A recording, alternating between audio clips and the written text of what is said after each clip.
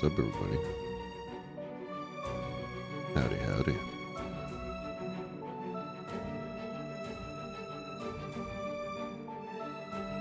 Bro, I got like crumbs on my mouse pad.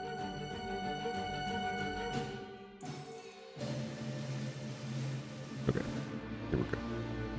Kind of listening. 1 second.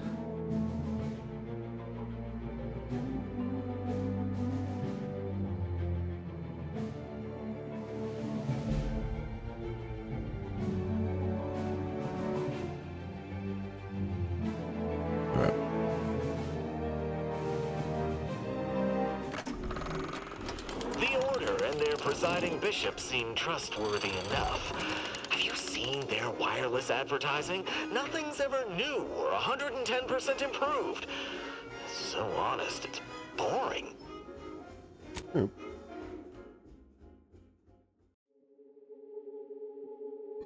Here's when we left off. We got a new teammate.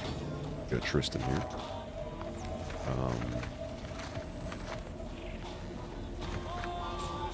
Some investigations.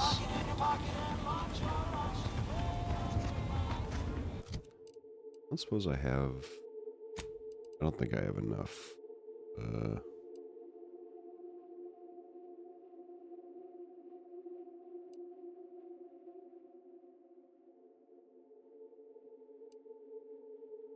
Yeah, I have 12. I need 15. Oh.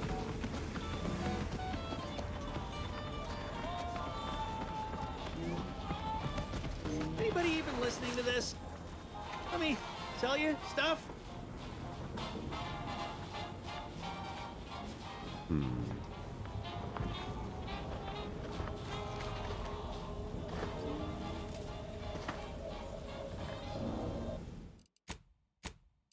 Let's see if this guy's got anything. Seems a little suspicious.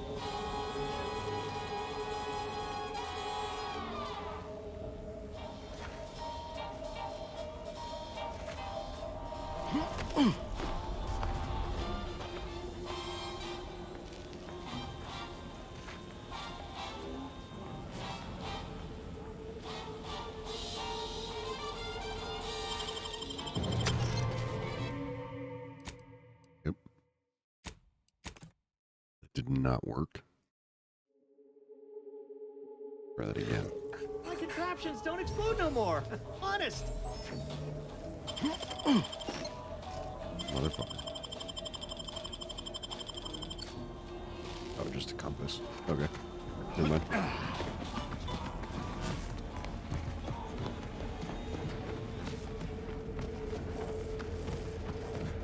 Garment's here. Come ganderize. Auntie's Choice. If you're in need of sprucing up the old, used to be part of Auntie's Choice. Nothing special, just a pilot for light cargo vessels. Had a lot of time to think with just the void for company. Eventually decided I was sick of being overworked and underpaid and made off with my cargo. Turned out to be generic clothes, work gear, and such. More of a market for it out here than I would have guessed. I've bolstered my wares since. You should give them a look.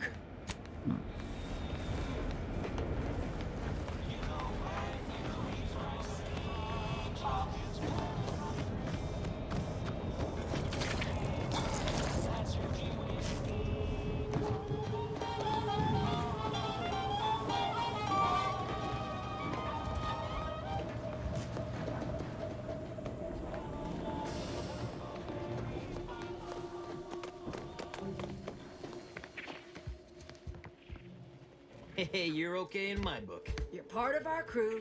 That makes you a friend. Wonder if...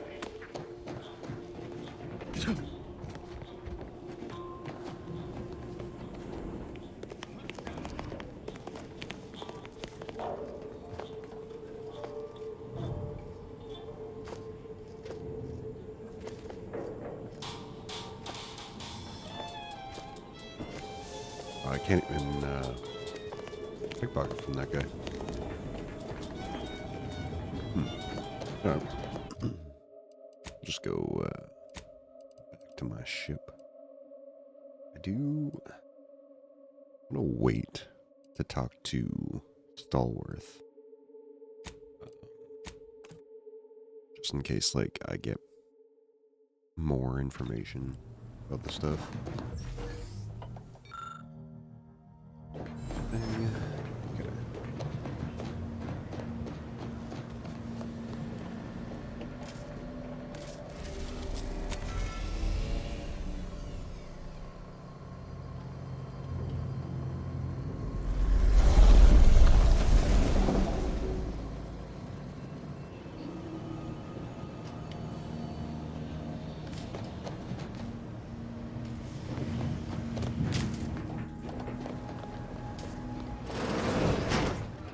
Probably talk to, what's his name? 110% of your daily chemicals and preservatives. Lockpicking 11 for that. Fuck.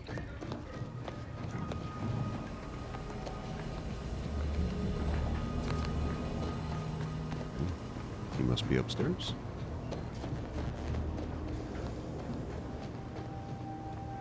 Here he is. Oh, man. This ship is certainly quaint. The grease stains and thrice retrofitted pipes give one the thrilling impression that the ship might burst into flames at any moment. I suppose there's something charming about its lived-in nature. Nevertheless, I have availed myself of the ship's cleaning supplies. Unsightliness is an enemy as sure as any other. I'd like to discuss personal matters. Certainly. I consider myself an open tome. How's the life of an arbiter treating you? Quite well. I am able to uphold justice wherever it may flag. Bolstered, of course, by your steady support. Was there more in this vein you wish to discuss?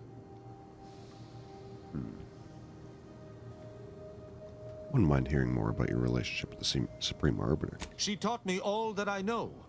Her teaching style was stern, but enlightening. If ever I erred, she would teach me to avoid making such a mistake in the future. Though she did not raise me from infancy, I was brought into her tutelage quite early. I spent a great deal of my life looking up to her. Her death weighs leaden on my shoulders. We must find her killer and bring them to justice, lest justice in Arcadia truly fall to ruin. You talk a lot about the Sovereign. What's so special about him? Why, he is of the Matriarch's direct lineage. That part I get. Why does it matter? Only he possesses the understanding to lead us all. Someone not Matriarch ordained would bring the Protectorate to ruin. May his leadership of Arcadia last for many years. I hope someday to be party to his glorious presence. If I had one wish, it would be that he leaned less upon the Consul's guidance. The Sovereign alone knows what is best for Arcadia. Meddlers should not be abided. How do Sentinels and Arbiters differ? In every respect, save being humans, and perhaps even that is arguable in the Sentinels' case. Where Arbiters uphold justice and loyalty within the Protectorate, the Sentinels operate on its fringes. They are clandestine operatives, little more than alleyway backstabbers. I find them wholly unnecessary. As you might expect, they are the Consul's pet project. What was your upbringing like? Straightforward.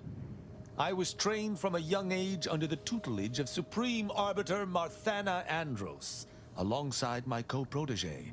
Only those rated most highly on the Protectorate Acumen test could be placed even among the ranks of Arbiters. And to be mentored by the Supreme Arbiter herself was a great honor. Moreover, she taught her proteges to seek out evidence before judging as they saw fit, despite the fact that an Arbiter needs nothing of the sort to declare something a crime. Why do you think the Supreme Arbiter taught you to back up your judgments? As the Protectorate's most elite, we proteges needed to be able to think flexibly and adapt to situations that faced us should they require adaptation. At least, I believe that's why. Would that I could still ask her. Alas. Arbiters don't need evidence to prosecute. What's to stop them from brutalizing everyone? An Arbiter would never abuse their power. Every action we take is on behalf of the Sovereign and upholding the Protectorate. In any other society, I could see such a scenario resulting in anarchy, but the Protectorate is Matriarch ordained. Our devotion is ironclad. Sounds like you've created a system where no one can ever step out of line. Why would they need to? The Protectorate provides everything any individual could want. Anything beyond the norm is unnecessary at best and actively traitorous at worst. Right. Ask, and I shall answer. Who amongst our motley assortment would you care to discuss? What are you thinking, Niles? I find Agent Ibarra most curious. His system of values differs from my own, but not so much as I would expect. I look forward to understanding him better. He faces an interesting dilemma as an isolated member of the Earth Directorate. As do you, of course. I hope you both remain steadfast to your values. What about Val? She is an endearing piece of engineering.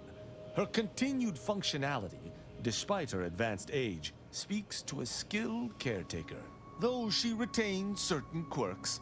Earlier, she bumped into my head, bleating, "Please do your part to keep the incognito clean. Remove any and all foreign mineral deposits."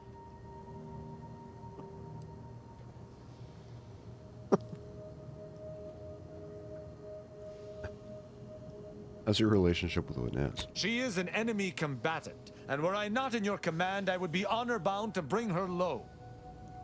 Yet, she is also oddly intriguing. She does not possess the scavenger's appetite of her colleagues.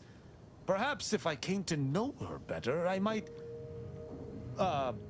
find techniques to use against her fellows. Yo, is he She crushing is on her? most certainly a typical Auntie's choice minion, unfortunately. Hey, good for you, man. Though overlooking it is immensely difficult, I shall do so to maintain positive relations with yourself. Verily, I don't...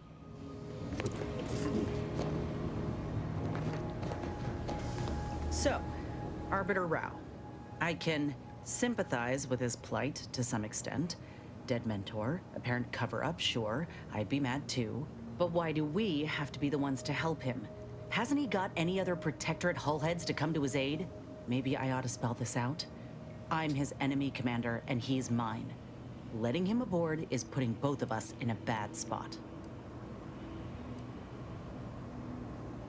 Good question. Aren't there any Annie's Choice hullheads who can come to your aid? I ain't gonna respond to that. I ain't just saying this to be contrary, Commander.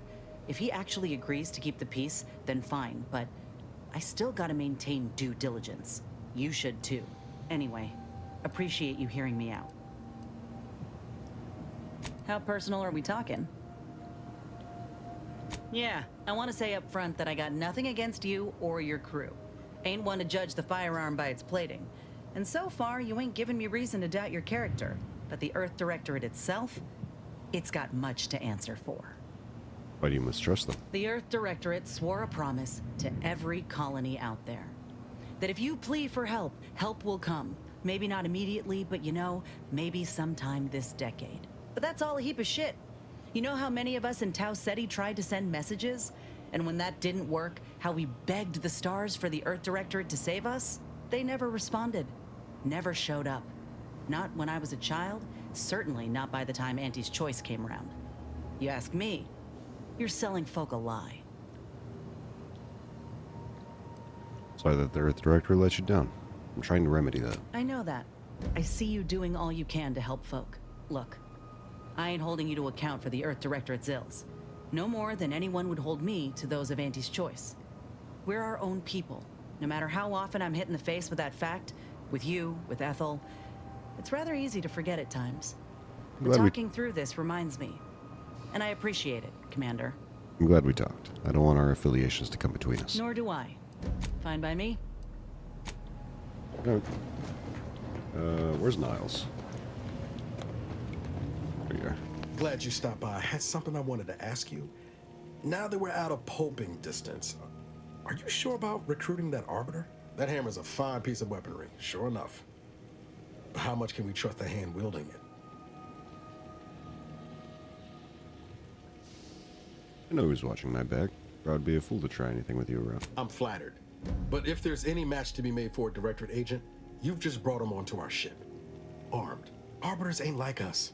Facts matter less to them than personal judgments. Once the boulder's going, someone's getting crushed.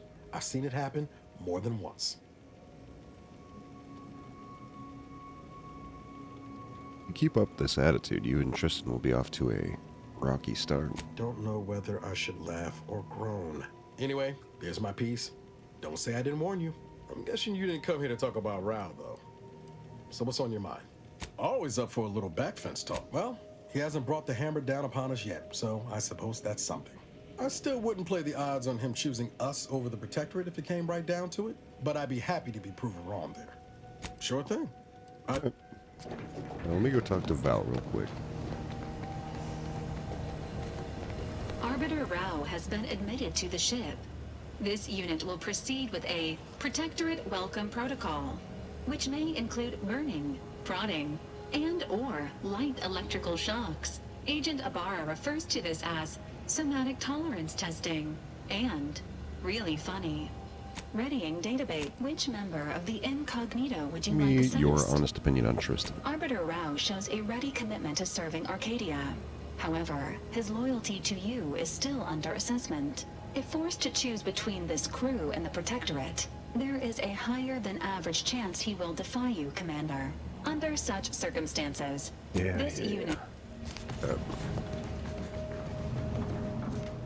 We'll try and get their loyalty up a little bit.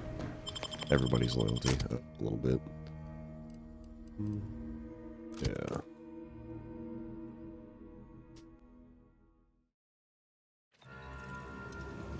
That tremendous statue is of Matriarch Alexandra Verick, founder of the Protectorate. I'm shocked the traitors haven't defaced it.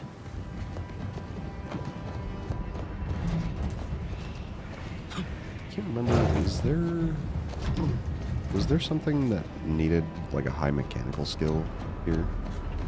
I feel like there was, but I can't remember. Stay vigilant. Report any suspicious activity to your nearest station warden. I used to love taking the train across Dorado. Seeing the Marcasite caverns, the silence of the desolate plains. But that's all in the past now.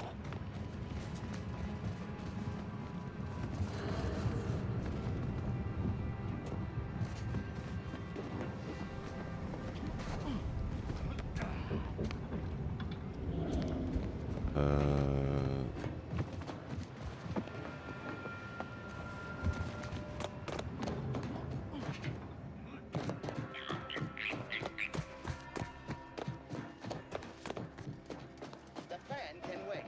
Our lines will hold. Good subjects arrive 15 minutes early to avoid missing their tram.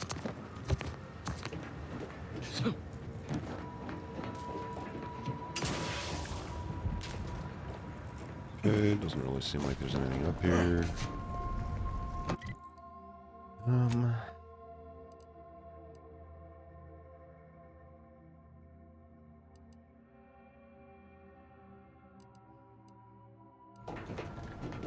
Your patience is commendable, passenger.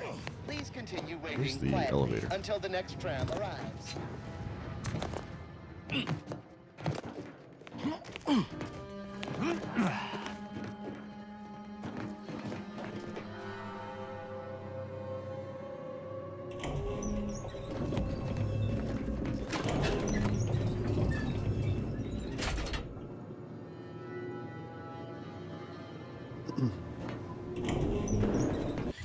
Let me...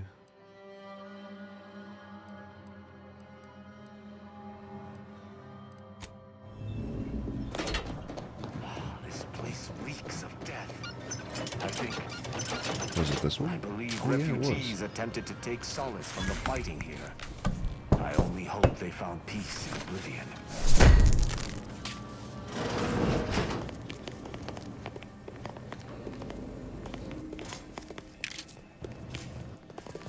Oh, it's just 500 bits.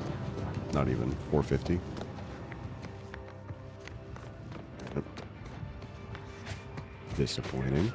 Gentle reminder to all non-order residents of Matriarch's Mercy.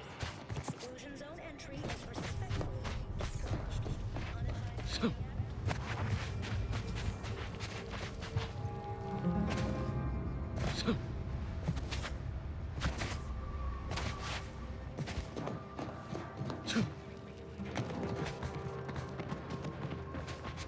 danger.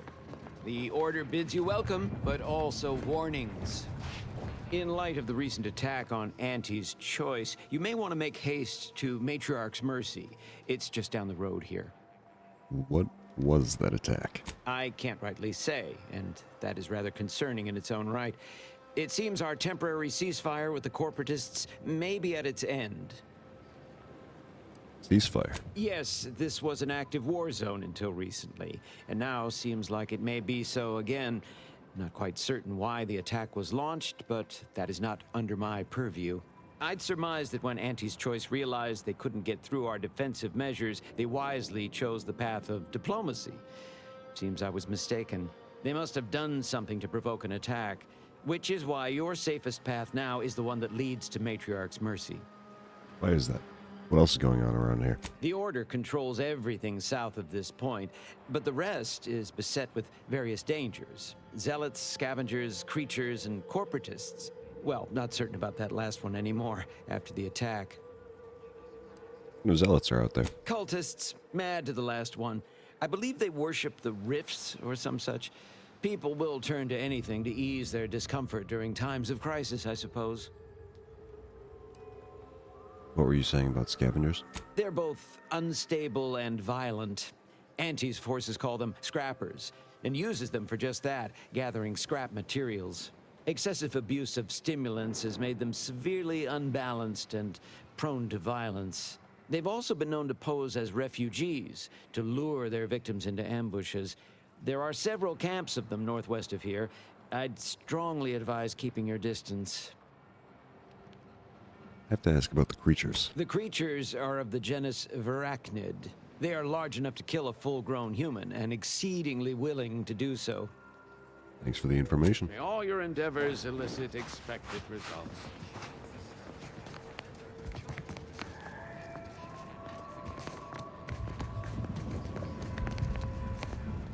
I don't see anything else coming. Was it just the one?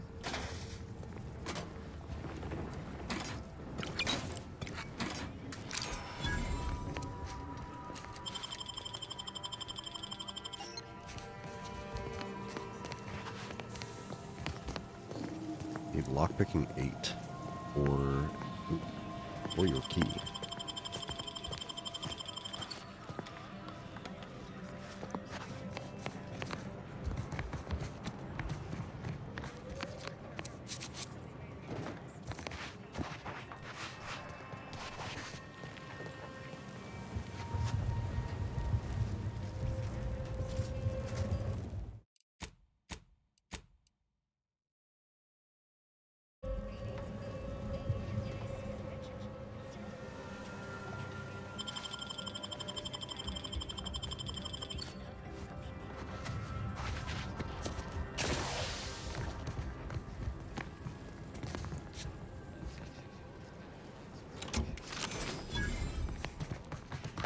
Wait. BLT sandwich. It is balanced, layered, and tasteful. You may cease your search for complete lunchtime fulfillment, for it has arrived. You are welcome. From the Order of the Assistant.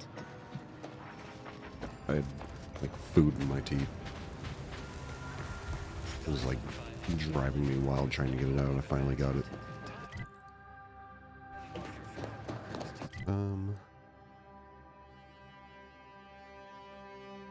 Okay.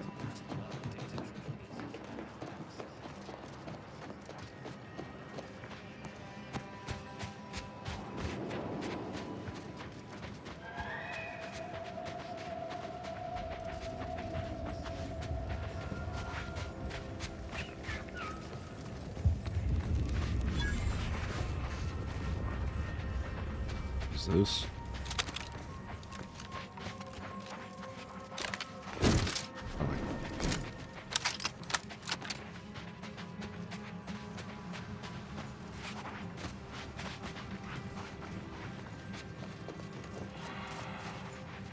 Another refugee? All right, step for just a moment. Allowing anyone into Matriarch's Mercy unprocessed will upset the precarious ratio of refugees to aid. We should have an opportunity for placement in approximately 7.85 days, presuming no unforeseen alterations. I can wait, but I might get these other people sick. Oh, no, we can't allow that. You'd best go and see our doctor at once. Just keep your distance from others. Our calculations do not afford many sick refugees. Welcome to Matriarch's Mercy. Rule number 1, no crowding. Rule number 2, avoid the exclusion zone. Our seer has predicted non-specific imminent danger.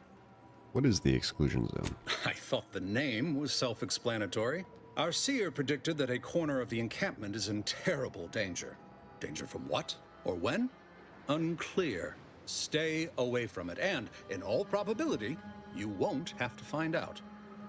People will sure take your predictions seriously. Our predictions spring from the universal equation, the very numbers that guide the stars. Only a fool ignores probability, and we don't suffer fools around these parts. I thought refugee encampments were supposed to be safe. Safety and probability are incompatible. Eventually, nowhere will be safe, including here. Is there a rule number 3? Not at present, but according to our predictions, the creation of a third rule is likely, if not inevitable. That's enough questions. Keep the line moving.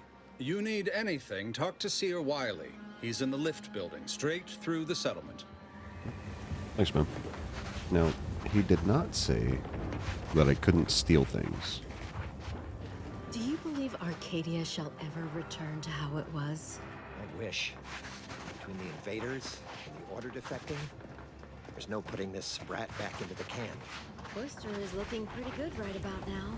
Wasteland devoid of life? No, Arcadia is doomed. Hmm. Plain and simple.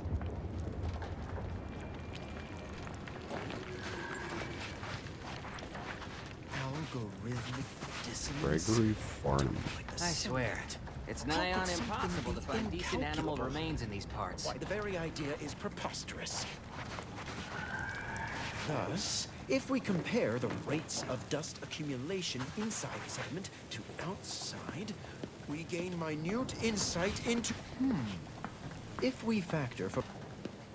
And then we solve for the... apologies. Just catching up on a research assignment between queries.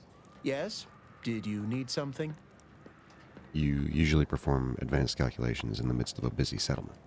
Typically, no. And it has been somewhat challenging focusing my concentration. The abbot felt a scientician operating in a conspicuous spot in the thoroughfare might be useful. An illustrative way for our guests to see how we operate. To show how the Crabble patties are made, as it were. That is, if the meat preparation involved a 90-step rate formula and a conflux of polynomial equations. So you're mathing out here in public, so passerby can watch you math? I am also on hand to answer queries by providing data supporting our actions. Though perhaps due to my central location, 89.74% of the time, I am simply asked for directions. At the other 10.26% of the time, they're asking you if they can use the space. I am sure they bear any inconveniences with grace and dignity. I mean, the statistical jump correlated to residents within Matriarch's Mercy has some pretty compelling numbers. According to data, life inside shows a notable uptick in key relevant quality of life factors. Longevity, access to medicine, potable water. Life outside sees increased risk of starvation, inclement weather, and hostile xenofauna. Yes, indeed. Numbers are really against you out there.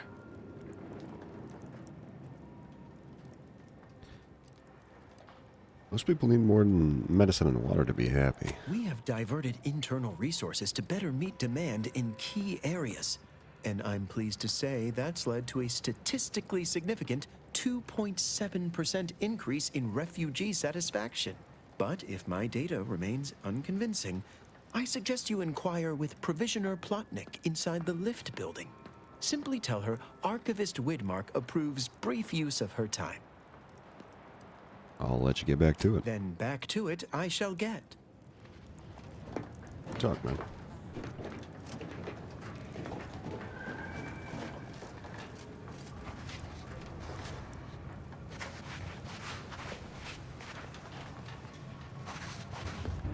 My soup is nutritionally calculated to sustain all bodily functions. You there! Cease rifling in your colleagues' pockets or else! And you, no jostling! Oh, forget it. I thought he was talking to me. I was like, hey, shut up, man. You're giving me away. Oh, try not to get too close. My sinuses are stuffed up, my ears are backed up, and my guts are gurgling. I could burst at any moment. Every fluid from every orifice. So keep your distance. Allow me to find you some help. Don't want it, don't need it. I've gotten sick at least a dozen times since we set up camp. Why, last week alone, I caught hack lung, sprat tongue, skinny teeth, and a rare case of mortified skull emergence. Figured I might as well get used to being sick. So I'm practicing for my next disease. It's gonna be a nasty one. We got fucking Mike Jackson hitting the moonwalking in front of us here.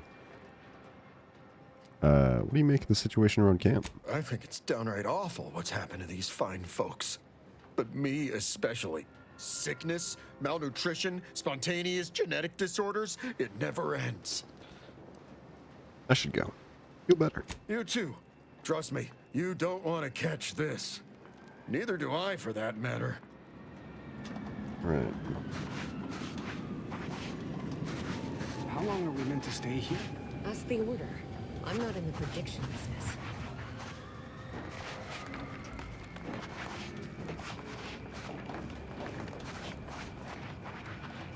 Broke my nose last scrap.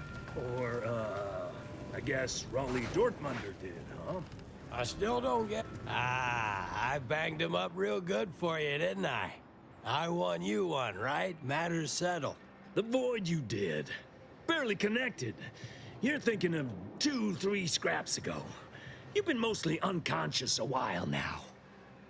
I've got no idea what either of you are talking about. You ought to talk to Boss Tilda. She's the brains in this... What does she call it? Oh, yeah. Quasi-illicit shenanigan. Doesn't like to look at us when we're all banged up. Said my face turned her off Borscht loaf. Anyhow, head down the hill along the fence. Tell her Mapother and Mudge sent you. Alright. Will do. This is truly a misbegotten settlement if criminals are allowed to operate openly within it. Architect's mercy. Alright, Tristan, you're being a little judgmental, okay? And I'm gonna need you to not be saying this stuff out loud, please.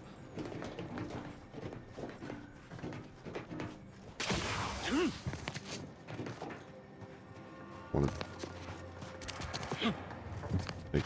You got business? No? Move on. I helped an agent of yours in Fairfield. She promised I would find friends in Sub Rosa. You the fixer lent your aid to Agent Galloway? Don't suppose you got that crawling hibiscus she promised to sneak me, huh? Forget it. You can come in.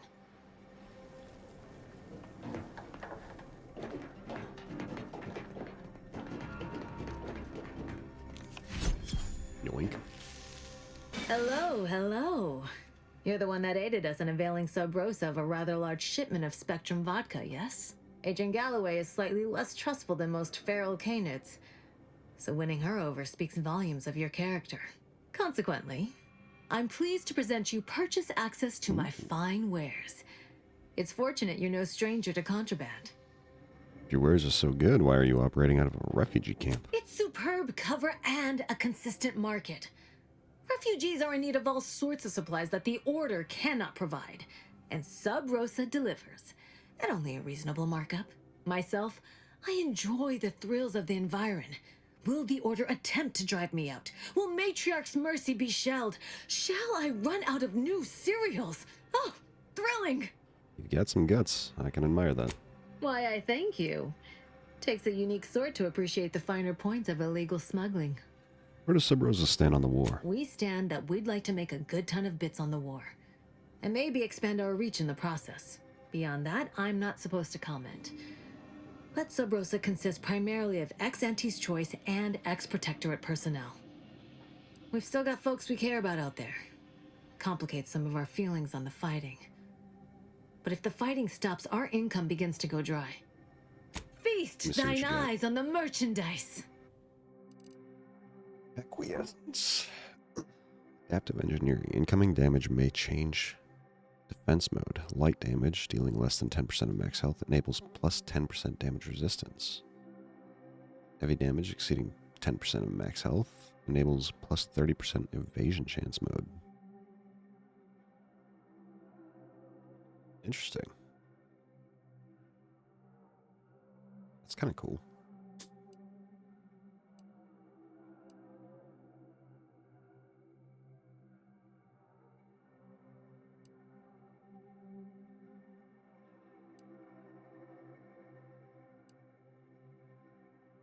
I will be taking 2 of those. Thank you.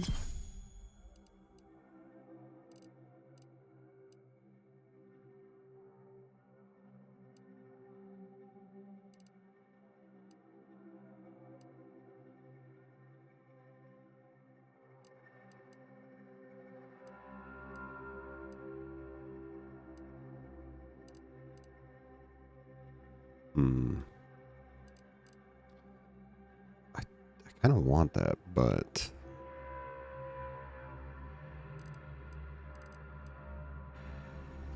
we'll leave it for now.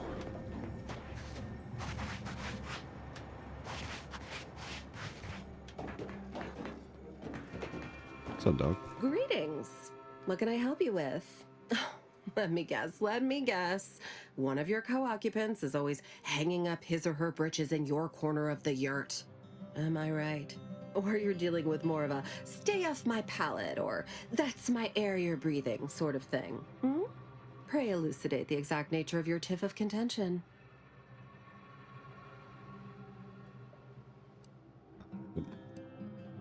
Mapother and Mudge sent me. Oh, really? Like they strung a few words together in a row and it all made sense? That's a marked improvement on earlier. Guessing they left out a bunch, though. Here in Matriarch's Mercy, if you're not a member of the Order, you're probably living close to somebody else. In some cases, sleeping on top of them. Sort of thing tends to cause friction between neighbors. Would lead to fights, but nobody here wants trouble with the Order. So they hire our hooligans to battle by proxy.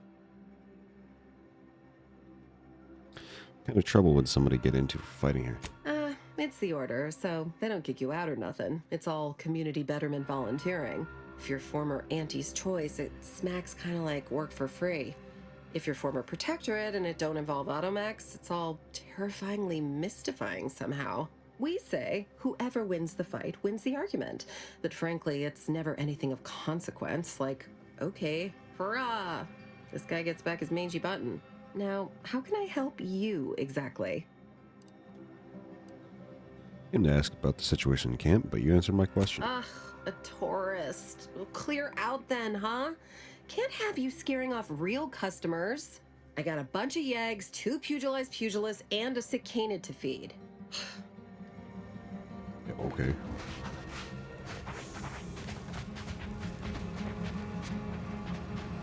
Look, your nose was just a stand-in for Duarte, so don't feel like no stand-in. What happened to this place? Matriarch's Mercy. We're not going anywhere. Not on the basis of some half-baked prediction. This so-called exclusion zone is where we stake our claim. Stand with me in defense of freedom. Except for the fact that you ain't yelling and trying to eat me. I'd have pegged you as some sort of prosperous scrapper by the rough look you got about you. Okay. You do got a certain feral look in your eye, though. Okay. I give up. Tell me.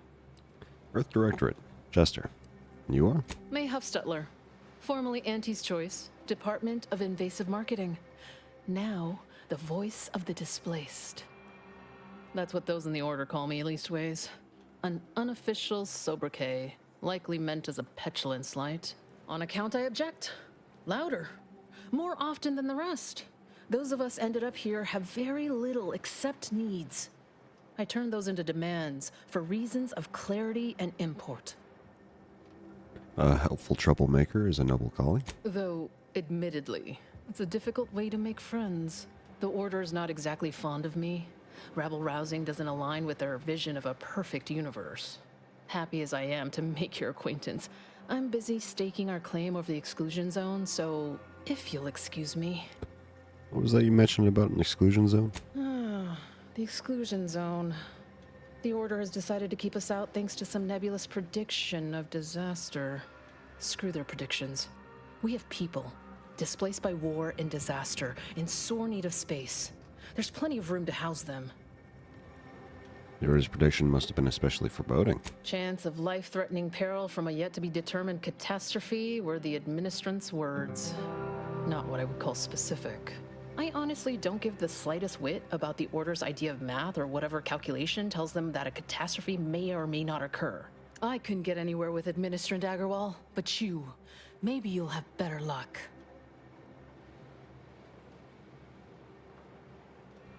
We'll give it a try. Thanks, stranger. Maybe fate's on our side for a change.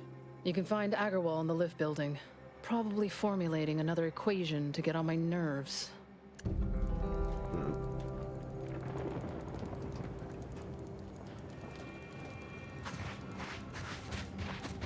Where do we go now? Another refugee camp? The meaning Another of colony? life is numeric, and we are the keepers of the equation.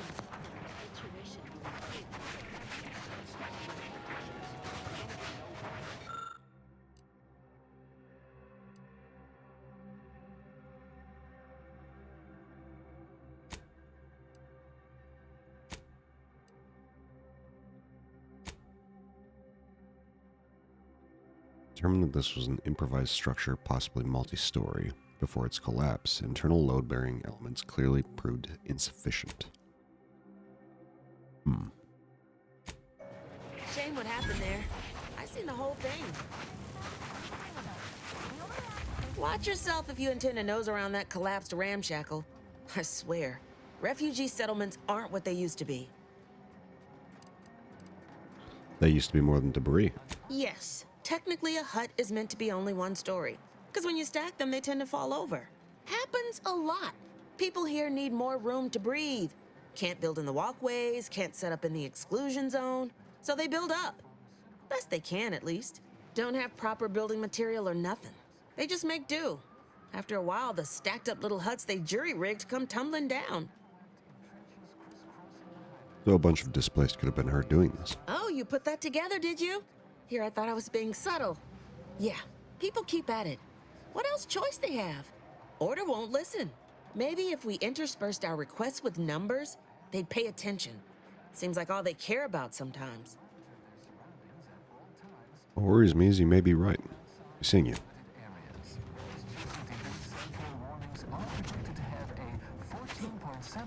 Higher chance of survival.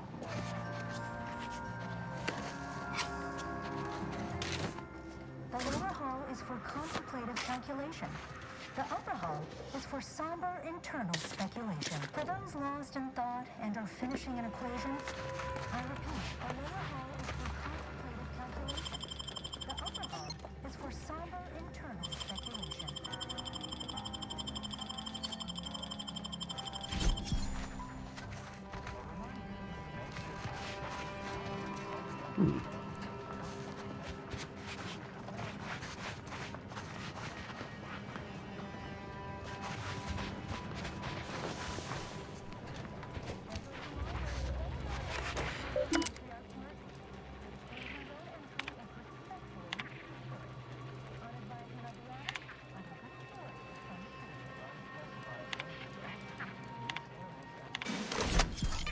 This?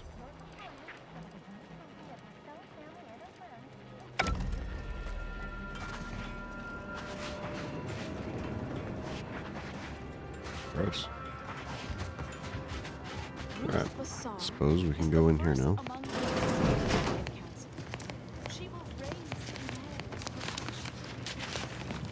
What is it? I have 15 seconds of allotted time for non-specific discourse, so choose your words with expediency. Oh, don't tell me. You're here on behalf of the voice of the displaced, aren't you? May Huffstutler said I should speak with you. Oh, May, is it? You're on a first-name basis already? This is about the exclusion zone, correct? The voice of the displaced wants to resettle her people. Or that it only that simple, but she ignores essential variables of the equation. You see, the seer predicted that a calamity would befall the exclusion zone, warning that the barrier must not be crossed. But the ever-disruptive voice of the displaced is dead set on occupying the exclusion zone anyway, laughing in the face of certain peril.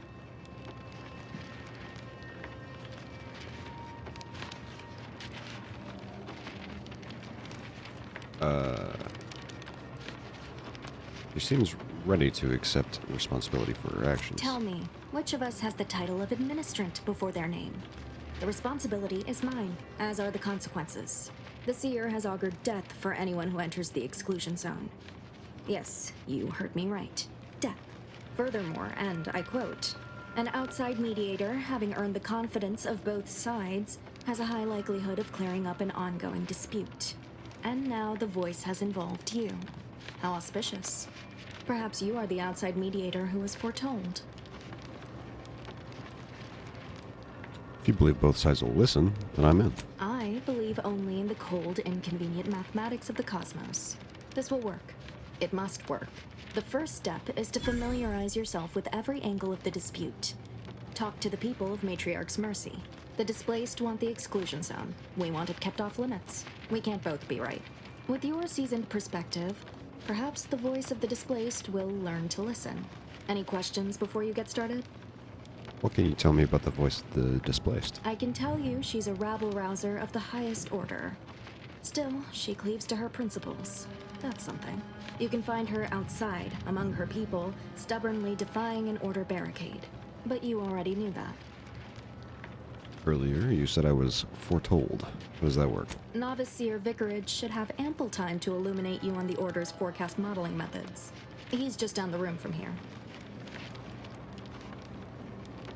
So if I learn about everyone's concerns, I'll earn enough trust to resolve this dispute? According to predictions, yes. Or at least, my interpretation of them. I am reasonably certain. More than usual, in fact. Many people around camp support or object to our methods. Speak to them, form your own opinion, and when you are ready, you will decide the fate of the exclusion zone.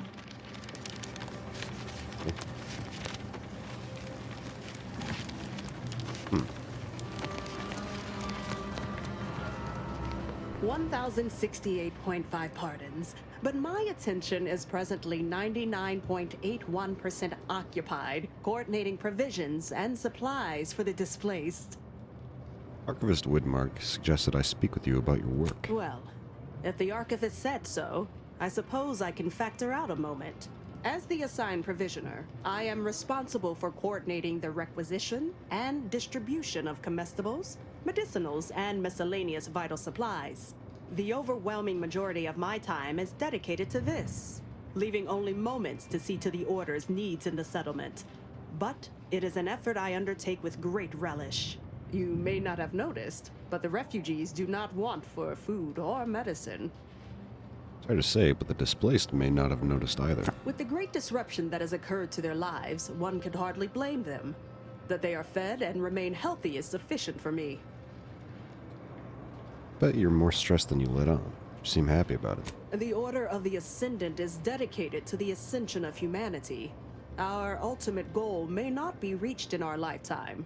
If I can help others in need today, I shall do so to the utmost extent of my abilities and resources.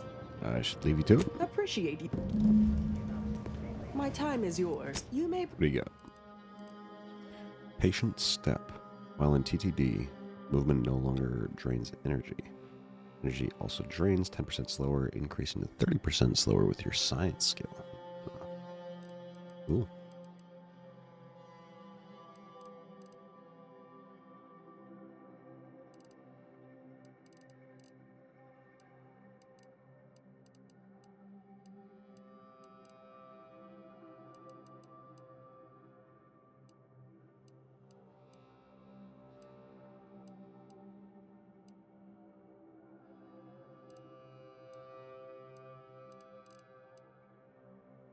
Dragoon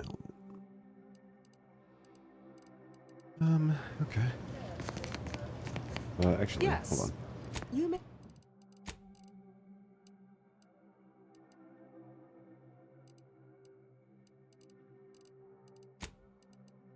Actually, I shouldn't sell them anything, just because if I sell anything, I should do it at, like, a place where I'm liked. By the law. It's you. It's me. Oh, thank the architect you're finally here. I've scarcely breathed while hoping you'd come. I am in desperate need of your help. Shh. Right now, talk later. You want my help. You don't even know me. True, but the Order's predictions know you better than you know yourself. Right. I've heard it all before, but what does that have to do with me? Recently, I had a rare opportunity to ask the Seer for guidance. He told me that a dashing outsider would answer my prayers. I feared the prediction was a fluke, but here you are. A dashing outsider standing before me. What is it you need so badly? Where to begin? There are so many sick and wounded in Matriarch's Mercy, and I have but 2 imperfect hands. I am but a humble general practitioner. What I really need are specialists, and the Seer predicted an outsider would find them. Very well. I'll find your medical specialist, as was foretold. My thanks, stranger. Probability is on our side. The Seer gave me a datapad with explicit instructions that I not read it, for my intervention could only throw probability into disarray. Now, take the datapad, with my thanks. What do you make of the conditions at camp? As a doctor, I'm appalled. We don't have enough beds or private quarters to separate people, so sickness is blazing an unhappy trail through the refugees. Of course, the Order keeps us well supplied with meds, but things will get worse as long as we're overcrowded. Yes, I can treat sickness as it arises. It would be leagues better to prevent it entirely. That means space to spread out. Anything I can do to assist with that? Since you asked, you can run this medicine to Horst Lambing. Just Okay. don't shake the man's hand. He has a habit of coughing into his palm when he covers it at all. Since you aren't a refugee, I hope you understand. Pinnacle Perfume Micro. 450 health over duration.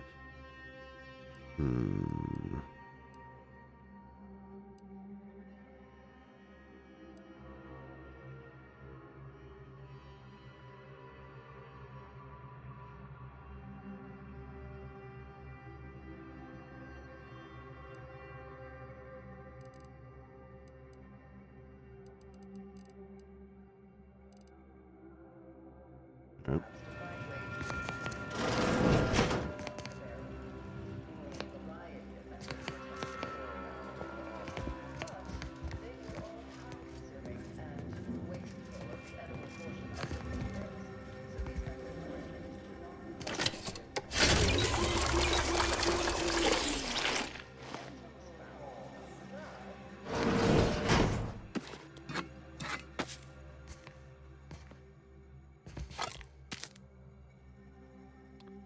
Yoink.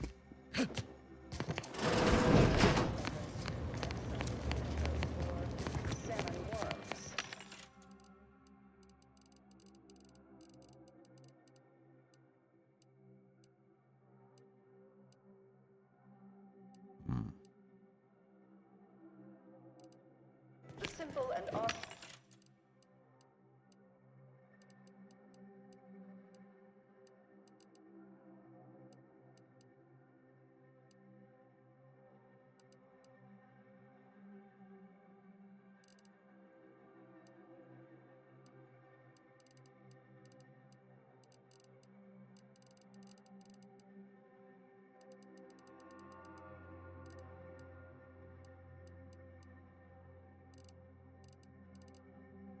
All right. by the unaided eyes and tongues of their consumers. So,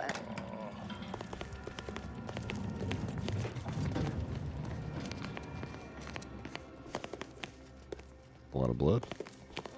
You're right. The universe does not orient itself toward fairness. But it's my firm belief humanity can do better. All evidence to the contrary. Oh, I hear Sam Riegel again.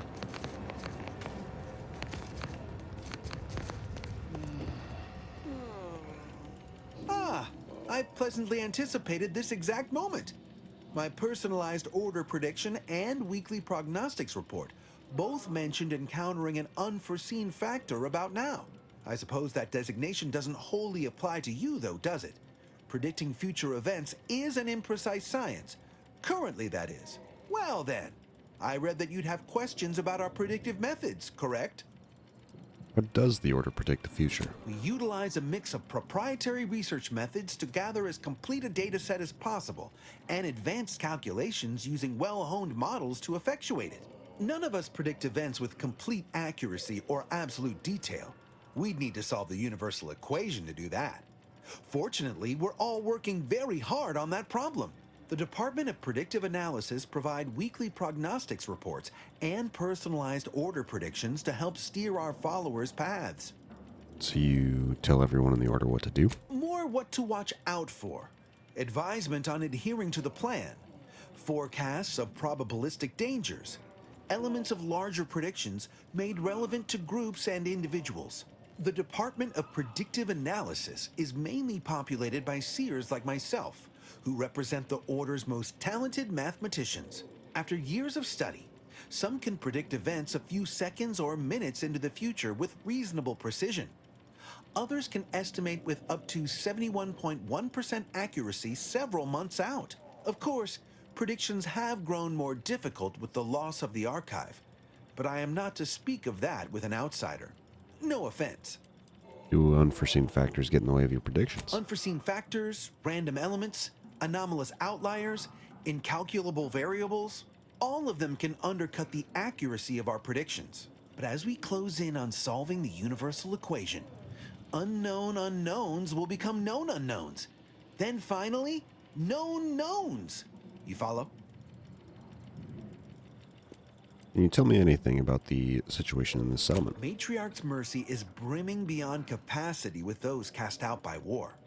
But we of the Order rise to every challenge and continually strive to better our guests' existence. Why, I, for instance, have availed my predictive methods to our refugee neighbors in the area.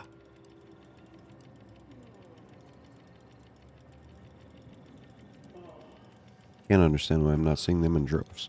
I share the very same surprise. Engagement is admittedly rather low, but at least one member of the camp reports he has benefited from them greatly. One person here will swear by the Order's predictive methods? One of our recent guests, Rolo Nast, has received multiple personalized Order predictions. I believe he could speak to the effectiveness of our ways firsthand.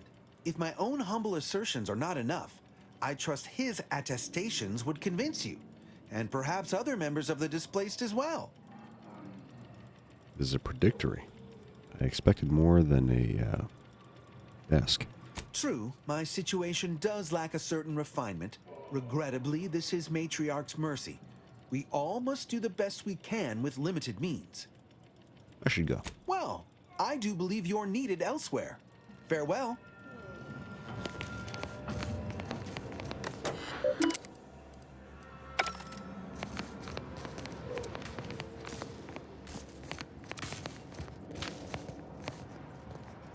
Ah, you must be the, Earth Directorate agent I was told to expect. Your punctuality is commendable. Allow me to welcome you to Golden Ridge. I'm afraid I've no refreshments available, but can I interest you in a customary debate over decidability?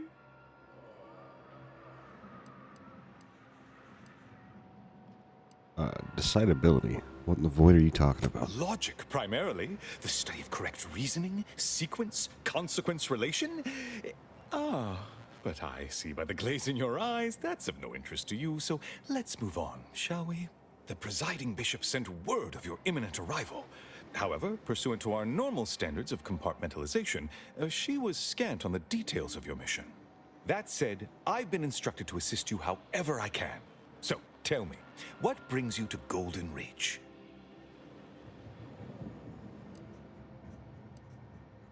I need to speak with Victor Clemens. Supposedly he's a member of your order. Victor? Yes, Archivist Clemens. Quite the mind. Such encyclopedic knowledge of engineering. One could almost mistake him for an exemplar. Is he in some kind of trouble?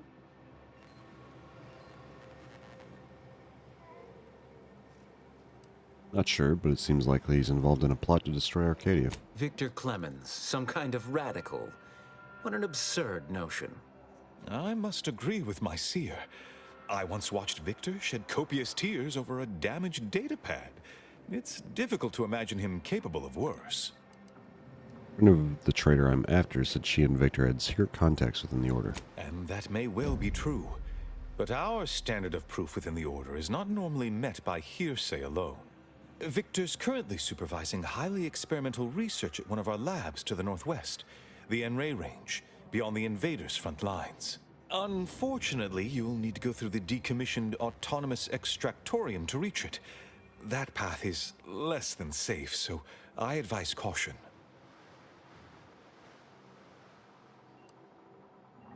Can you be more specific about the threats I'll be facing? Besides the highly caustic Zeranium River and the Mantisaurs, we've also received reports of mad cultists in the area. It does make me wonder why Victor decided to stay. Are those the same cultists that worship the Rifts? Indeed. They began showing up with their inane theories prior to the invasion. The first sign of dysfunction in the Protectorate. Always starts small, doesn't it? Loath as I am to admit it, there may be some merit to your worries over a conspiracy within the Order. Whether Victor is involved or not. As my predecessor would remind me, denying unpleasant facts is not good science. I would be remiss if I failed to support an investigation. Glad we're on the same page. Now how can I return the favor and help you? No doubt you heard of the recent attack launched on that Auntie's Choice base, Outpost Opportunity. It came from one of our facilities, the Zeranium Manufactory. But that facility is intended for research, not military action.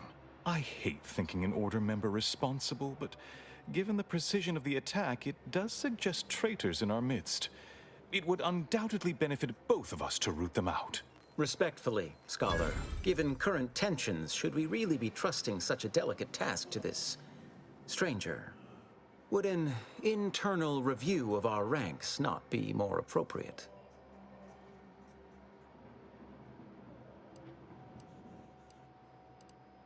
Current tensions. And here I thought we were all getting along so well. Choosing levity at a moment like this is only further evidence of your lack of good judgment. Fuck yourself. I don't dispute the need for discretion, my friend. But the presiding bishop made the determination to send the agent to us. It's best we trust her calculations. Moreover, our situation is growing increasingly dire. I can't overstate my fears concerning this most recent attack ending the ceasefire and reigniting the war in Golden Ridge. One more thing. Your investigation into the traitors takes precedence. But if you could also render aid at Outpost Opportunity on our behalf, such a gesture might preserve the peace. Thanks for the leads. I'll look into all this. I knew I could rely upon you. Ruth wouldn't have sent you otherwise. Here, take this writ of investigative inquiry. It'll grant you access to the manufactory. Seer Wiley and I will conduct our own inquest into these traitors you've mentioned erstwhile. We can compare notes once you've returned with your findings. I have a few more questions before I leave. Illuminating the path to true erudition is an abbot's moral duty. Whatever I can tell you, I will. I've noticed you refer to Wiley as a seer. What is that? A calling for those with a greater than average talent for mathematics and computation, particularly in the field of predictive analysis. Fascinating. That talent must come in handy. Seer Wiley is being too modest about his contributions. Many in the Order rely on seers for their indispensable counsel. I myself would be lost without mine. Having someone who can predict the future certainly seems handy with a war on. Oh, indeed. I needn't educate you on what you can see with your very eyes. There is a great deal of pressure on me to navigate what is a rather novel situation. Without Wiley, I dare say our predicament here would be even more precarious. Many lives depend on him, on us both. Why, Matriarch's Mercy would not be the refuge it is without his predictions shepherding its development. It isn't saying much. Matriarch's Mercy is a disaster. Not if you consider the alternative. Its absence would be far more catastrophic for these poor refugees. Really, the Order is being quite charitable. What's the story with that giant statue outside? That is a statue of the Matriarch, Alexandra Varric, Arcadia's founder and for whom the monastery was named after. Regrettably, Alexandra Monastery is closed to non-Order members at the moment, given recent troubles. But perhaps Seer Wiley can give us an estimation of its reopening. Oh, certainly. According to my calculations, the monastery will be accessible to certain members of the public shortly. Haha, good news indeed. Oh, you really must visit. The observatory is a true sight to behold. Uh-huh. Thanks for filling me in. I'll be on my way.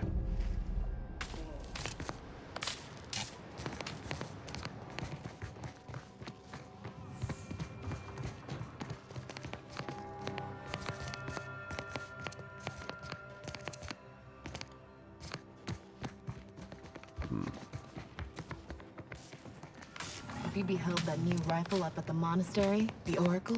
The one Wiley designed, right? Uses a tracking algorithm, never misses. Sounds ambitious, even for him. I'd give my tenure for an hour alone with it and a man to select 2 clicks. Where to first?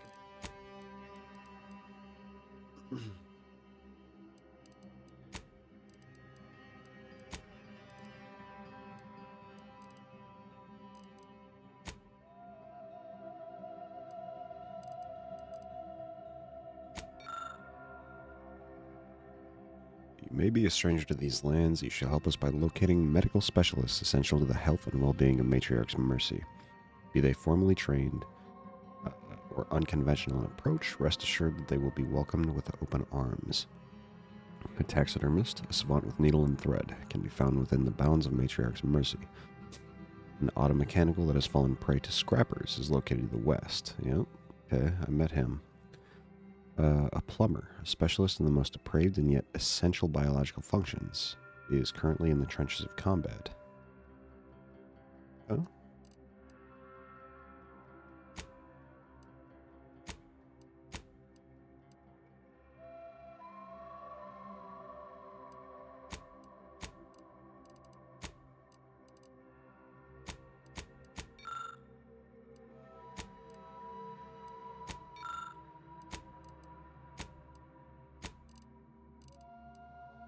First, Commander. Enray Range, Serenium Manufactory, or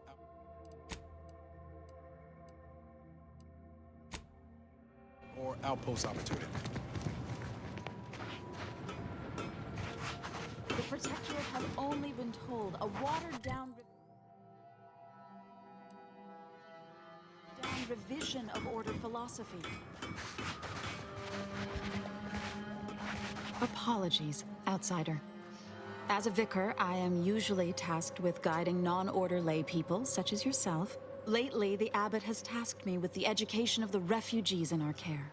You are, of course, free to stay to be enlightened by my lecture, but I don't need an abacus to predict your path lies elsewhere.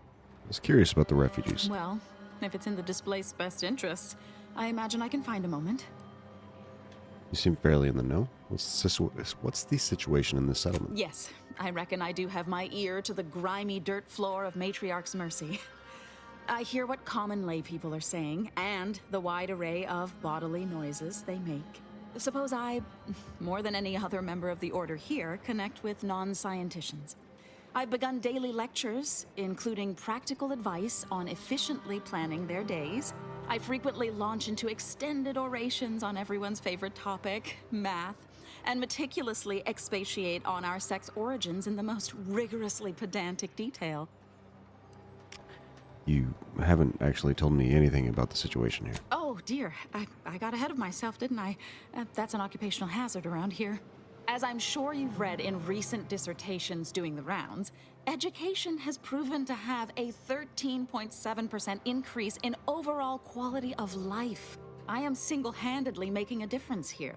with constructive pointers on efficient scheduling, lessons on order history, plus some mathematics for a little added razzle-dazzle. Do you think people are listening? Never as many as I would like, perhaps, but my little congregation grows by the hour. Eventually, my unsophisticated layperson friend, the knowledge just seeps right in. Give it a few years and they'll even be asking questions.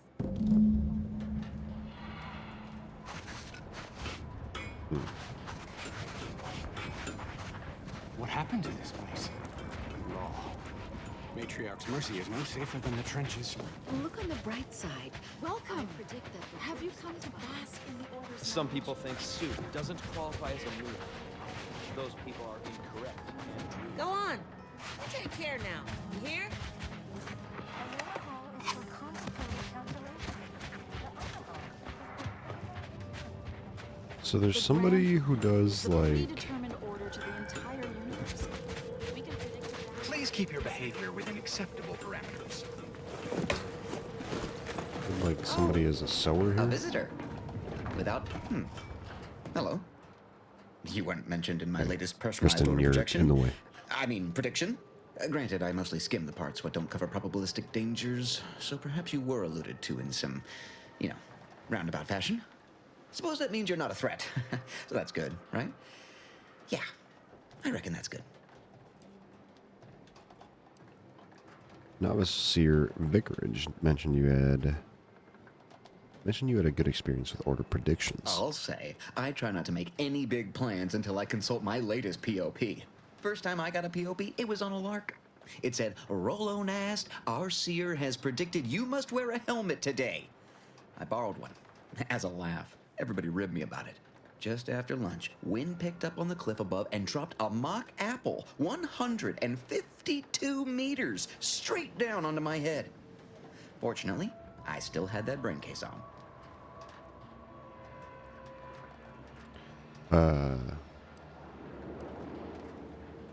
How accurate would you say the order's predictions are? I mean, if you want an exact estimate or percentage, talk to them. As for me, I just got that, what do you call it? Anecdotal feedback.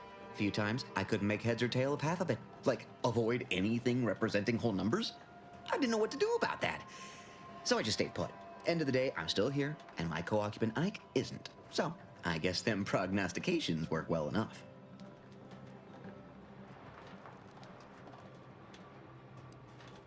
So you'd say the order's predictions have helped you.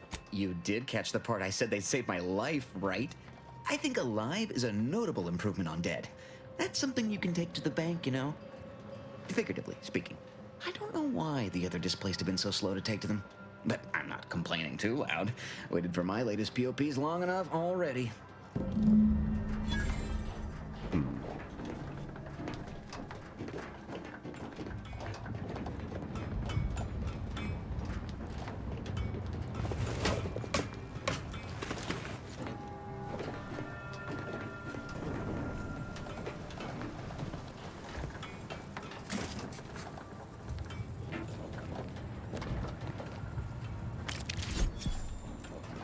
Nice.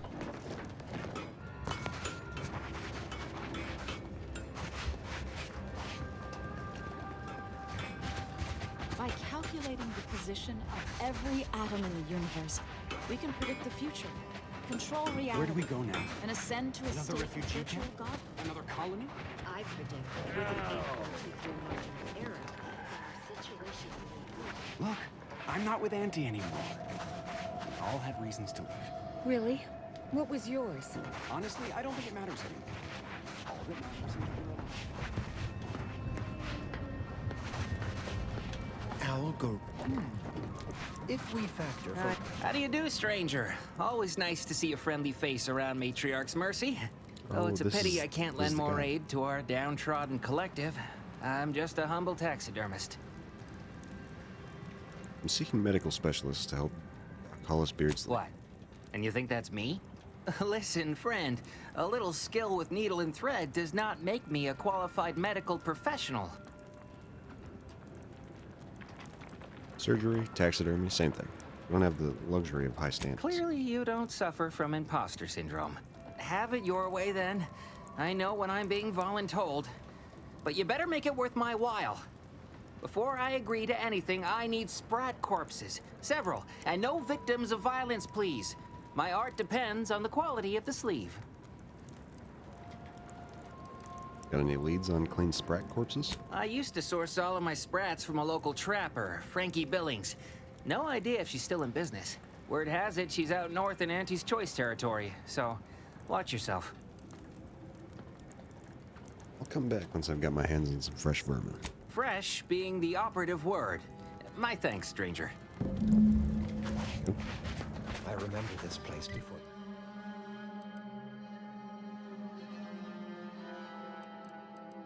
Before the war. Functioning triple. Can't say I'm fond of these lodgings. What happened to this place? Oh.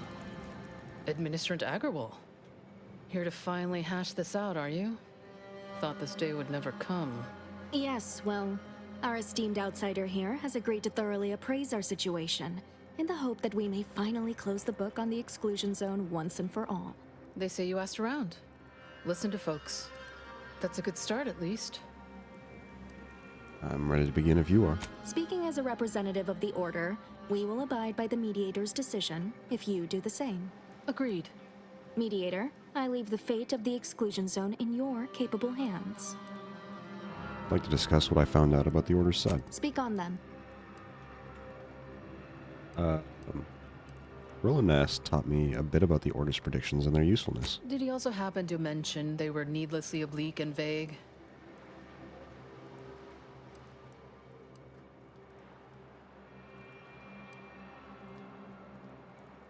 He said they weren't always accurate, but he was too scared to ignore them. But our predictions are given to inform and protect, not to frighten. Forgive me. I do not mean to disrupt. Spoke to Vicar Orendi about her support for the displaced. You mean that missionary type who's always talking at everybody instead of to them?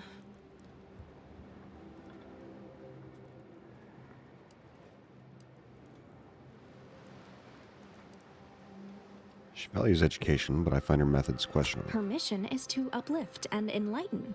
She's indoctrinating, not helping us. Can't you see the difference? Point taken. Provisioner Plotnik informed me about the Order efforts. You actually got the Provisioner to give you the time of day. Huh. Ah, yes. I sometimes forget Provisioner Plotnik is also assigned to minding the displaced's needs. Her role is largely proactive, while mine is reactive.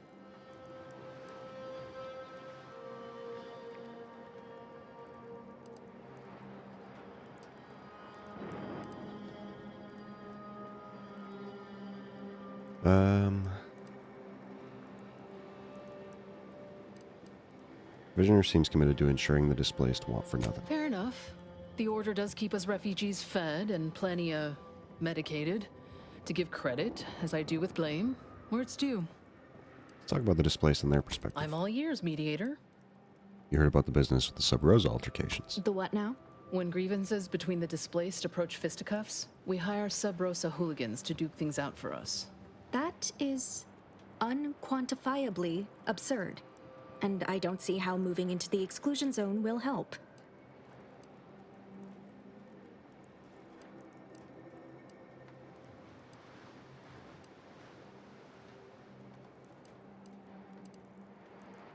Overcrowding leads to frustration. Minor issues get amplified in unproductive ways. Unproductive is one thing.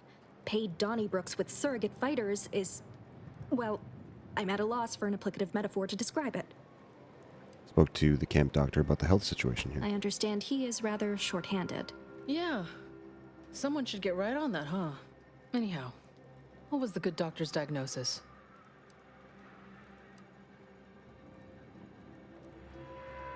Well, you have people living on top of each other, which is a public health disaster. We have ample room to space people out more, but only if we utilize the exclusion zone. That is indeed unfortunate, but the dangers predicted for the exclusion zone may outweigh these concerns. I found evidence of a collapsed structure. Collapsed? But we built Matriarch's Mercy to optimize comfort and safety. I'm guessing you're saying this wasn't an official structure, more of a hastily assembled, precariously built shanty. Refugees shouldn't have to build in these conditions. These huts come crashing down. People are struggling to make do with what they have. If we had the exclusion zone, this wouldn't be a problem. I'm aghast these structures weren't built following established order construction guidelines. By my calculations, you've explored this topic from every conceivable angle. Admirable work, Mediator. I suspect that your sympathies lie with the displaced. Unfortunate if true, but I leave the decision in your capable hands. Look, for the record, all of this is ridiculous. I rule for the displaced. Their needs outweigh the danger. The exclusion zone is theirs. Well, if this is the fate that was augured, then I will not complain. Though it goes against my very nature. Please, be safe. That's all I ask. Not to worry, Administrant. The exclusion zone is our problem now. Here. You stay out of trouble. We'll try and do the same. Okay. Cool. Where do we go now? Another refugee? Let's see, what do we got? The plumber.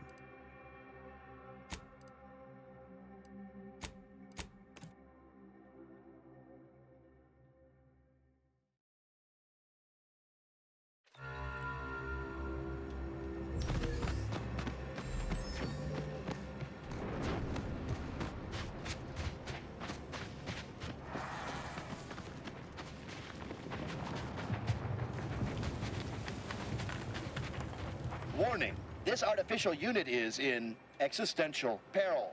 Searching for navigation data back to Matriarch's Mercy.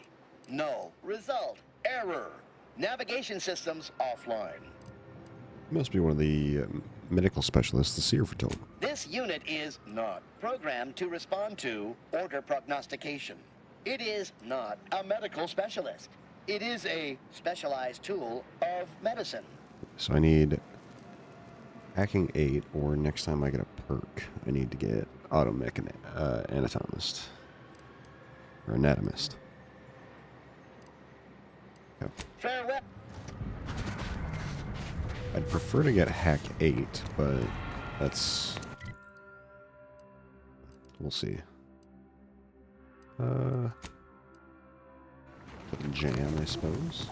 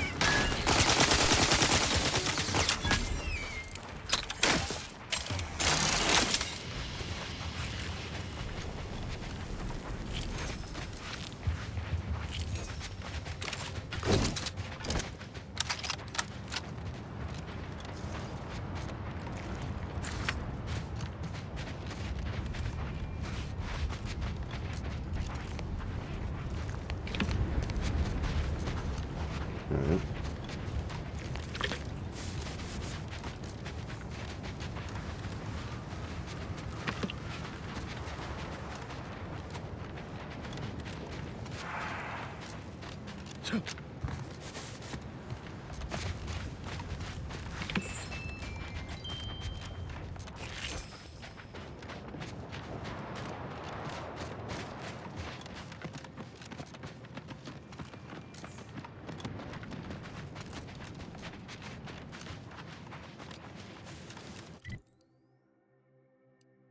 I already came through this way. Let's see.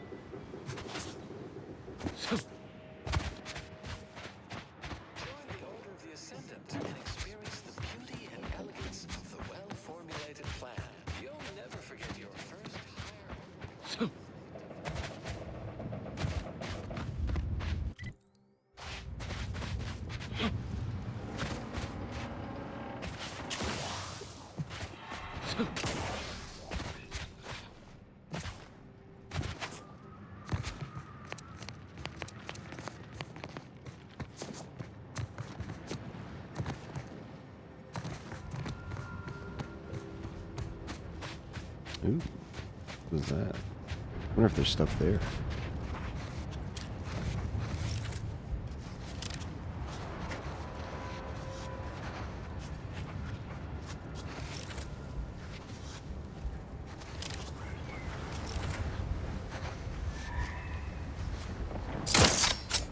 I shall not stay your execution.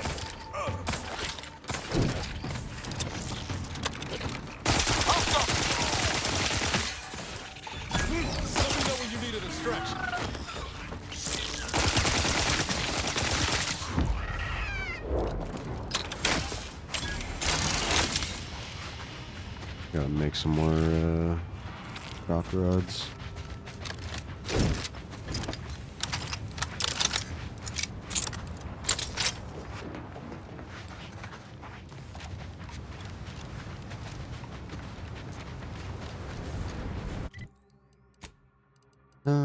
Also, let me... Where's my shotgun?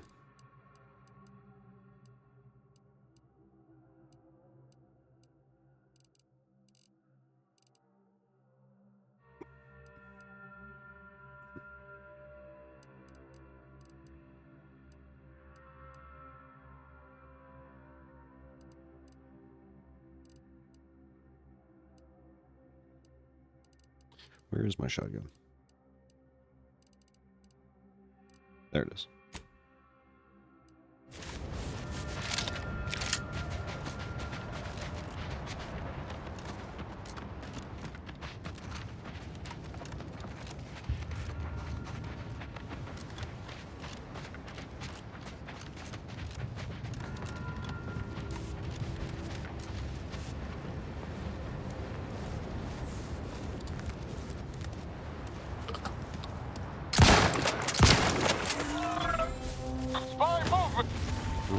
There are a lot of spiders here.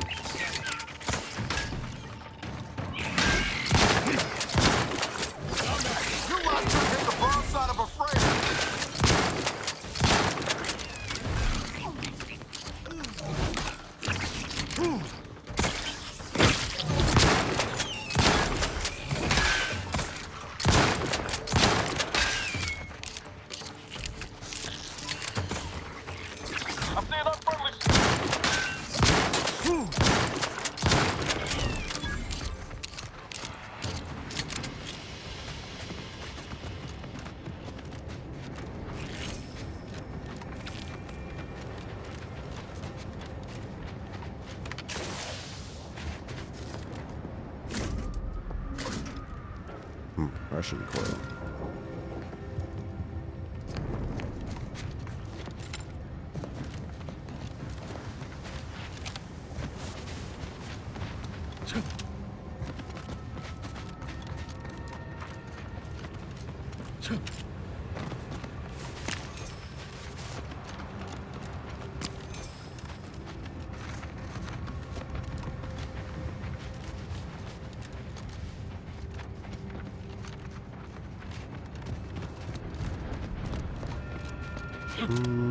Any more of those?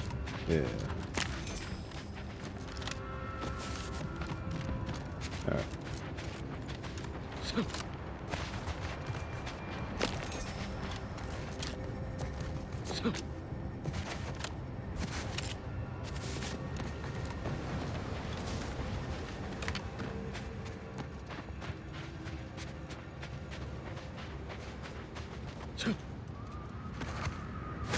That is not what I wanted.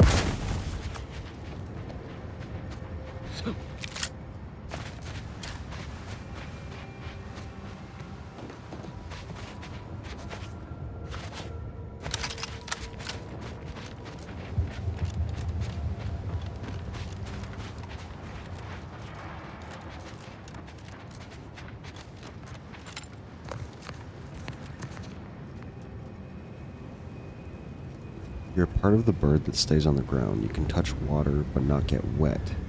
And darkness scares you away. What are you?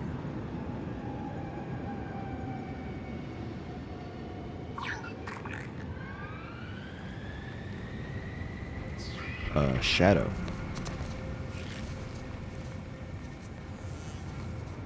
You are a shadow.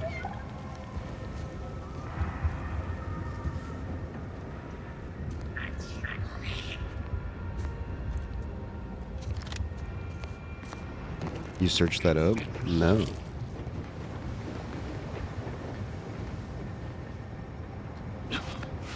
I did not.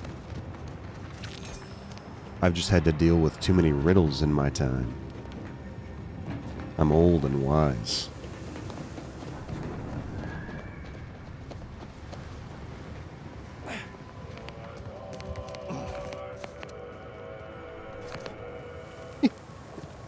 You know I searched that up, but you just can't prove it. Listen, if I had searched it up, you would have seen that. Because that's what happens when I alt-tab.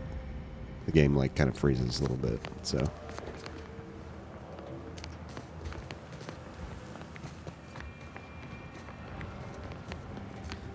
Honestly, I'm... That's what I call a stubborn clog in the old pipes. Or, like, mobile device? Bro. You're crazy if you think I can search something up that fast. Honestly, I'm pretty surprised that I was able to get it. I'm fucking terrible at riddles.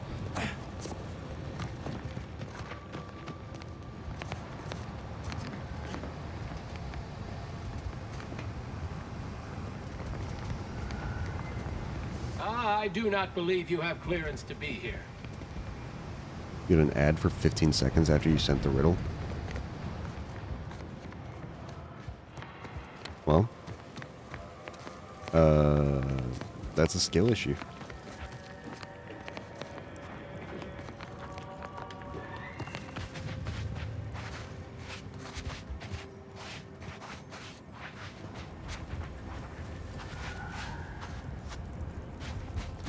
Alright, shit here.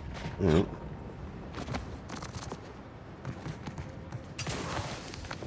Took me 15 seconds to get my riddle. 15 seconds in which I did not stop moving.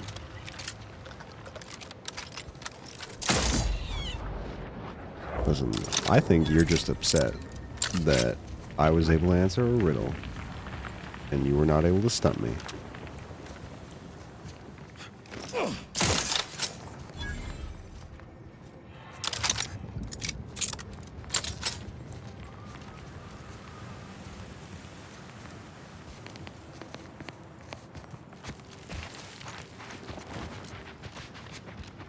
That's not. I would tell you if I googled it. All right. Got my lamps on an unfront. I have no shame in not knowing the solutions to riddles.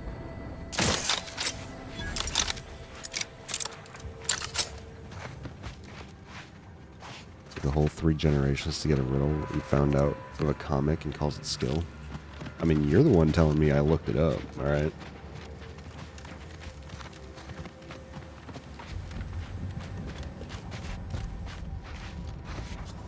You were flabbergasted that I was able to know the answer to that riddle. Listen, I get it. This type of intelligence isn't just found anywhere.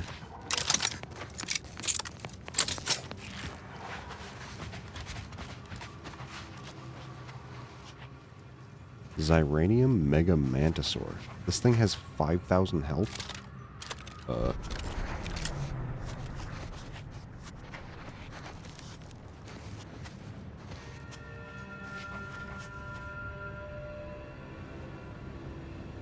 Like that one time you bricked the most lightly contested shot known to mankind. Okay, to be fair, we were in low gravity, and I hadn't practiced any of my shots in low gravity yet, so... Get him, guys. Get him.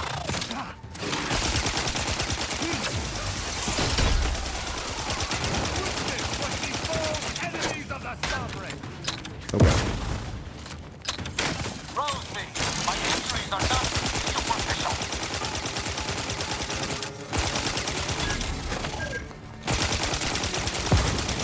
Oh god. Not getting up without help, Commander.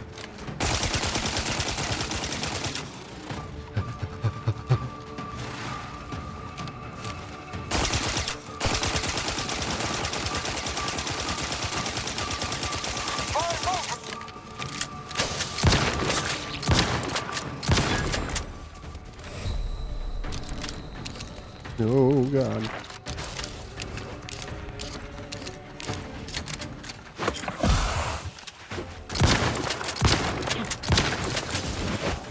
Dodge. Dude, I'm so good. Holy shit. The Earth Directorate found a flaw in you. Your leadership techniques leave a bit to be desired, with your companions often finding themselves in harm's way. You are no longer able to revive your companions in combat, but whenever one does go down, your other companion will get a boost. They are fully healed and immediately fill their companion ability meter. Yes.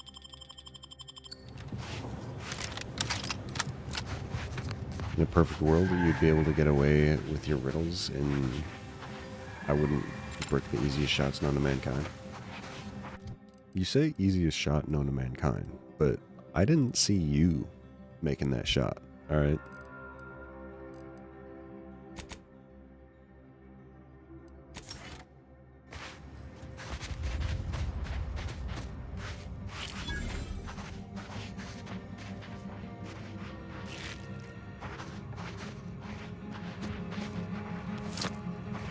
Upload a clip of you making that shot right now. I want to see it.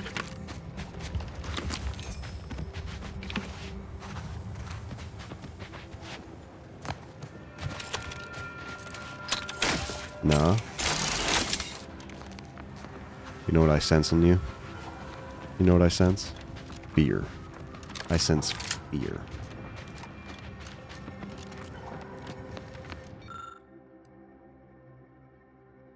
Quaker Canyon frown that appears to have been part of a now overturned black shipment.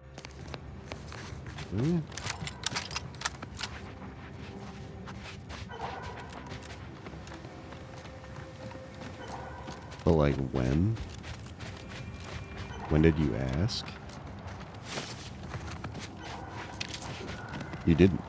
I just said it. Audio log of Chief Exploitation Behavioralist DeWitt.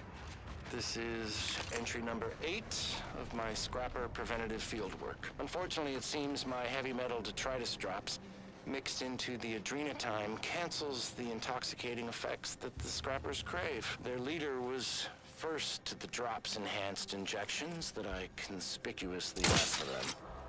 Ran through all 2 dozen in barely a minute trying to cure the urge. He seized, turning steely gray, and then succumbed to some sort of What's this game about? poisoning. I'm confident it's completely unrelated to my heavy metal detritus drops. Now the rest are in a frenzy hunting for... Why, hello. I don't care. We we're part of like a special ops force called the Earth Protectorate, and we went to a place to learn more about like rift technology. And then one of the people who we were supposed to be, or who was supposed to be helping us, actually sabotaged us and created like a giant rift that is slowly, ow, stop biting my foot,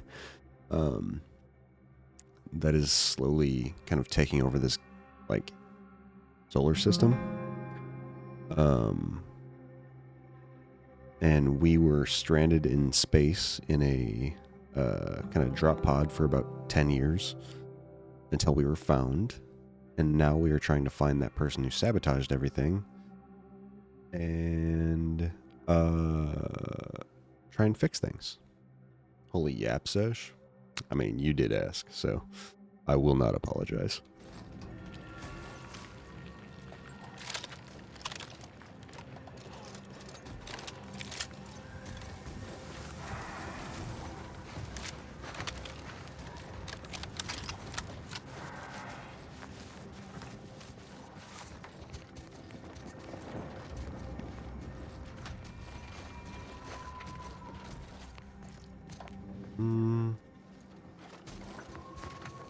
Can I hack this thing? It's payday. Yippee! Wait, how are you paying the mods? Oh, I need 7 hacking to do that. Alright, well. We tried.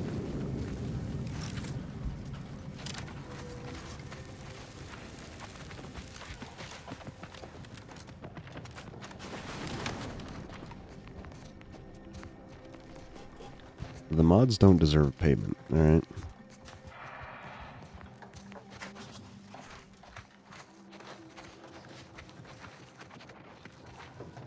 You'd think you were gonna pay me. I mean, a little bit, yeah. Something's afoot. Something's afoot. You wish. You're so mean to me.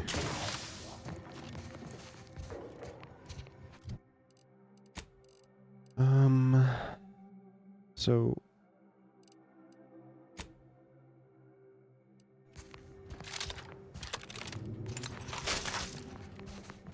you pay my salary? You do nothing of the sort.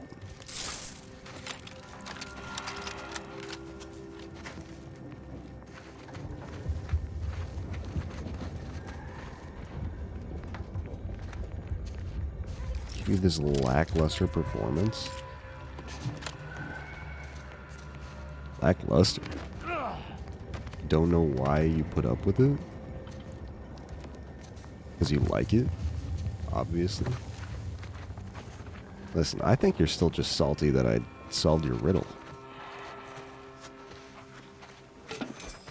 You just can't wrap your head around how I'm just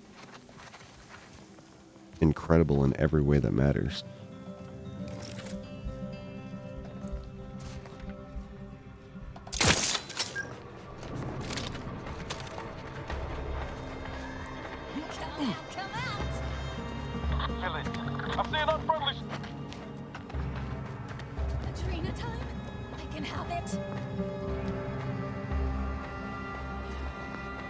Let you make a new one? Well, listen, I'm not going to be able to solve the next one, alright? Like I said, I'm bad at riddles. Nothing, I guess. You know what? Do you kind of want to just...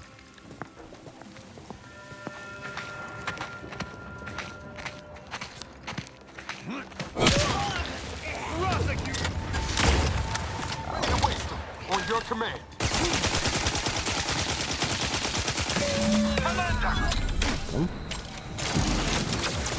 Over here. Free hole in the head.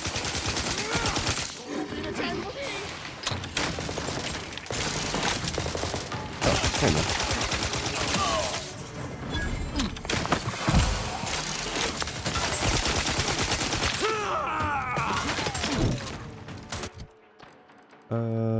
I need to switch to a different weapon because I don't have enough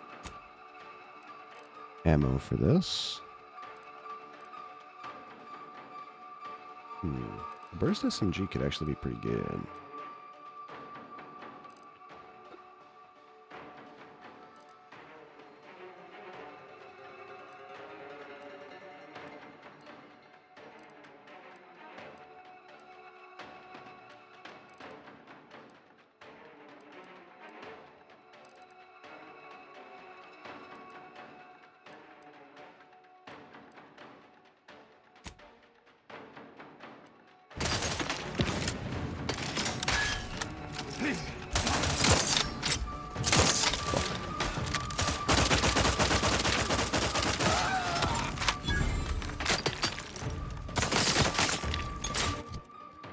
Hesitant to solve this one, I see.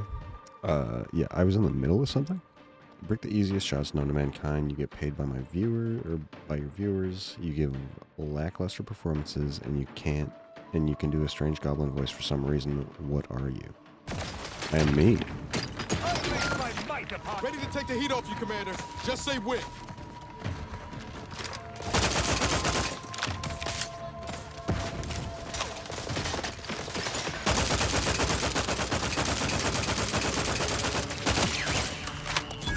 You got it? Of course I got it.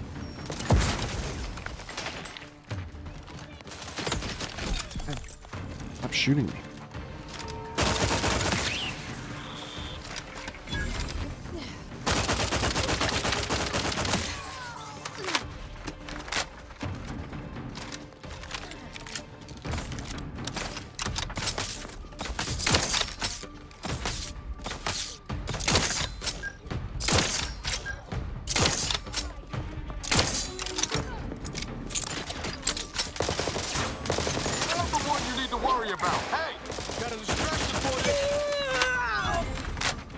Alright.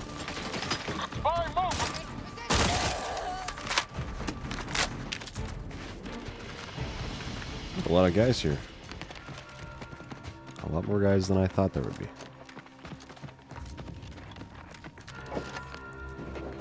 But yeah, I mean, it shouldn't surprise you that I got that one, because I literally am the riddle master and a puzzle god.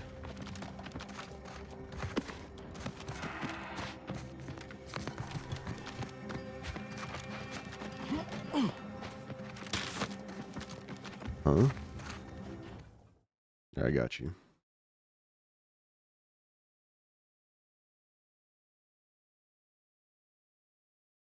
See, even Nightbot knows.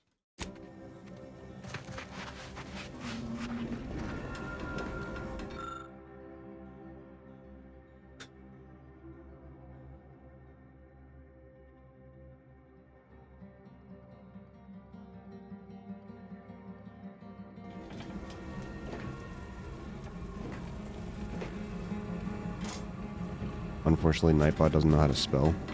I mean, would you like me to go over every one of your grammar mistakes? Or... I'm afraid I might be here for a while.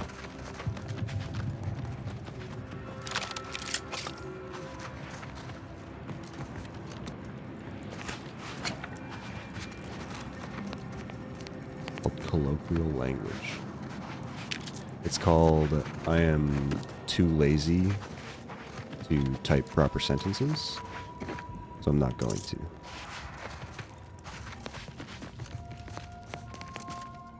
What? That's what it is.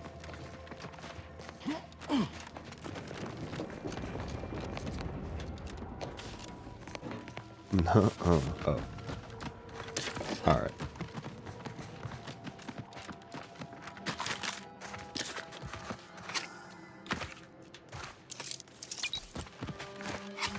Yoink.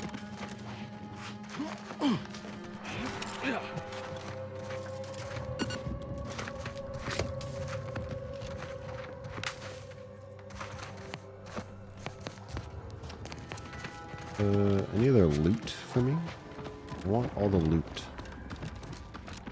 Give me the loot, guys.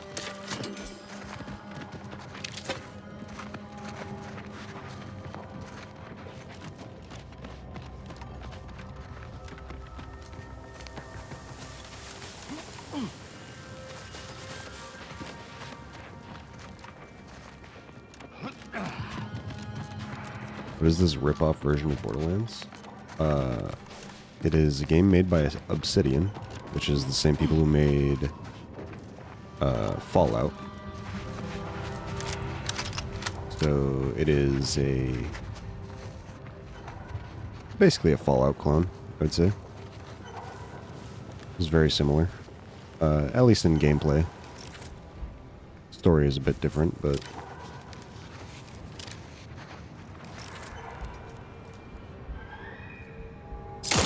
I missed. Fuck. Never been one to be interested in Fallout. Oh, it's pretty good. Oh god. Oh god.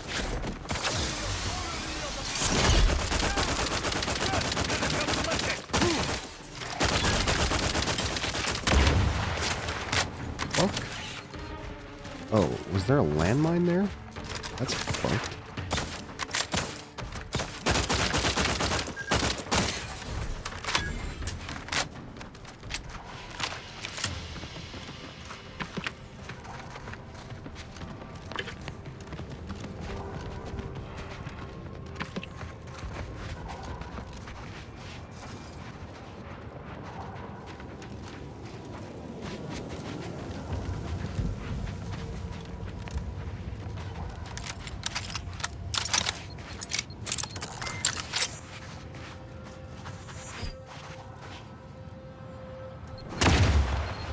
Ow.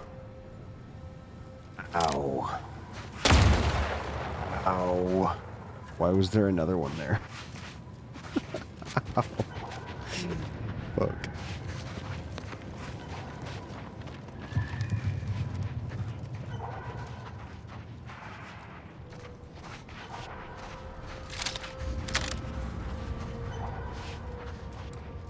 Basically, I'm just waiting for the next,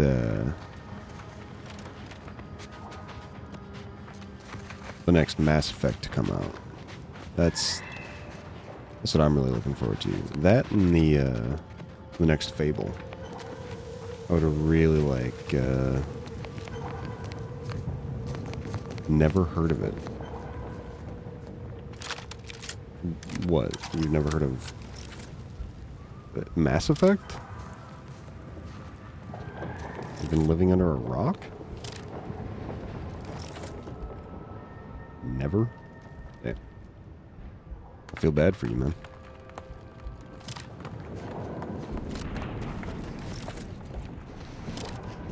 So what, you live under a rock? Yeah, I was just curious. Is there a problem with that? No, of course not. Find another Troublemaker approaching. exploding thing. A mine? Can't remember. Just digging. Check for skulkers. I was just making sure.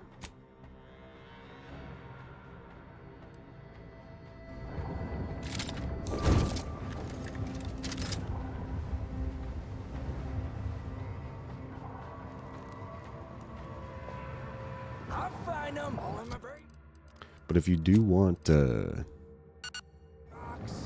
good story experience, definitely recommend Mass Effect.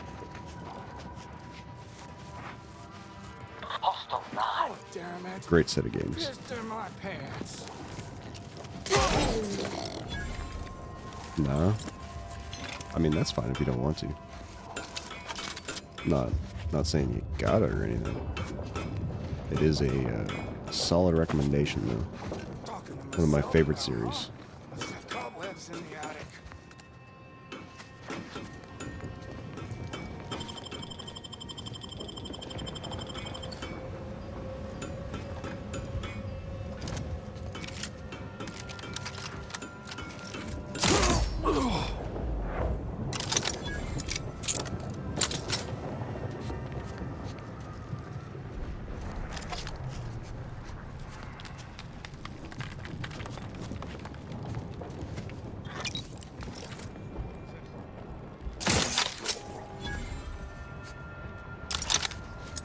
I'm so happy to be finally one-shotting with my sniper rifle.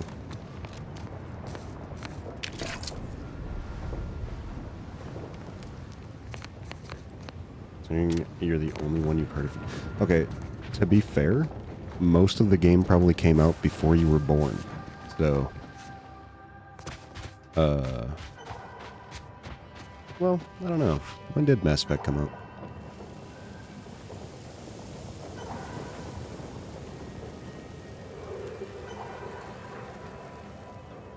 ...2007.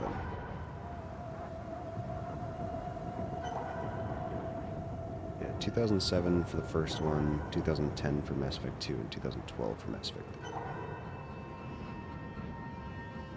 3. It's a cave painting? Unknown personnel approaching. They don't appear to be hostile. Don't you play Borderlands 2?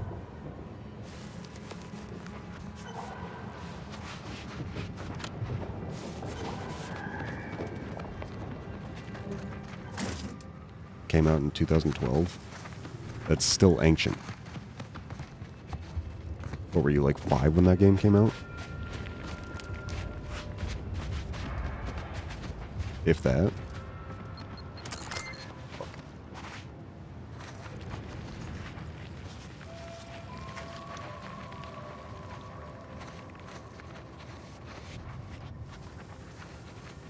Was I like 200? For 2012, I was 15, I think. 16? 15 or 16.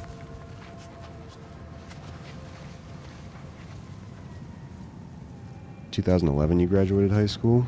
Yeah, I graduated in 2015.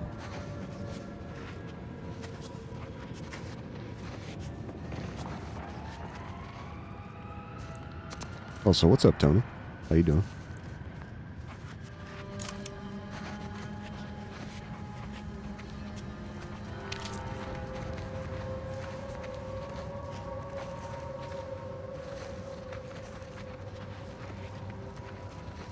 Okay, there's a lot of mines out here. I don't really care for that.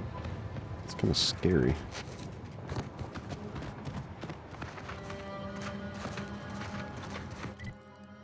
Alright.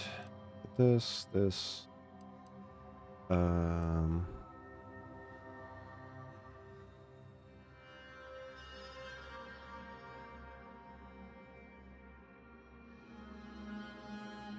Get your streams and go, what's up, homie? I'm Tony.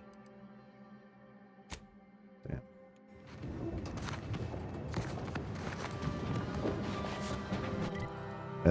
That might just be you.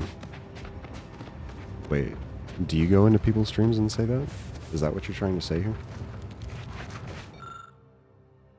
Remain convinced it's Adrena time causing regular citizens to transform into scrappers, and that my patent-pending heavy metal detritus drops are the solution. The enhanced xenosites in our improved Adrena time recipe are creating a mineral deficiency in high recurrence customers, and I theorize that it is slowly leading them into a kind of bloodthirsty machine-destroying madness. Tony, that's me.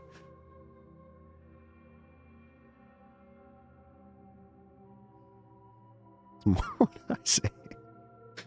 My drops are successful, and I know they will be. We can prevent the effects of our lucrative user base. And if I can muster a little shrewd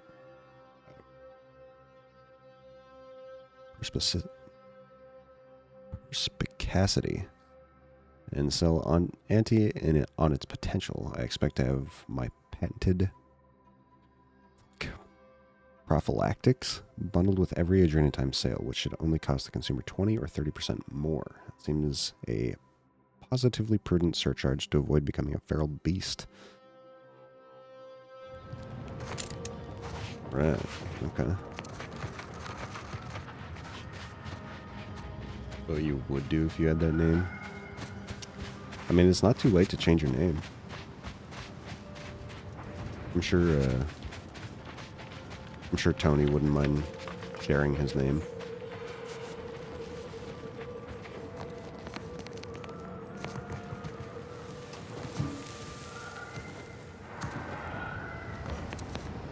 You're gonna have to hold it in, friend. Privy's out of order. No. Never fear. I'll get that clog moving soon enough. They don't You? call me the pipe doctor for nothing. Change your name? Who do you think you are? Who do I think you are? Yeah, that's what I was saying. Sometimes I flip from saying what you're saying to, like, what it is from my perspective, and it trips me up. Anyway, yeah, it's never too late to change your name, you know? I once lost my password for BRB Jester when I played on Xbox. And so I made a new account that was BRB Duke. And did that for a while. And then I had a totally different name on PlayStation. It was a character from a book series that I read as a child.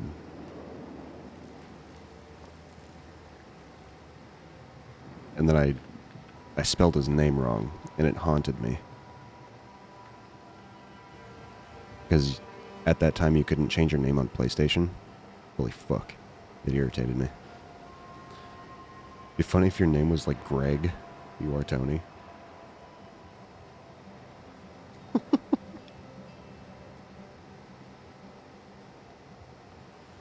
Honestly, Greg is kind of a good name, you know? Greg. Kind of a badass name.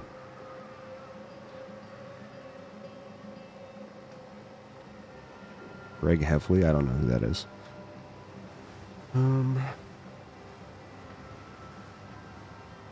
They need extra medical help in Matriarch's Mercy. Pipe Doctor is probably close enough. You mean you want the Pipe Doctor to practice real medicine? On real people? Why, this is the greatest day of my life. The human gut is the most compact and efficient sewer system ever.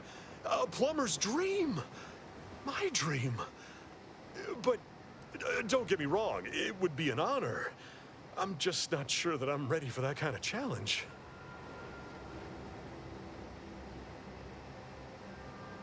Have it your way. This isn't over. Well, I do thank you for your confidence, regardless. This is some Always freaky remember, stuff. Good plumbing starts in the Yes. Yes, it is. You are correct. Everybody in this world is a little unhinged.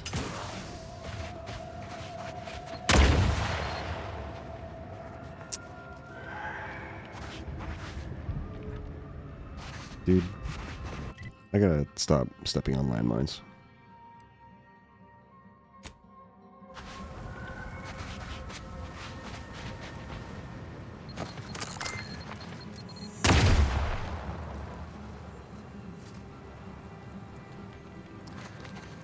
Yep.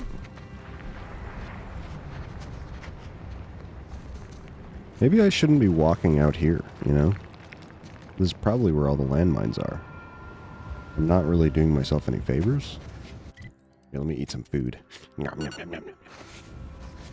Bit of mental spice makes life nice. Ow!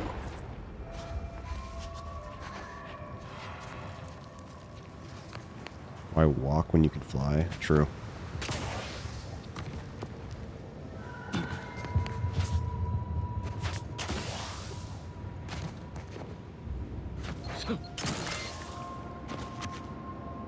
These mines ain't shit.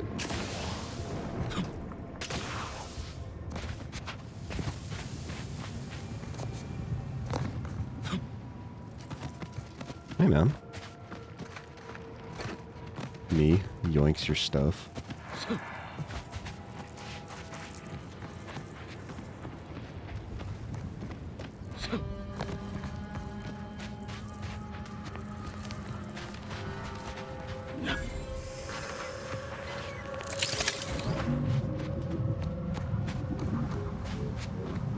You unyoinks the stuff I yoinked. Stop it. Do not unyoink my stuff. Guess they're survivors after all. Now, entering. What's up, guys?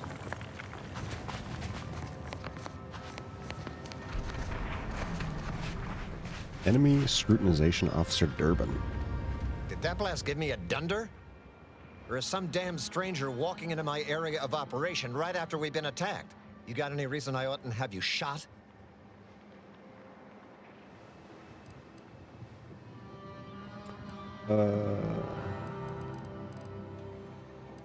The Order sent me to help you as a gesture of goodwill. They didn't attack you. Yeah? Well, what exactly makes you so sure of that?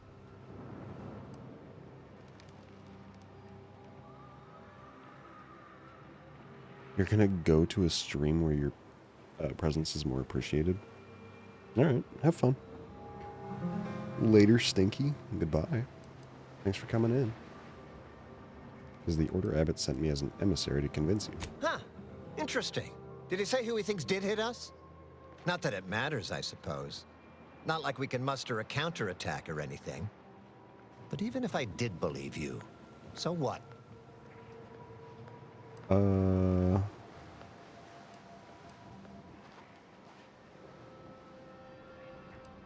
He wants you to contact your superiors to make sure things don't heat up and escalate. Seriously? Or escalate. You expecting me to ring up Auntie and tell her, hello, Maven of all marketing? Just letting you know that this scrutinization officer says everything's hunky-dory. Yes. Clearly been out in the Dorado sun for too long.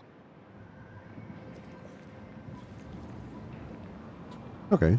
If you won't help me yet, maybe I'll help you. You've got quite the mess. Ah, an offer for transaction. Now you're talking my language. Didn't reckon you as someone sympathetic to our ways. It just so happens we might be able to trade services. Normally I wouldn't admit this kind of weakness. It's bad practice. But I'm really in the squeeze, and you might be useful.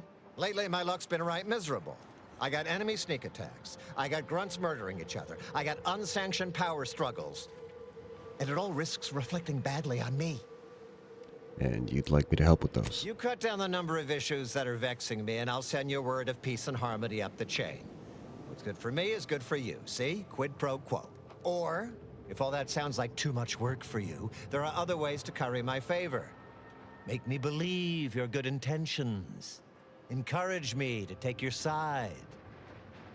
I could do you a few favors. What kind of jobs do you need done? That bomb that hit us, it was filled with uranium. So not only did it kill us the good old-fashioned way, it also caused serious poisoning.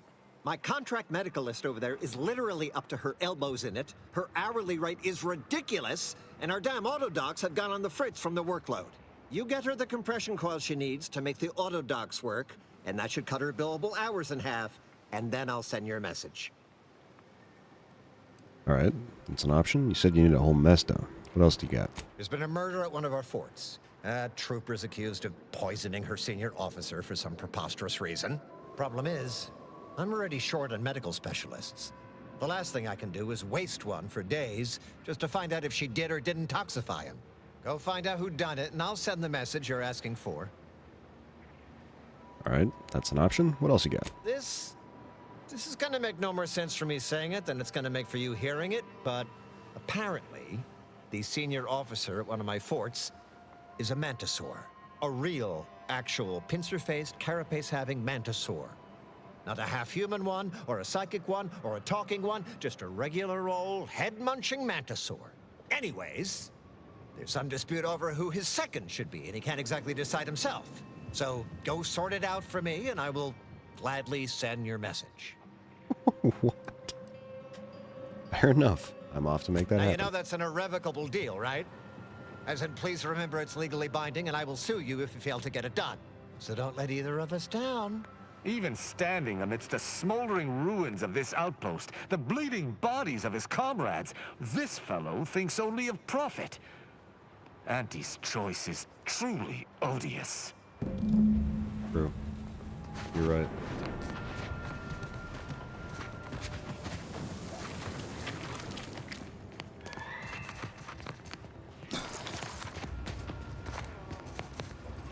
What in the scrupulous name of profitable deductibles do you think you're doing? Just who are you, and why are you walking through my triage? Saw the explosion from the landing pad. What exactly happened here? Some kind of rocket attack, or maybe an orbital strike. Can't rightly say for sure, but it came from above and hit us hard. Don't suppose you're looking for a way to help? I'm absolutely desperate, and I'm sure I could rustle up some suitable reward if you helped. Absolutely. What do you need? We need compression coils. The attack left more wounded than I have supplies for, plus a hefty amount of uranium poisoning. And the coils on our autodocs have worn out. Without them, they can't convert raw materials into the medicaments needed to help the soldiers heal. The good news is I can help you with some of the needed compression coils right now. How fortuitous. This feels like my first bit of luck in ages. It's a start. Thank you. Please, come back when you found more. No? I've been laid up same as those troopers, and I don't wish that kind of suffering on anyone. Antes or no. Let's look for the spoils.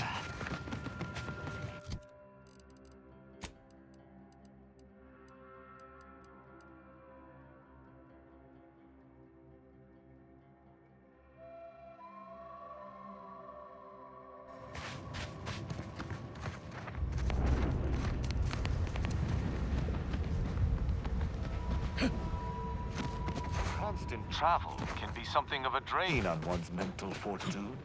Is there anything that gives you comfort on your journeys? Might sound a bit strange, but I've always found comfort in the smell of fuel. Reminds me of home, I guess. Pleasant scents grant simple repose. It's true. I continue to use the same type of armor oil that I used as a junior arbiter. Essence of Lephoria. Thought I caught a whiff of something fine and floral the other day. Can't wait to tell Val. She thought I was having a stroke. The climate here is a mite more agreeable than Cloister. One good thing about being assigned to the Mantisaurs here.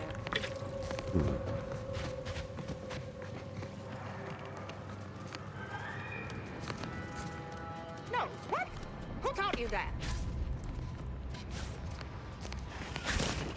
Whichever void brain know nothing, kindly don't interrupt me. Training Mantisaurs is enough of a headache without answering a stranger's questions. True, yeah. I mean, this looks awful. Up and at 'em! Swear you take more naps than a Raptidon.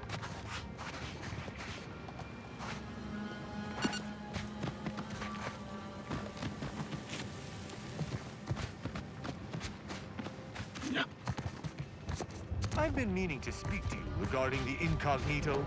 Its state is rather lacking, wouldn't you say? Don't know what you're on about. Ship runs. She's fine. I do not speak of its running state, but its cluttered interior. If you wish, I'd be willing to lend my assistance. I was ranked in the 98th percentile in cleaning. I've done my best, all right? If you think you can do better, by all means. Run yourself ragged, keeping up with the dust mice. Just stay clear of my bunk. That space is mine. Clutter is nothing to be ashamed of, Agent Ibarra. Why, even I have been guilty of having the occasional spot of dust on my armor. You needn't be embarrassed. Oh, please. Even I know Auntie's Choice would never keep a live Mantisaur in their midst. Surely they saw my approach and chose to stage this. Yes, I hope you're not here to apply for employment. I'm already overwhelmed by the sheer volume of peons I'm forced to oversee. And if you're here as a spy, know that the temporary ceasefire is on tenuous footing. So if you stay, it's likely just a matter of time before I'll be stringing you up. Huh. I may not be Auntie's Choice, but I was sent by your commander at Outpost Opportunity. Enemy Scrutinization Officer Durbin. What does he want with me?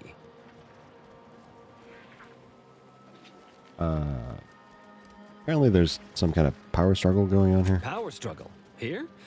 Well, that's news to me. Nobody has dared to challenge Wojciech's steel-pincered leadership. Oh, but I'm being rude. Allow me to introduce Strategic Ingestment Executive Wojciech, senior-most representative at Fort Endurance.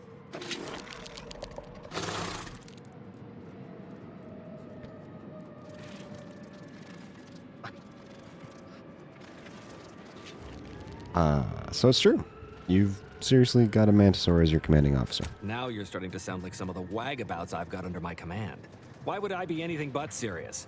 Executive Wojciech has been part of this unit since he was just a pupa. As he grew, he's shown exceptional bravery, stoic stalwartness, and strong leadership. It's earned him promotion after promotion, until our last battle against the Order deprived us of our former chief executive and left him as the senior-most trooper. Okay. The executive welcomes you, but would like to know why Scrutinization Officer Durbin sent you here. You speak Mantisaur? Me too. Click, click, gurgle, gurgle, clickety, clack. He said there's some kind of dispute over who the second in command is. There's no dispute. Executive Wojciech is in complete charge of the fort. His orders, which I interpret as his junior officer, are executed without question. You understand that thing? My experimental Mantisaur graft lets me speak with him as easily as I do with you. He emits pheromones that my antenna can detect.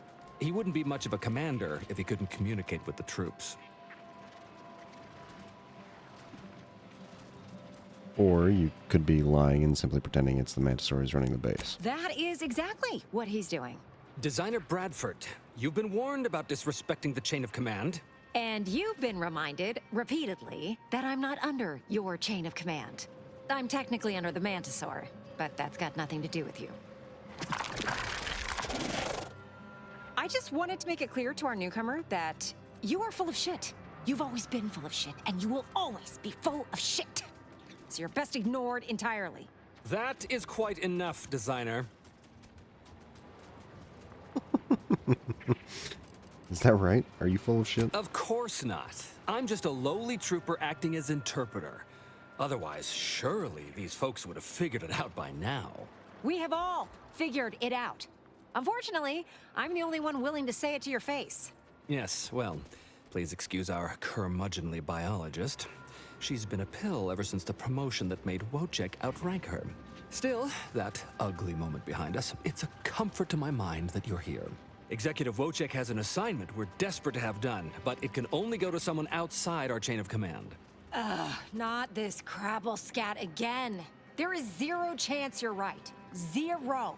And this brilliant assignment of yours didn't go so well for the last group. Does this have anything to do with solving your leadership problem? Yes. I have been trying to get Durbin to relieve this duo of command for months. But the lives they've lost with this insanity finally got his attention. Bradford, how dare you undermine me? I mean, us, like that. All right, Designer. If you're the real reason I'm here, how do we solve this? Well, if you're competent enough for Durbin to send you, then unlike the others, you can probably survive this fool's errand. And what better way to prove Wentworth is lying? All right, Wentworth, what's the job? Wojciech can sense that there are some kind of mutated Mantisaurs over yonder, and he wants us to secure one of their pupas to raise as his own. Oh, stop it. The creature doesn't want a pupa. He doesn't want to breed a superior race of Mantisaurs. He wants to eat meat, excrete the excess, and be left alone. That's it. Even if he could ask for a pupa from a rival nest, he'd probably just eat the law-be-damned thing to cut down on competition. He's a bug, nothing more. But the only way to prove it to our command is to have you run this fool's errand. Once it's shown to have been a colossal waste of resources, they'll put me in charge. That is enough. One more word in question of our executive officer, and I'll have you pitched over the edge with the rest of the enemies we've conquered here. Yes, sir. So, you want me to go get you a mutated pupa? Exactly. With it, Wojciech can raise a Zeranium-mutated Mantisaur army, which will be even more dangerous than the ones Auntie's Choice evolved from the Halcyon stock. We need you to infiltrate the mutated Mantisaur nest, secure a mutated pupa, and bring it to me here. Do that, and I, and Executive Wojciech, shall make sure you are well rewarded for your efforts. All right, I'll see if I can find a mutated pupa in my travels. Look in the nest to the east. That'll have your best odds. It's where Wojciech feels the pull from the strongest. Feels a pull, Wentworth? Seriously? What am I saying? That makes the exact amount of scientific sense I'd expect from you. Excuse me? May we speak a second? Yeah, Apologies for my outburst, but I had need to warn you that an earful from Wentworth is akin to sucking on an inhaler full of ammonia. Hey, what are you two talking about? Nothing of your concern, Wentworth! Just ignore him. He was clever enough to pretend that Graft lets him talk with the beast. So overnight, he upstarted from simple trooper to de facto commander of this installation. You know it's impolite to whisper, right? But I've studied him extensively, and it is most assuredly nothing but a play for power. You're certain? I am. I've watched for patterns of behavior that would demonstrate higher communication, and they don't exist. So, catering to his will isn't going to do anyone any good. Conversely, The scientific value of studying the mutated pupa he wants is exponentially greater than any possible use he could have for it. Bring it to me, and not only will I match any reward he offers, but you'll have the satisfaction of knowing that it will serve a much greater purpose. Thanks for the offer. I'll think about it. I understand. But remember, the scientific value is immense. Hey, one of my favorite cereals starts out just like this. Oh. It's not got the best ending, though.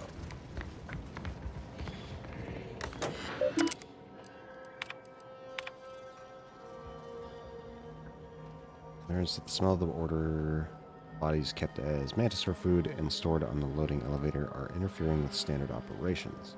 Please dispose of the corpses immediately in accordance with Auntie's choice extraction and reclamation protocol. We appreciate that feeding order bodies to Wojciech and the other mantisaurs is a novel way to extend rations and reduce costs. Keeping unrefrigerated rotting corpses on company property violates numerous health and safety protocols. It also exposes the fort to such an inexcusable amount of liability that it might even violate the troopers' relinquishment of autonomous rights waiver. The request for the bodies to remain is denied. Disposal of dead bodies is non-negotiable. Non-negotiable. Remove them from the location immediately. In addition to increasing the risk of sickness and disease, we have been made aware that your collective failure to dispose of the corpses on the loading elevator caused an onslaught of ravenous critters that swarmed the fort and caused numerous injuries. Get rid of them at once, or we'll bust a lot of you down to overnight inventory inspectors for the rest of your contractual career. Enough is enough.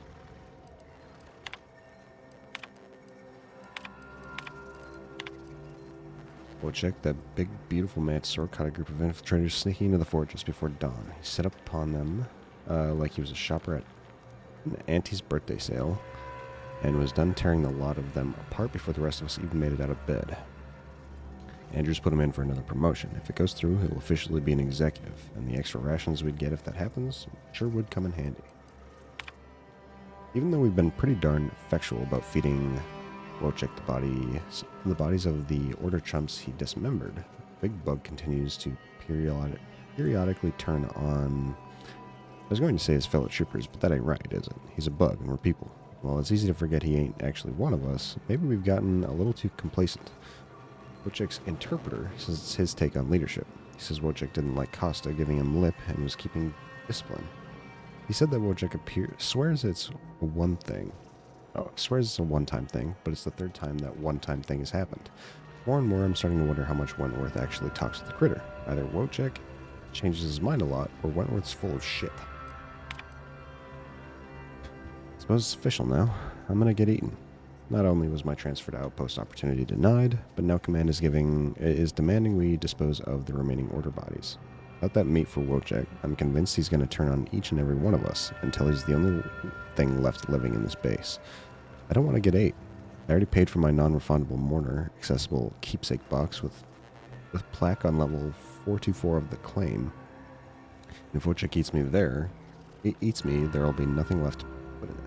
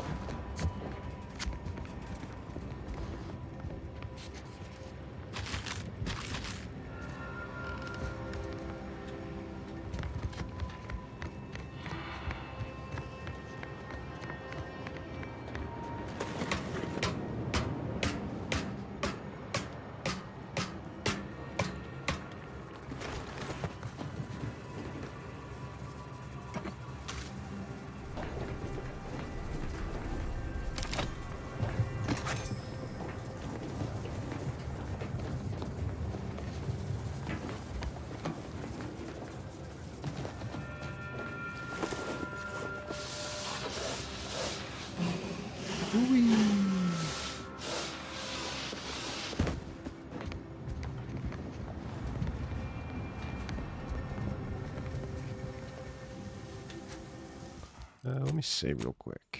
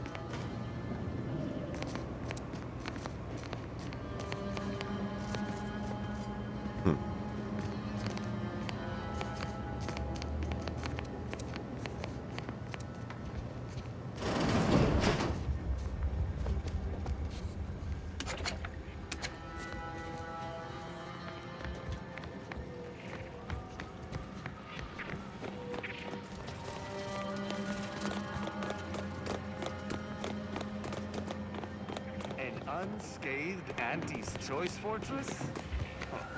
Rather lacking in the aesthetic department, isn't it?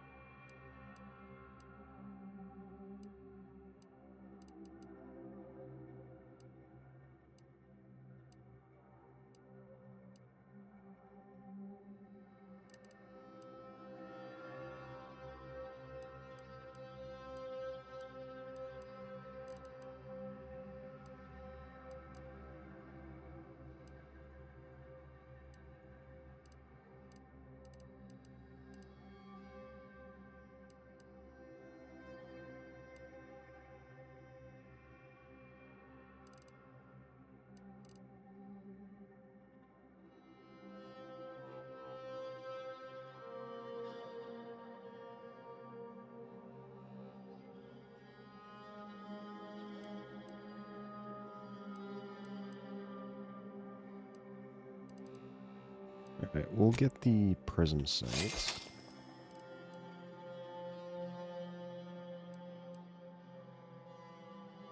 And the advanced mag, I suppose?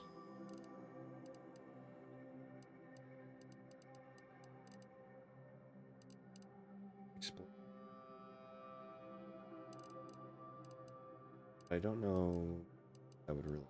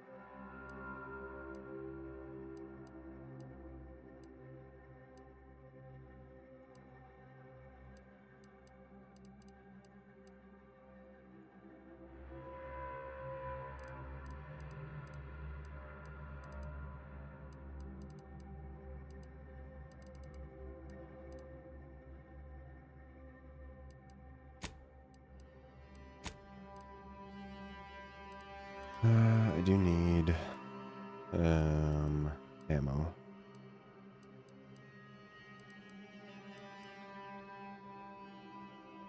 Get some heavy rounds. Some of that.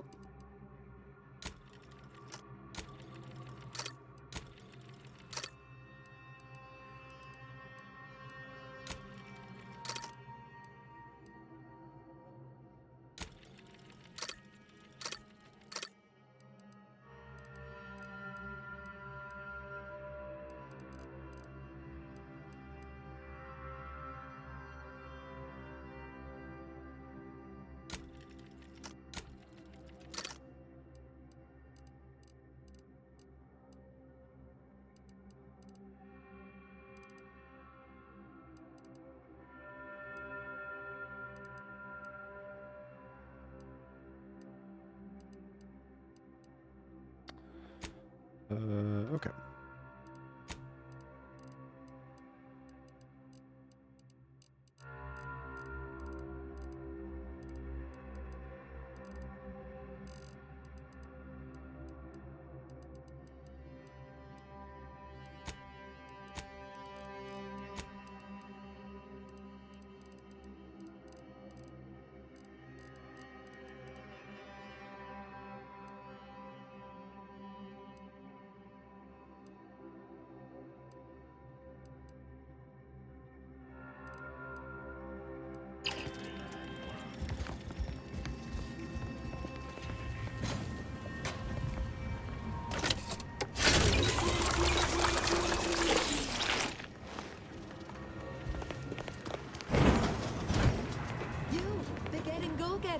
I'm offering deals so good, they're worth crawling under the bullets and over the barbed wire it took to get here. Okay. Welcome to Bonnie's Barely Above Board Battlefield Bazaar, brought to you by Auntie's Choice.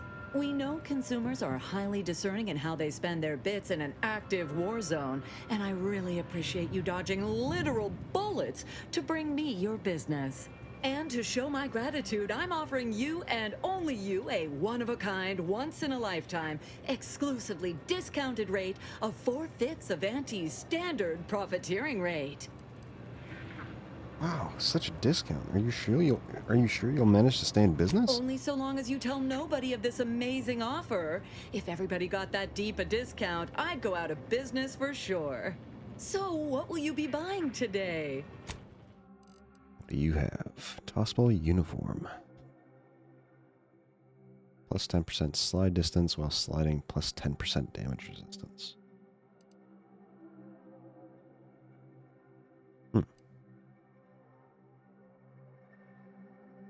Pet for my ship, huh? Yoink. It's mine.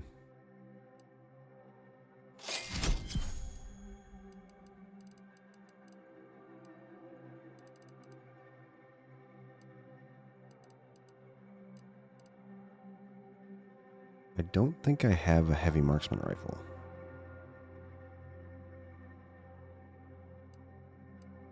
I do kind of want it.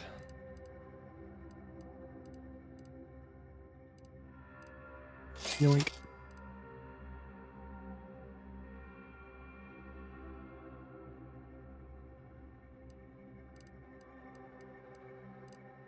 Yeah. Thanks.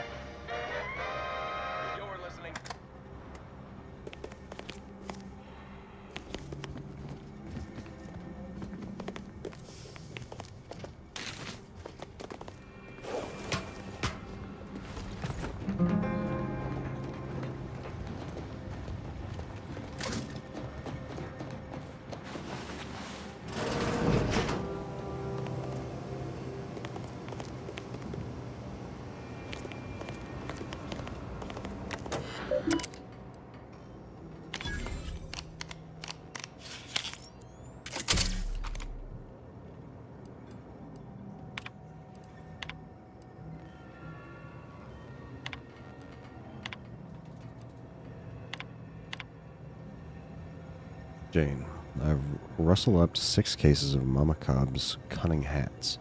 Save you the heartburn of objecting after you see them. They're loud, bright, made of colors that blend in with nothing, and feature a notable poof upon the tops. They'd be loud for a stroller on the market, and they're bordering on stupid for the battlefield. They're soft and warm, and tie tightly beneath the chin so they keep on your head in high winds. And they're cheap. Damn cheap. If you can move them. Take these off my hands and I'll get you a few cases of those little wobbly-headed, painty-faced dolls you keep going on about. Hard to imagine how you'll move them in that barren moon, or on that barren moon, but I'll trust when you say people love those little things.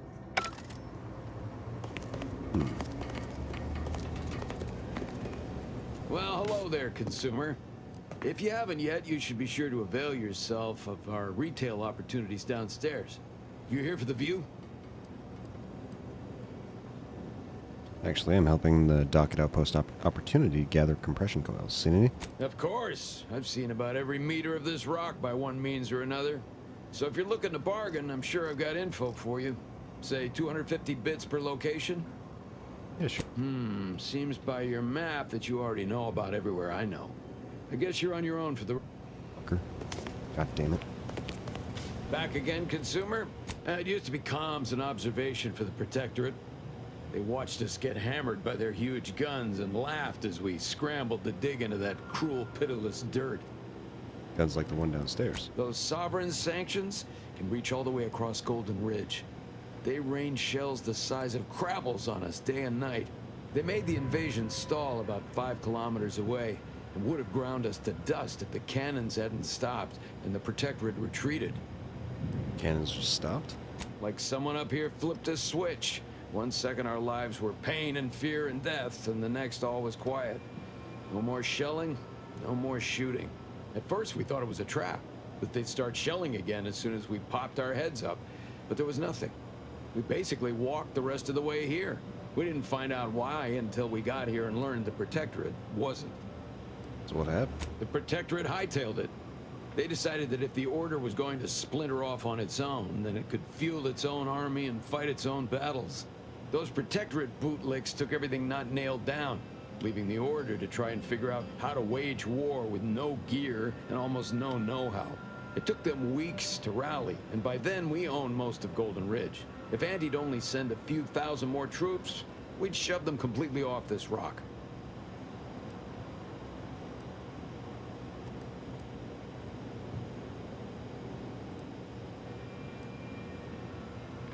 Interesting.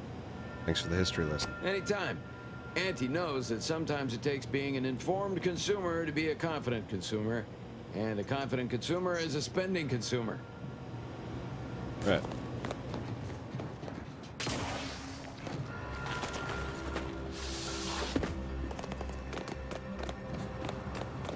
Hey, damage-prone daredevil. You're getting better and brutally bad.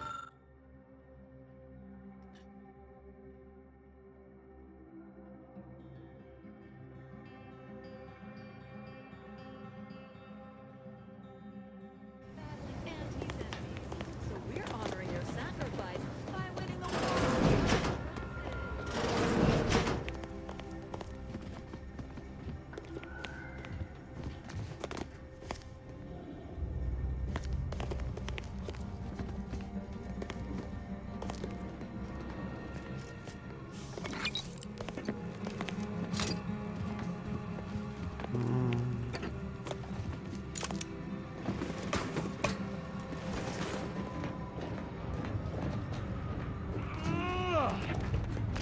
Look.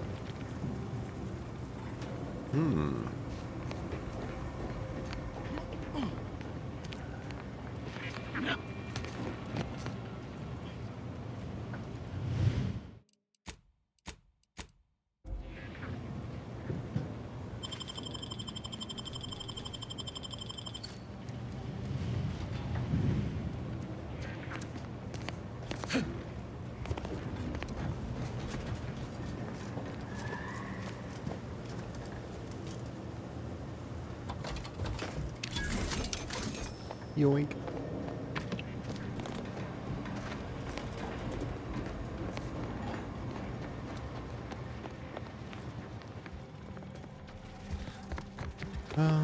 Okay.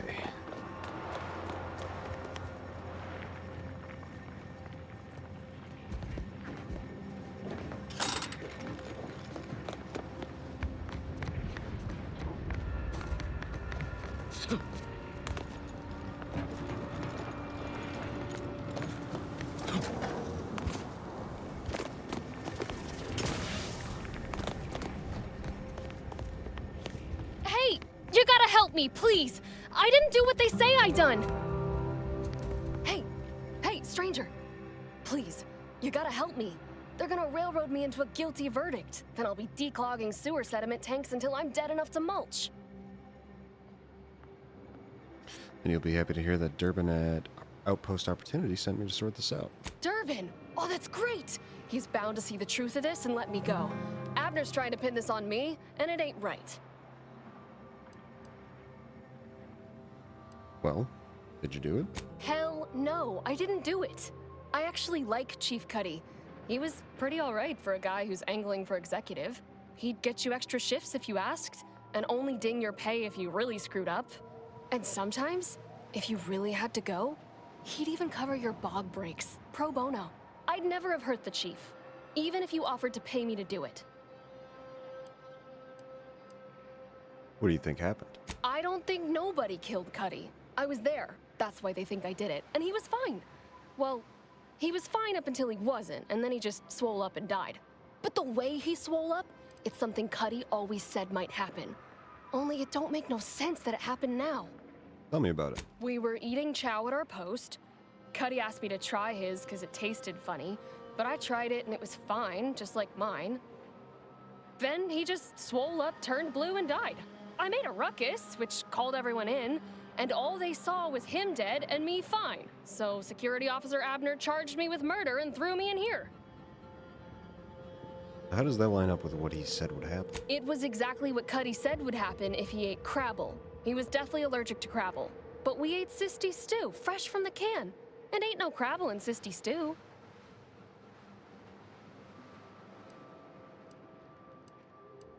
Exactly what he said would happen. You sure there wasn't Crabble in it? Yup. Cuddy had told everybody about his allergy, repeatedly, over and over, constantly. Nobody would have served him Crabble knowing that. But that's still gotta be how he died. So, I need you to talk to Security Officer Abner, remind him of the allergy, and let him toss all my gear. He won't find Crabble anywhere. Is there any of the stew still around? No, that was days ago, and they tossed out the rest of the stew. So I don't even know if the docs will still be able to tell it was allergies that did in Cuddy. Try talking to the security officer. Maybe I can help clear this up. He will. He has to. It's the truth. I didn't murder nobody. Please, make him understand.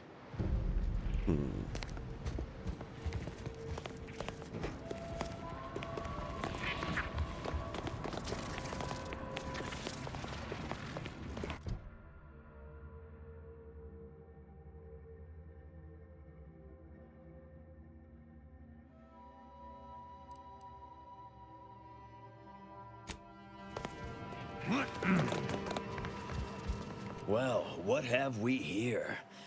You couldn't look less Auntie's choice if you tried. So what are you doing in our fort?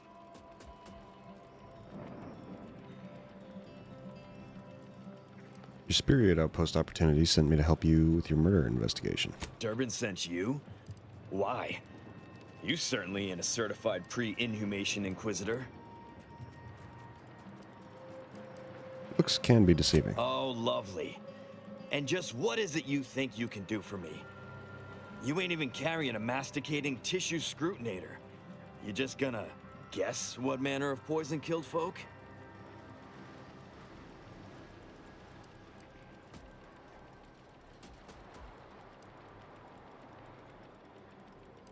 No, but I'm going to try a little sleuthing. Why don't you tell me what happened? So far as I can tell, it's a simple case of killing to get ahead. Chief Cuddy and Trooper Bardot were sharing a table for supper. There was nothing wrong with the food. The whole fort ate the same thing. And 10 minutes later, Cuddy was bloated, discolored, and looking all to law like he'd been poisoned. There are no other suspects, just Bardot. She swears she's innocent, but they always say that. And I can't possibly figure how that could be. Did you do an investigation? Yes. I walked over, saw Cuddy's body, saw Bardot screaming her fool head off, and I put her in cuffs. Case closed. Now, I'm waiting for a specialist to affirm my theory, so I can get on with my other 1,000 duties need doing. You wouldn't believe what this mess is taking out of my schedule. A specialist might just tell you that Cuddy died from his allergies. What? How could that be? I made the stew myself and every one of us ate it.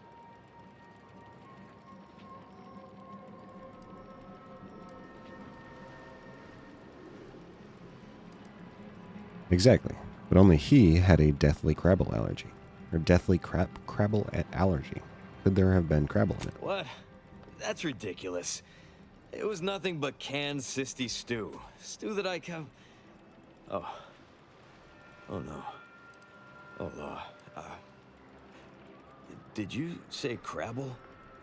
Why do I suddenly think you know exactly what happened to Chief Cuddy? Well, he told everyone that. But that ain't exactly the same as it actually being true. See, Cuddy was what you'd call a complainer. He complained about the food. He complained about the weather. He complained about his bunk. He complained about everything. He's also somebody's nephew. some junior executive. And if you gave him reason enough to complain about you, he'd take it up with his uncle, and it'd come back down in your head. What's that got to do with him eating Crabble? Half his gripes were really nothing but reasons to grouse. But if you push back too hard, he'd run to his uncle.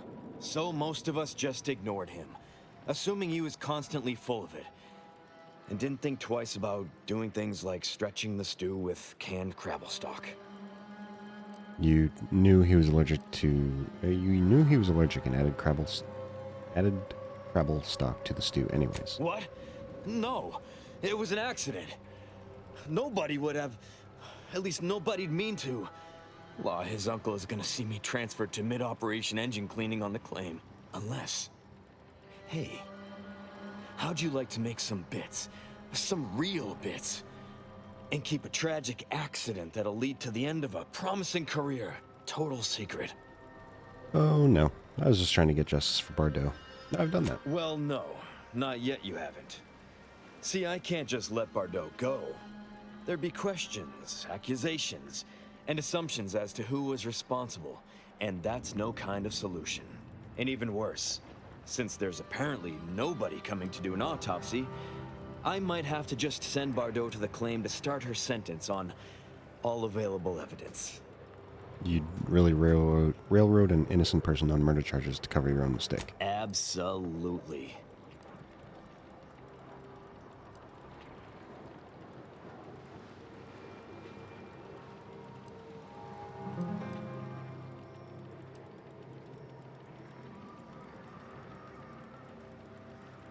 By help, letting Bardot go won't be enough to cover your debt. That's only fair. I'll both free Bardot and compensate you for your effort.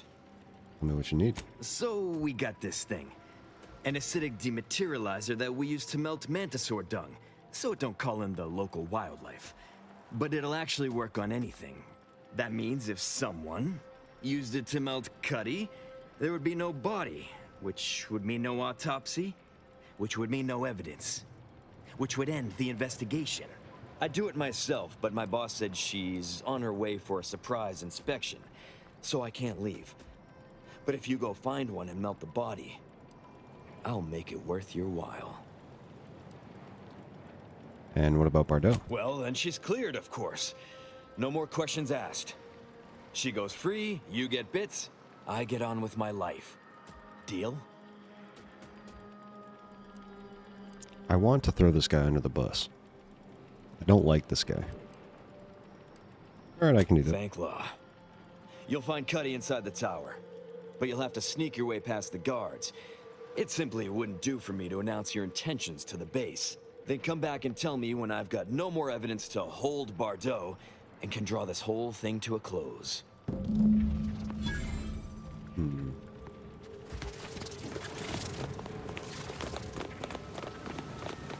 I wonder...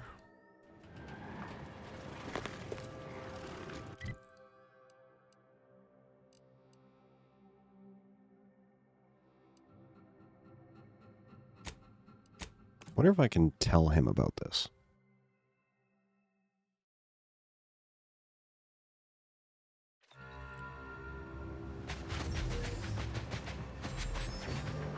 Please tell me there's a damn good reason you're back. Then why buy... God damn it.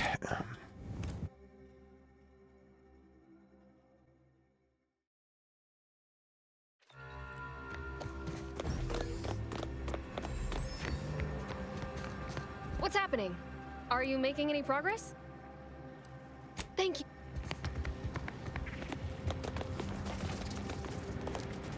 You've returned. Did you bring the pupa for...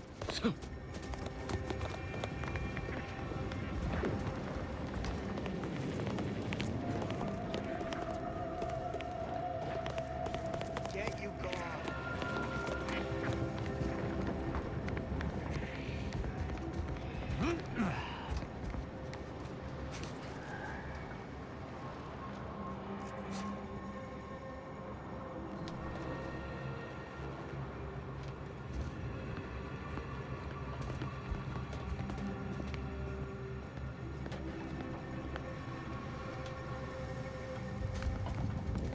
I need you to look Somewhere else.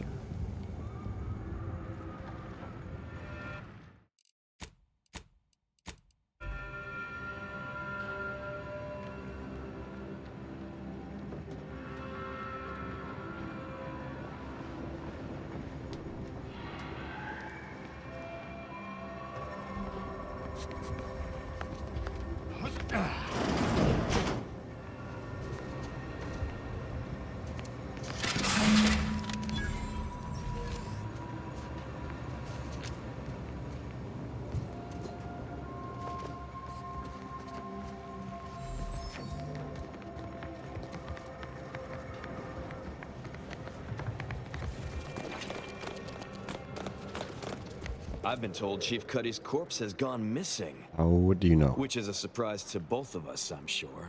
Thank you for your help. You've saved 2 careers today and allowed us to put this whole miserable affair behind us.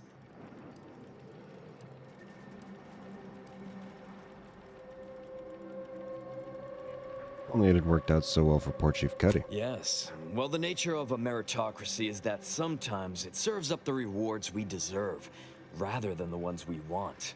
If Cuddy would have worked within the system more than he tried to work around it, maybe it wouldn't have made him the instrument of his own demise.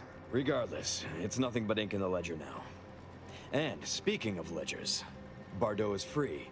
And here's the balance for yours. Which means we're done.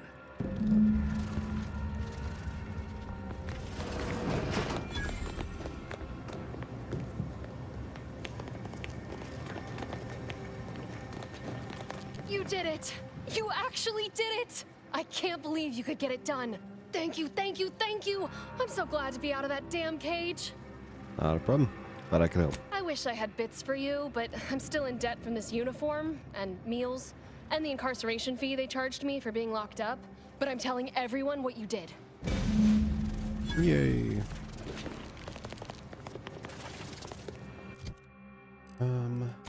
Okay. What do we got next? What's closest? We should probably go talk to this guy.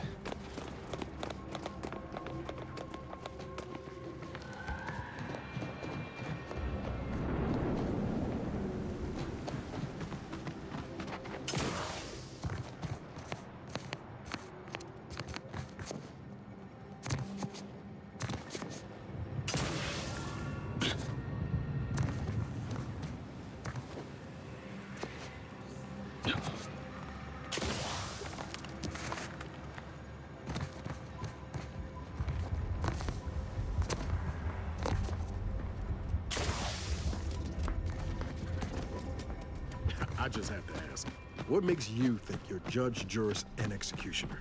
Think does not come into it. I know my role is just. The sovereign, architect ordained, is right in all things. I act as an extension of himself. So you just make up the rules as you go along? Sounds like a pretty authoritarian way to keep law and order. At least my actions are ordained. On whose authority does the Earth Directorate act? Humanities? Do you not aid the citizens of Arcadia against their will? Bet you even thought that retort clever. What we offer is actual help, not just control dressed up as order. That's the difference.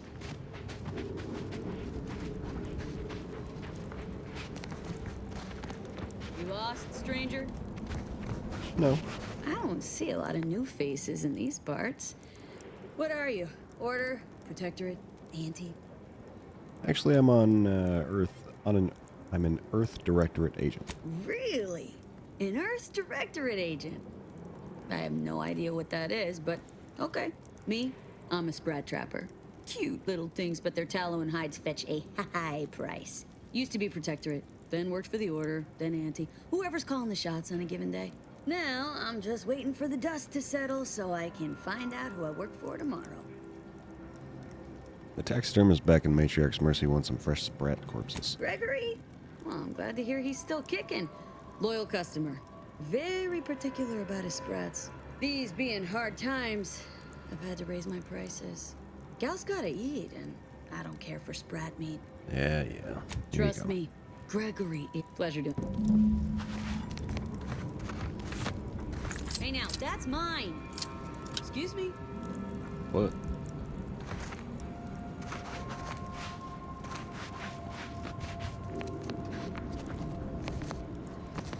Not yours anymore. Bitch.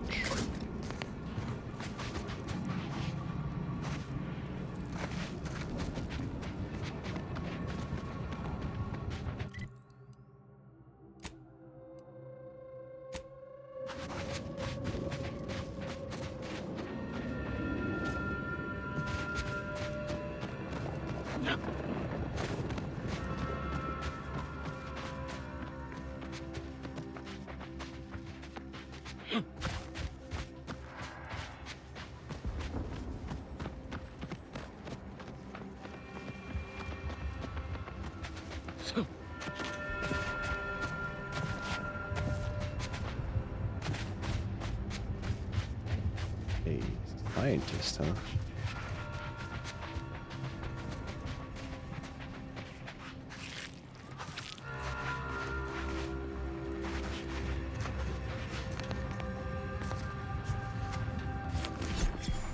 Hey, man. Good thing you didn't see that. That'd have been embarrassing. Working hard or hardly working? That's rhetorical.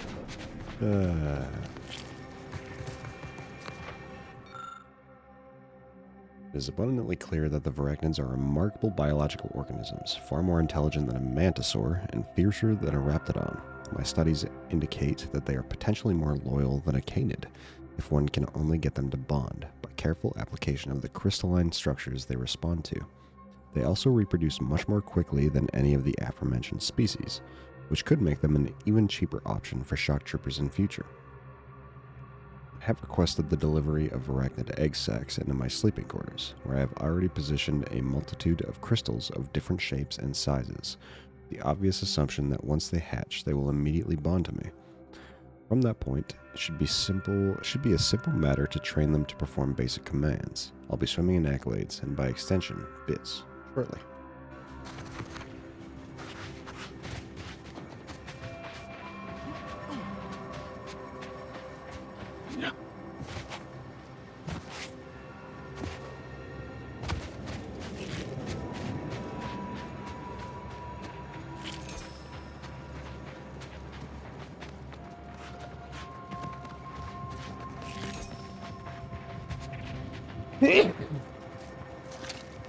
Oh god, I almost sprayed that guy.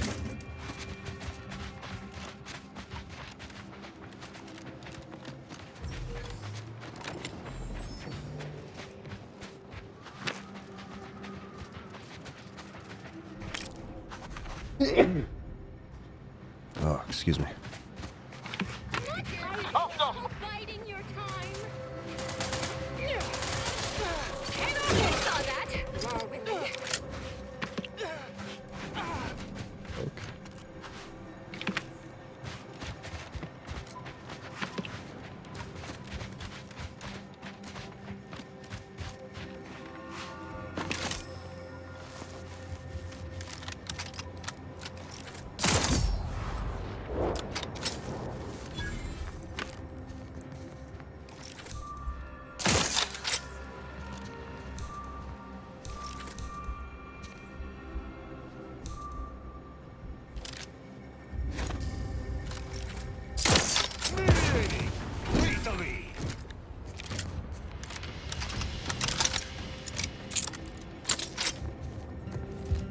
Good throw, me. Thanks, me.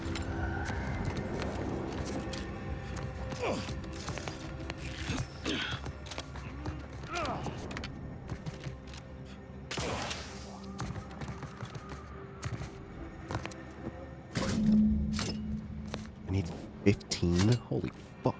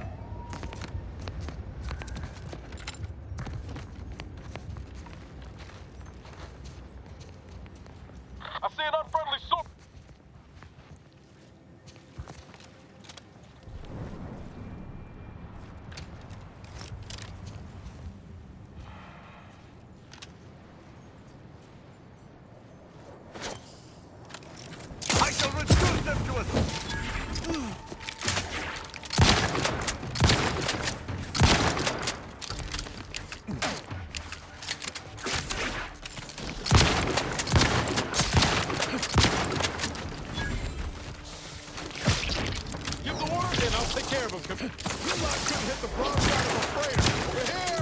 Free holding ahead!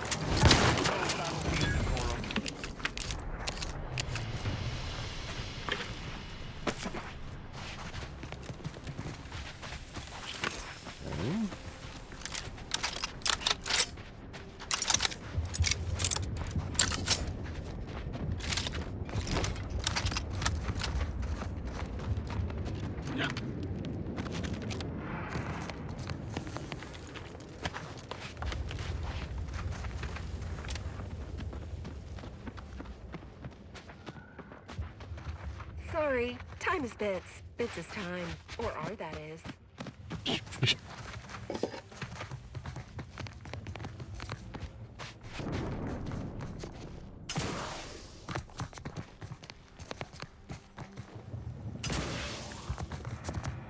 I want to go inside the ship. I bet there's lots of materials inside the ship that I could have.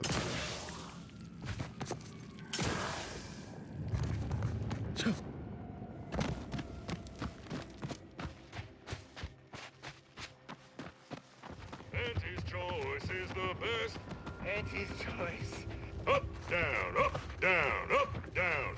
Just like the inconsistent profit margins of our competitors. Campson, think I can't see you lollygagging?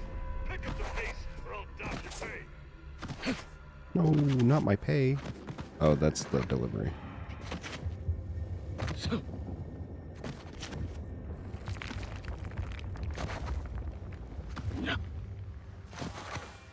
I want to get all these side missions done.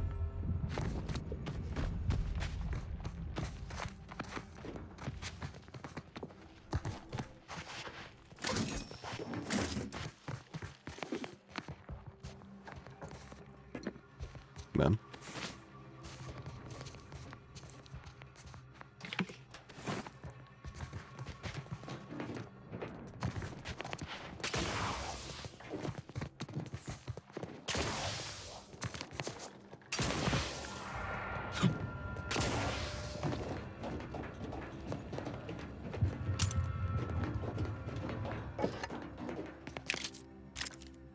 Nice.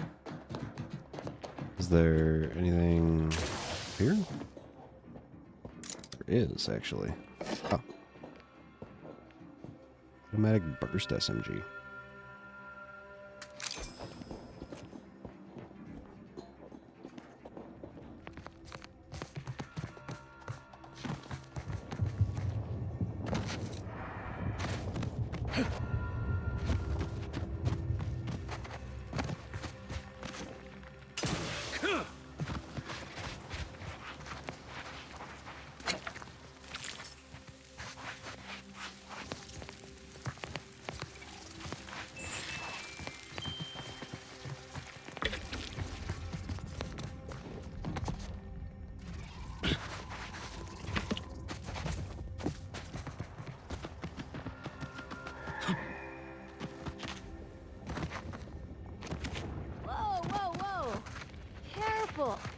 That cave is chock full of arachnids. I'd stay away if I were you. Yeah, well. Alright. Good to know.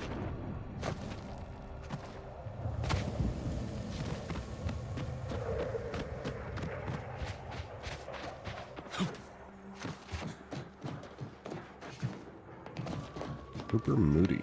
Hello, friend. Welcome to the most beautiful half-built landing platform on all of Dorado.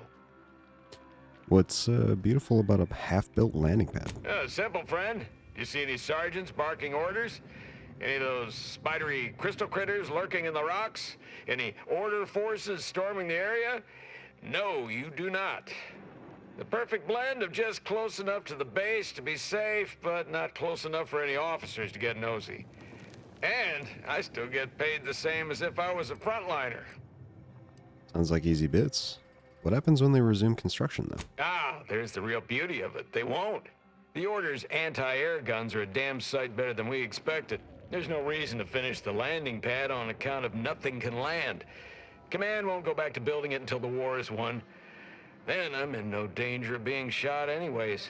Maybe I'll even get a promotion for doing such a good job keeping this place safe.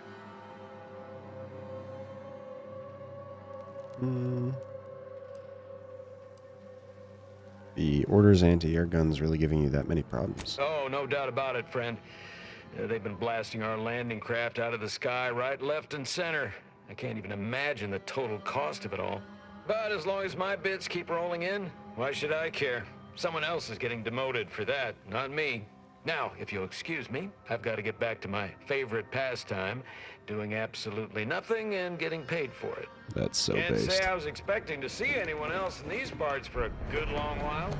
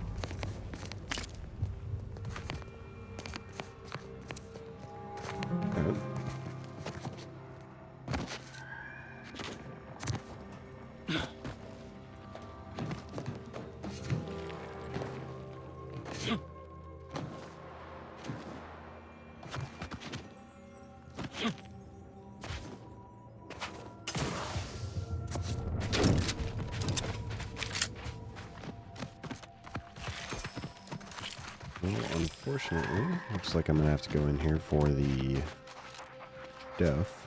So.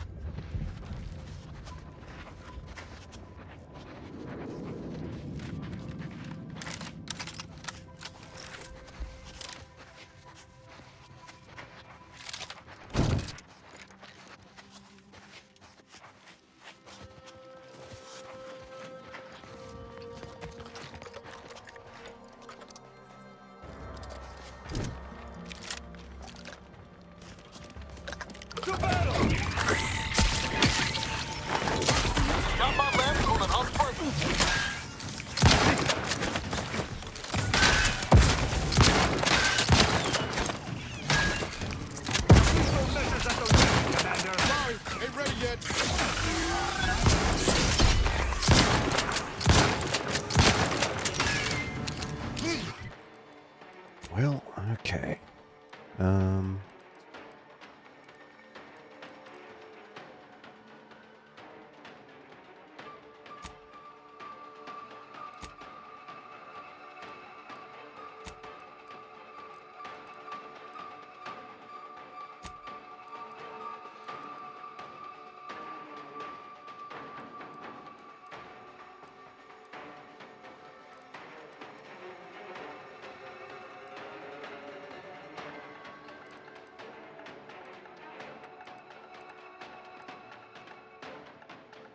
Rocket launcher? Shit.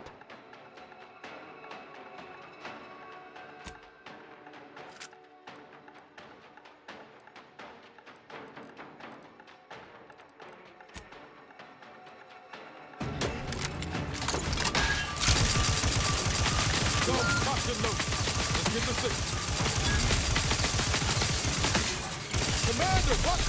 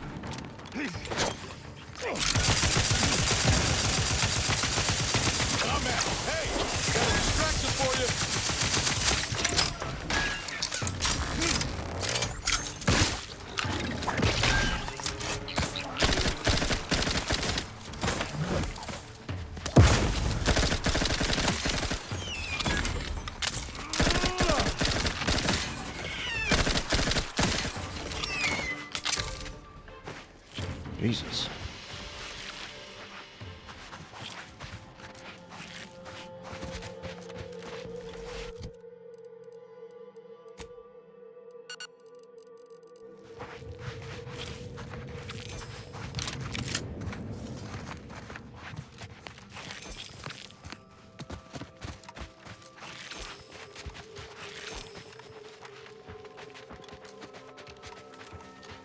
I feel like I need to like increase my gun damage, but there's just so many like skills that I want to increase that I don't know if I can justify it, because like at the end of the day I can kill things, I just need more ammo to do it.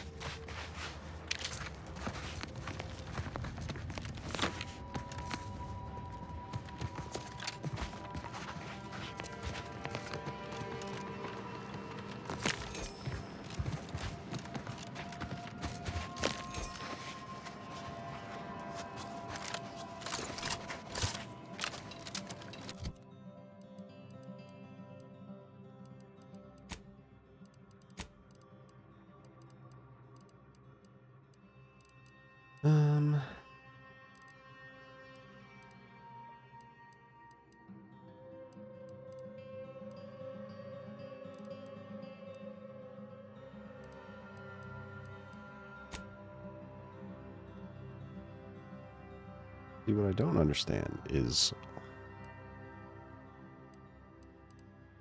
why does my sniper do so little damage?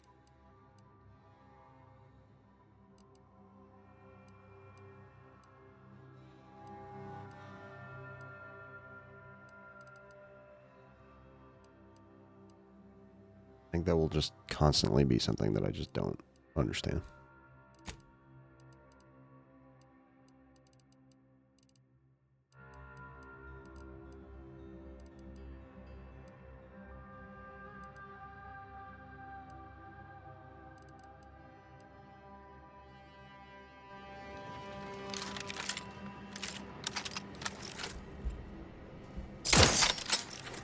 Prosecuting viscerally.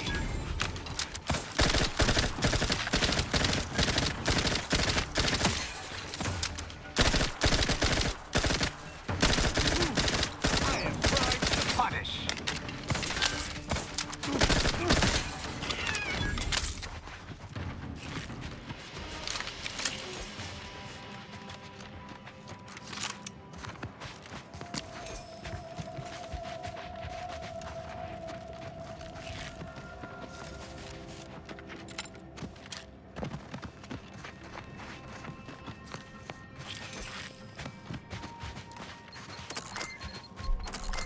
Oh god.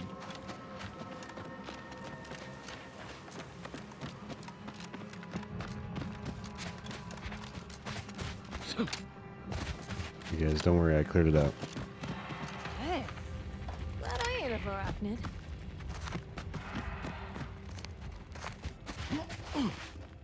Is that the distinctive odor of arachnid blood I smell? They're all dead. Cave's clear. Wait, you got all of them?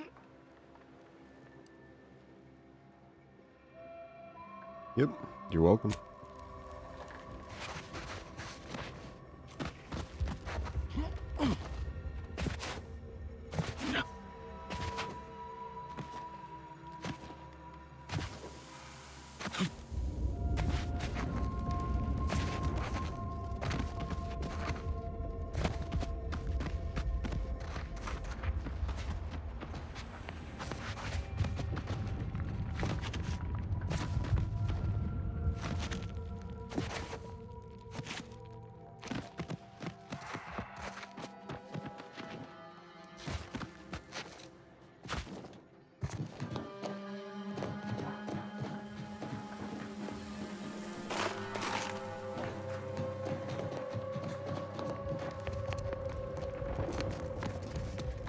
Oh, a freelancer. I didn't know we hired any, but I'm glad to have you.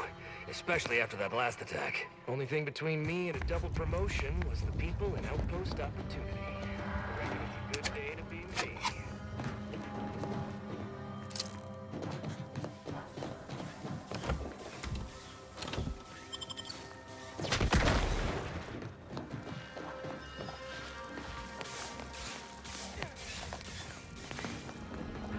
I'm glad to be sitting here safely. But I hope Command is sending us a cost-effective method of cleaning up this arrangement.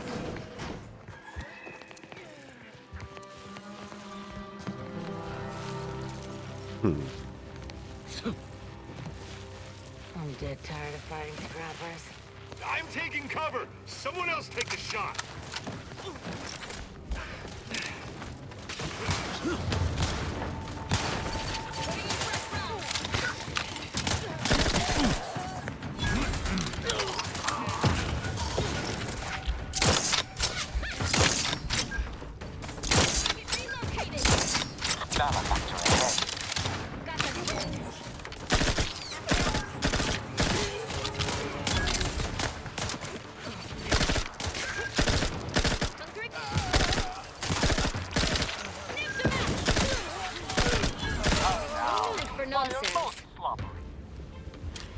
Sorry for shooting you. That was not my intention. Oh, a freelancer. I didn't know we hired any. But I'm glad to have you. Especially after that last attack. A considerable setback for their side. You're home to sit and listen to. Don't worry. I won't tell them. Really? I was listening to that. You ain't the only one here, you know. Reading over Auntie's contract for scavenging rights in an active war zone, personal profit margin is a mite slim. But there's a clause saying that Auntie's share is mostly on account of me using their equipment to do the scavenging. So, all I gotta do is leave some of my more expensive equipment behind, like my helmet and body armor, and my personal profit percentage will go up. Hitler, you genius, you've done it again. Big killer.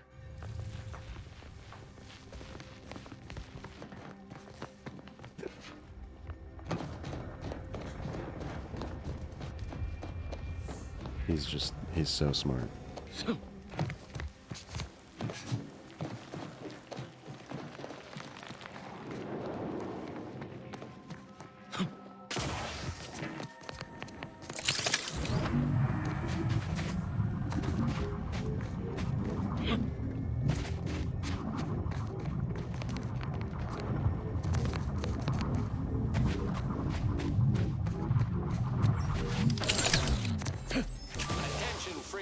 You are currently heading into no man's land. We strongly recommend you return.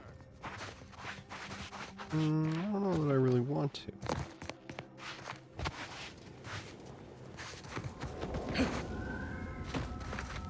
These guys are dead as fuck.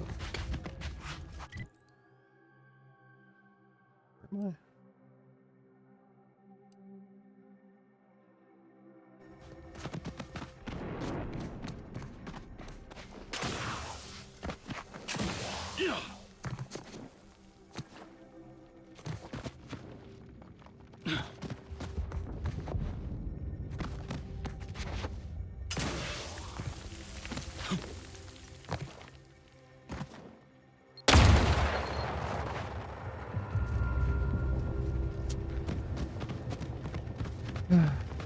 Scared the shit out of me. You came at us from the scrapper side? You must be more than a mite brave, more foolish. They're dangerous. Must be their handlers.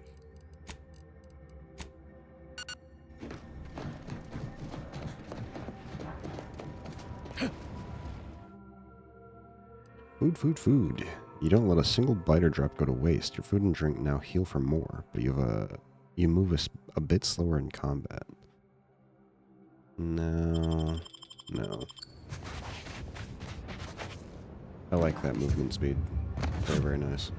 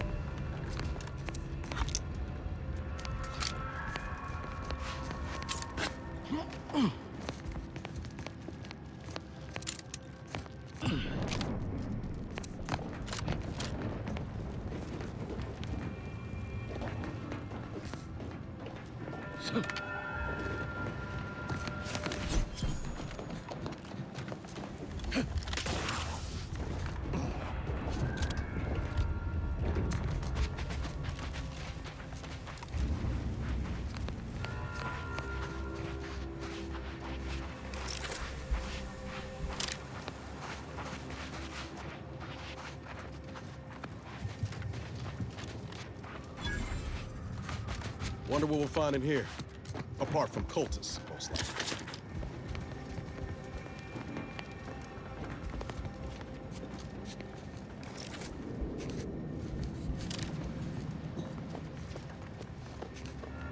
Cowards! You've never have bested me without subterfuge! Unhand me, and I'll show you how a true acolyte fights!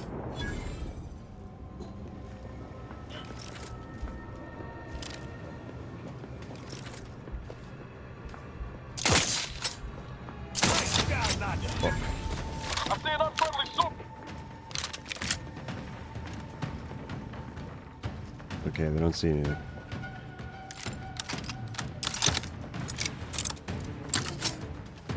Who's that?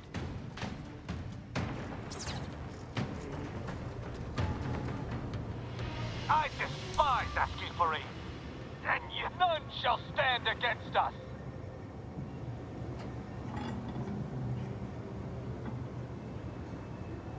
Okay. Like it never even happened.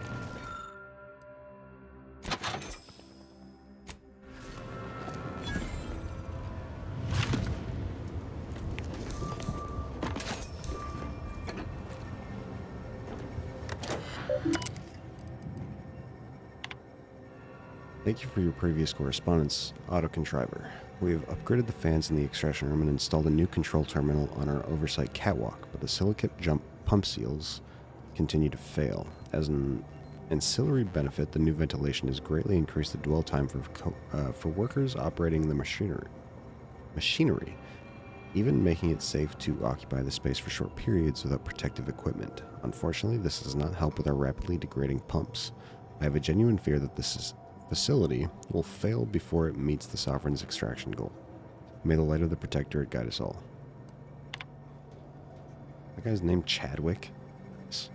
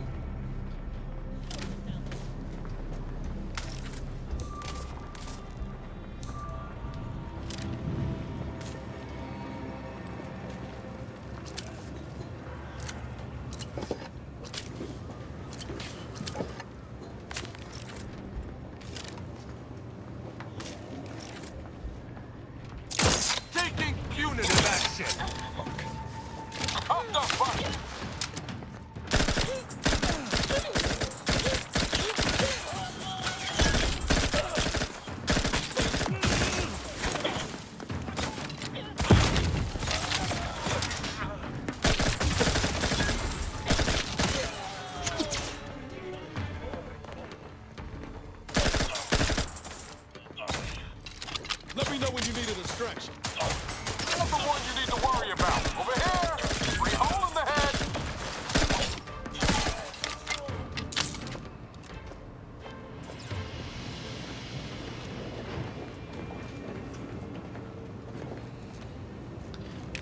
Alright.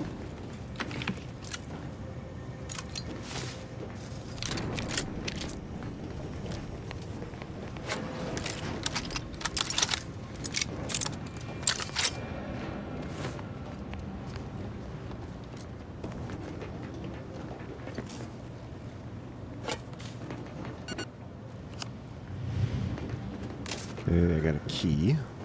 Very nice.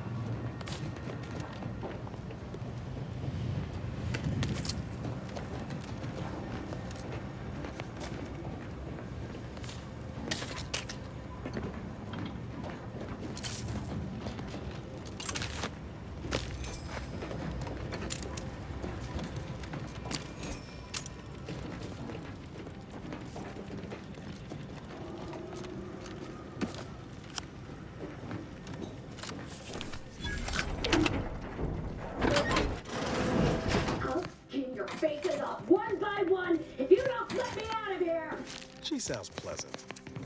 She does sound pretty pleasant.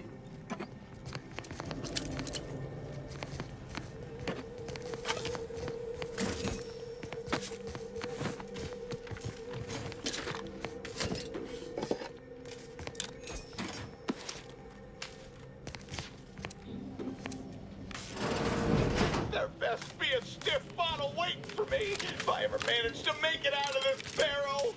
I believe I hear a cultist lying in ambush. Truly low, planning such in a place of rest such as this.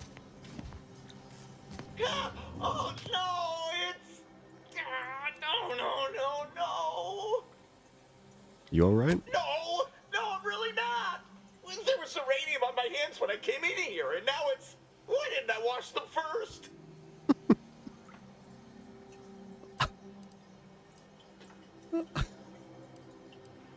I suppose that's why folks usually wear gloves when they play with the stuff. Thanks for the preposterously laden vice. How about you leave me to endure my pulpy penury in peace? Or I can just put you out of your misery permanently. What? No!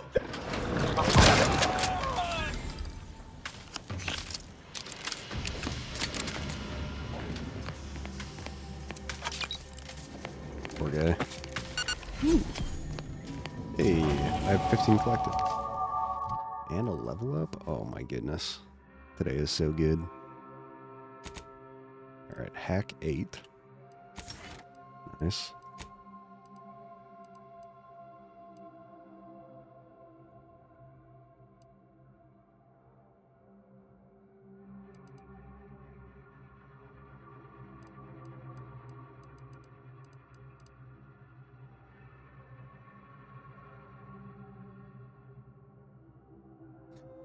Oh, this allows me to have a second mod on my armor. But I also need 20 engineering for that, so...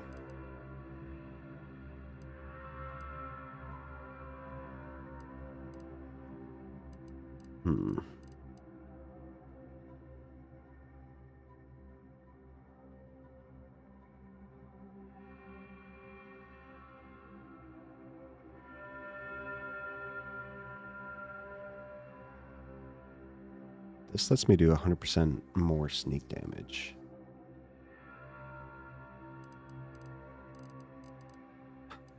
But I need guns. I need like a level in guns.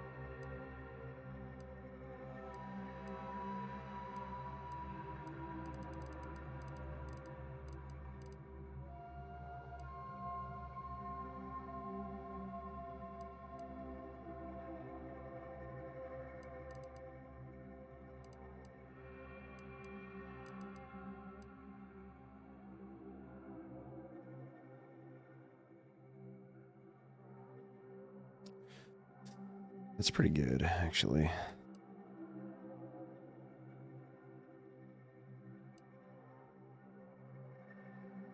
That's also, I need that right now.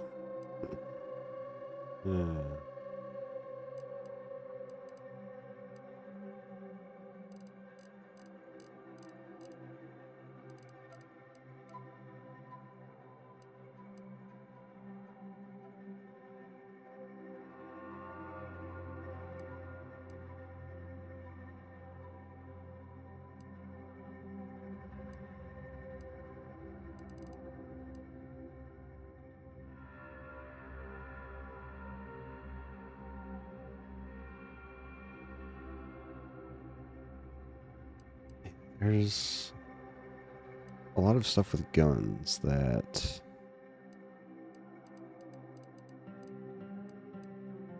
are nice.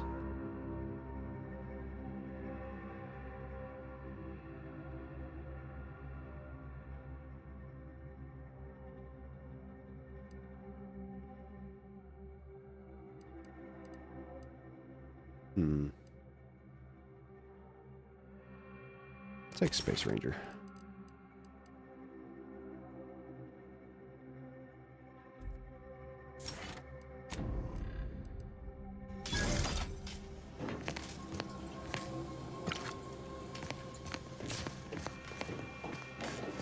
Detective, this is a crime scene. What is this, a murder weapon? Get off my dick!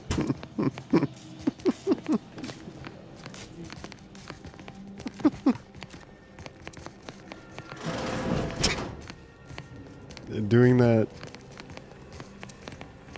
in a bathroom after I just blasted the guy after he came out of the stall is pretty fitting, honestly.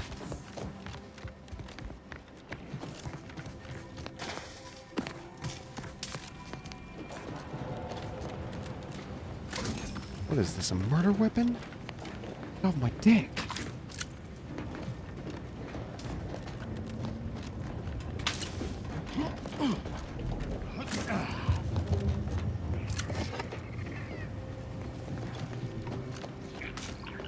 Alright, well, I suppose I should find out what's going on here, huh?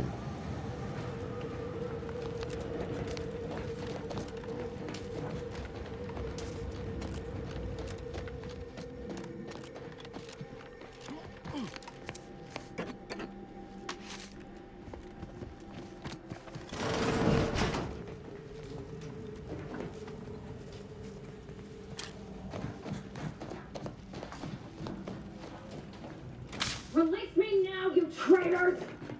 Yeah, I'll get you in just a second here. Don't you worry. Let me out of here! The xyranium fumes on the extractorium floor continue to be a sizable issue for our automechs. It seems that no matter how well we try and seal the joints, the gas finds its way inside. The repair crew recommends we increase the airflow from the venting fans by at least 25%, or the fumes will continue to disable automechs at a rate we can barely match with repairs. Thank the law that we have these machines to do the floor work. I shudder to imagine what would happen if humans had to work down here.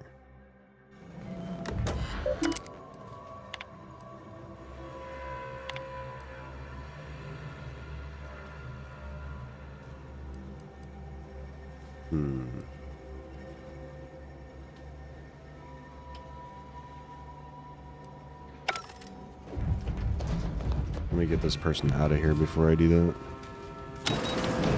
Architect's balls! That was some fine killing!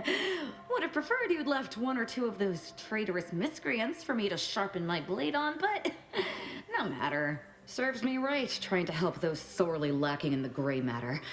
But they rightly paid for their transgression. Betraying someone sent by the exalted leader of the Glorious Dawn herself warrants a painful death. Name's Azza. You are?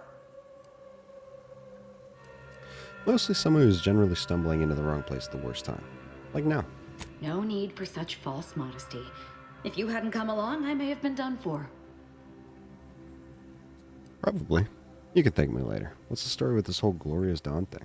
We are simply a group of enlightened individuals seeking to spread the truth of the rifts, despite our persecution by those who seek to keep the masses aimless and distraught. And that truth would be... The rifts only seem destructive because we are looking at them from the point of view of imperfect, mortal bodies.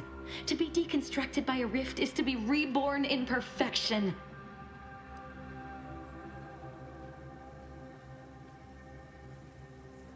And your now deceased fellow enlightened individuals betrayed you.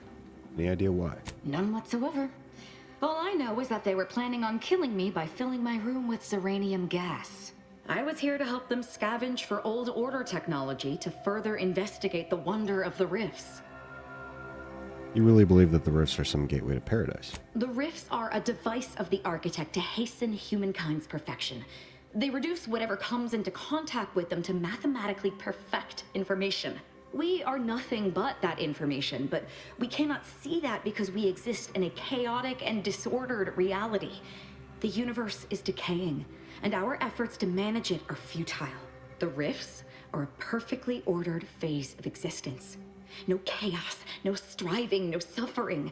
Peace and unity with the architect themselves. None of that explains your enthusiasm for violence. No, it does not. Perhaps I will tell you what does, should I ever count you among my few compatriots. There is one other thing. I have similar business at the N-Ray range. These fools were only part of the contingent that betrayed me. I aim to see them pay the same price, though maybe with more disemboweling. Your violent tendencies could be of great help to me there, as I'm sure mine could be of service to you. If you deign to take me on, of course. Sure. What could possibly go wrong? Nothing that will live to regret. But it seems like you've already a full contingent with you. Yeah, Niles, head back to the incognito. If you're sure, Commander. But I'd watch myself around this one. Ah, she's fine. Well, what are we waiting for? Let's go kill us some traitors. Hell yeah. Let's do it.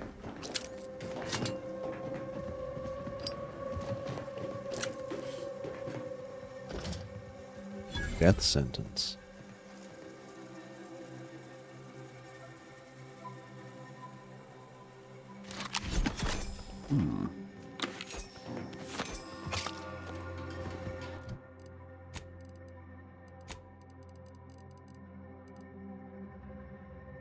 Light armor, defensive plating. Oh, so it's the same thing as I'm wearing, except it's different because I found it like this. All right, sure.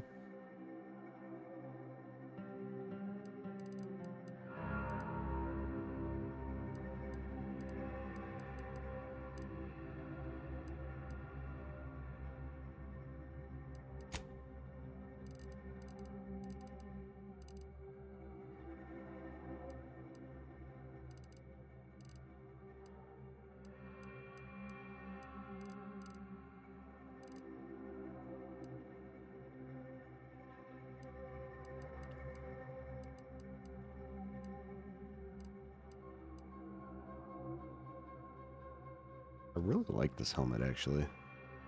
Ooh.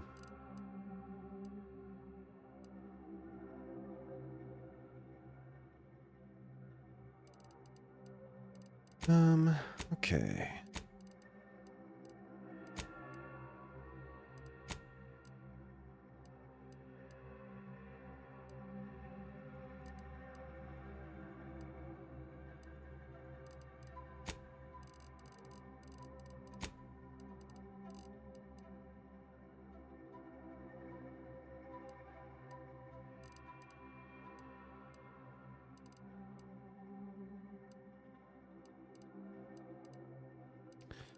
Let's do...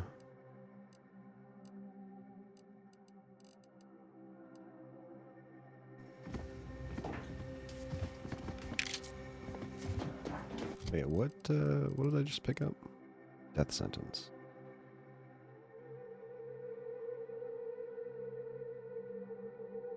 Hitting a weak spot puts a doom counter on the target. When the counter expires, the target takes extreme damage.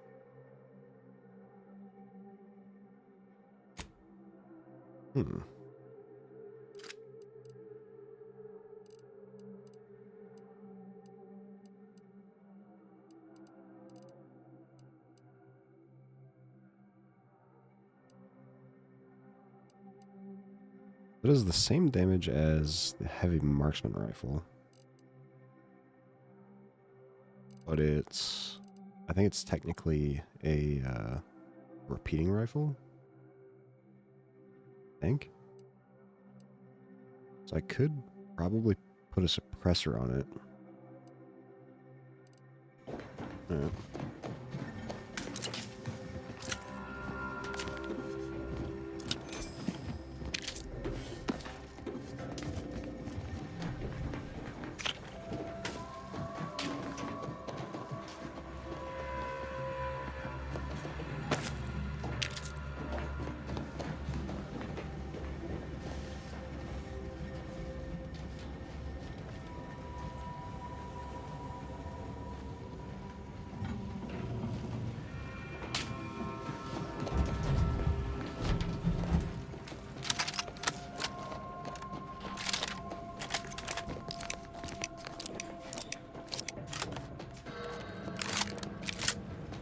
don't know that I want to, though.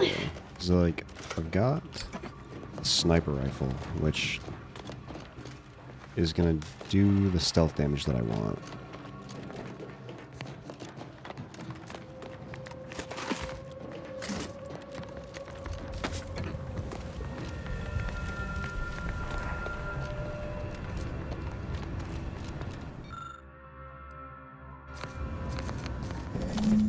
Yoink.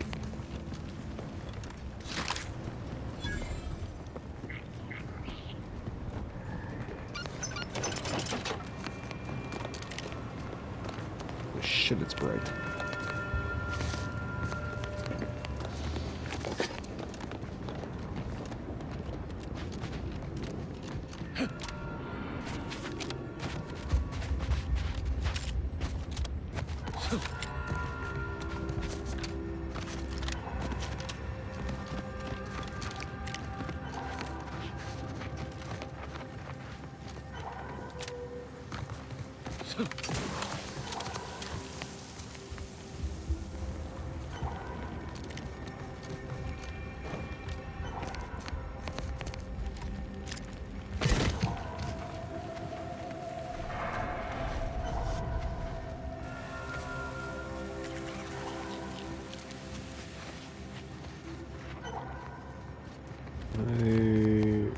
These ruins?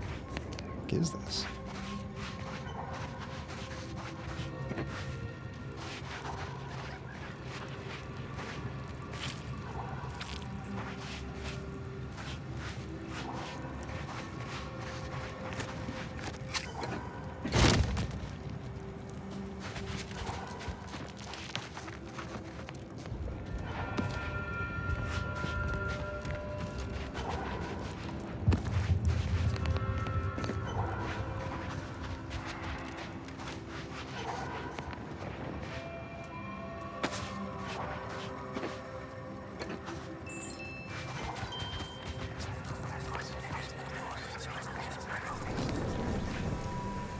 What the fuck? Ritual mask.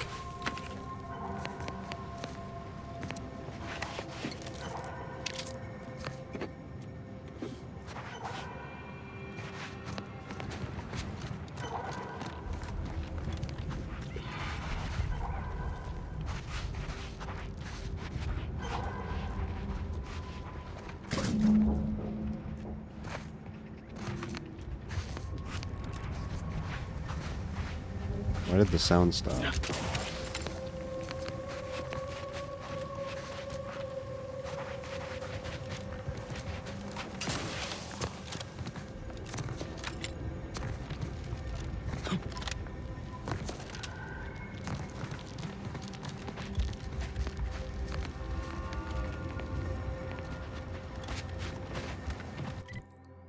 This is a very strange place.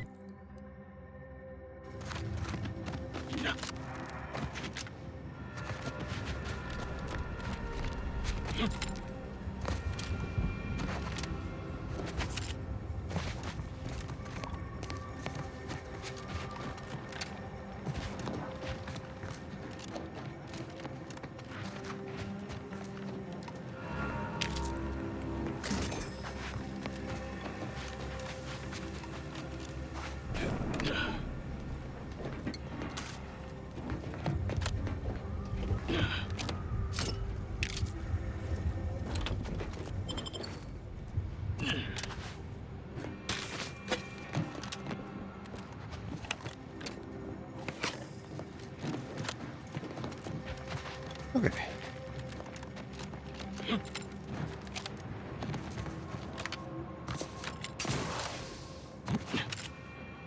Little cave over here.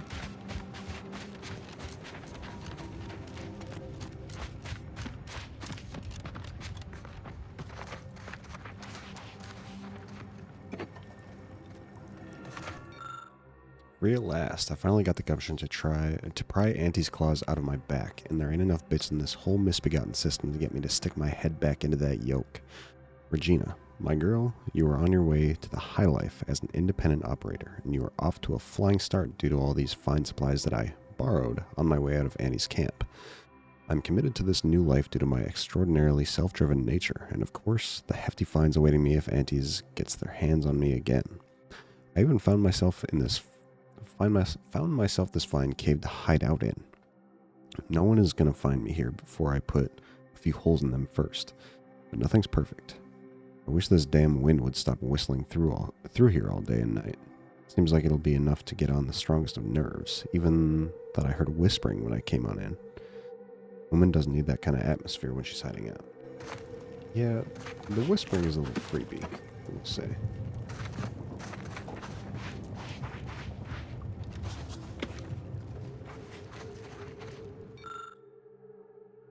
Don't be letting your nerves ruin a good run. Just one more pull from the bottle. This cave is your best asset regardless of its peculiarities. It's a short stop, a short shot to a couple vendors, and far enough off the beaten paths to keep folk from stumbling in.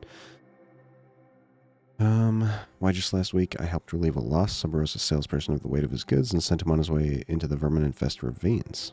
I may be a bit of a thief, but I sure ain't no murderer. I leave that to the critters. Hear that, Mr. Whispers? I ain't no murderer, and I sure as law don't need you saying so when I am trying to sleep. I'm done with you, Mr. Whispers. I'm going to seal up every crack and notch in the back of this cave. No more wind giving me the gilts. Besides, the lack of rest is making me a mite sloppy. This morning, I dang near shot myself while cleaning my gun. Old Regina ain't going out that dumb. Well...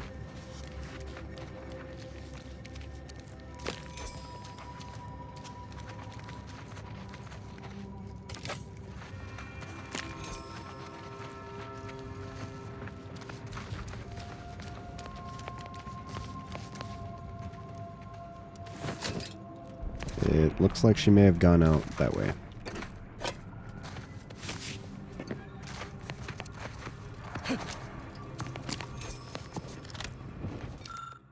Okay, Regina, ain't no coward, but enough's enough. Spent a week sealing up the cracks in my new little hidey hole, so thorough that my candle flame didn't waver except at the entrance. And still, the thrice damned whispering ain't stopping. It ain't the wind.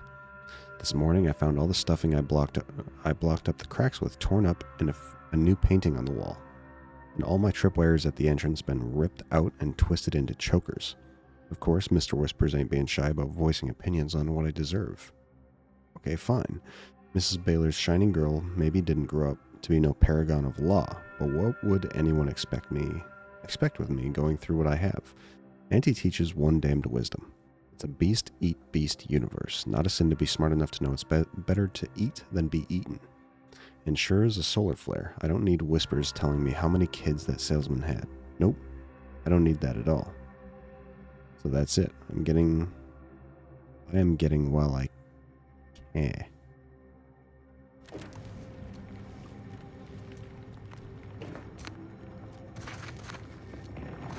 Well.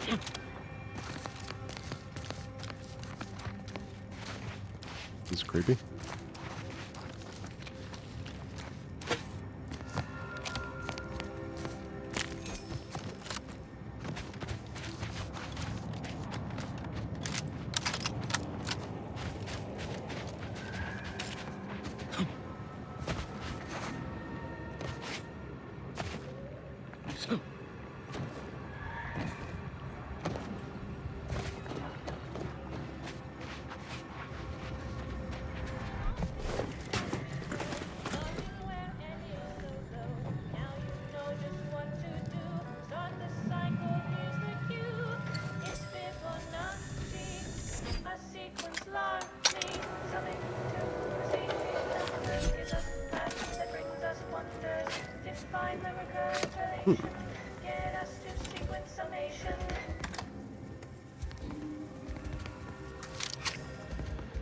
Initiate Carrington, audio log entry, 10.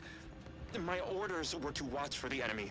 Specifically, to never break line of sight to my assigned field of view. But I can hear them advancing along the shore to the south. It's fine. Others have been assigned that field of vision. This is the most efficient method of defense. Architect, they're getting closer. Perhaps I'm taking my orders too literally? I'll just peek. No. Trust in the equation.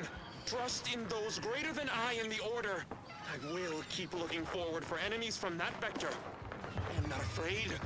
I am not afraid. I have faith that the Architect... This one appears to have been too terrified to even look at us. I almost feel bad killing him. Almost.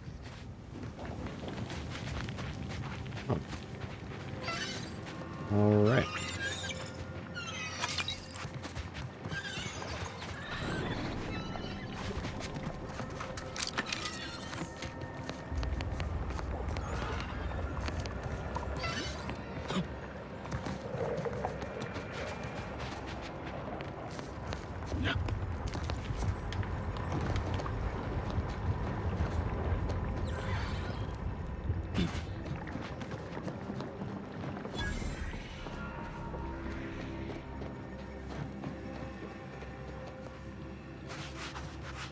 Oh, this is for the main story. We'll go back here. Give the coils to what's her name. I'm hoping that it's just not counting the ones that I gave to her before.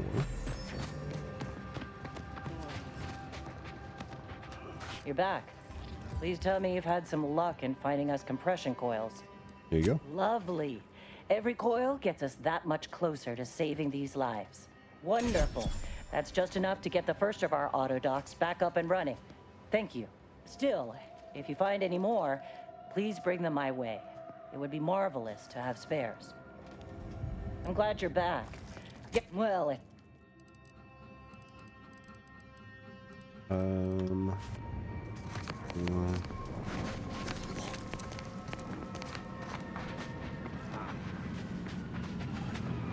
Just have a workbench. And that guy has been puking for like hours. It's kind of gross.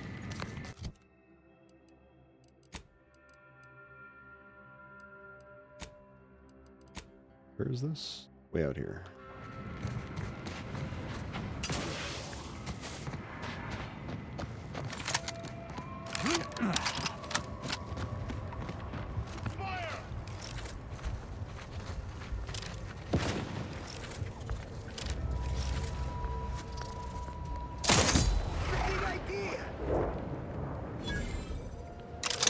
I guess we got some contractors working this site now. Stop that scrounging.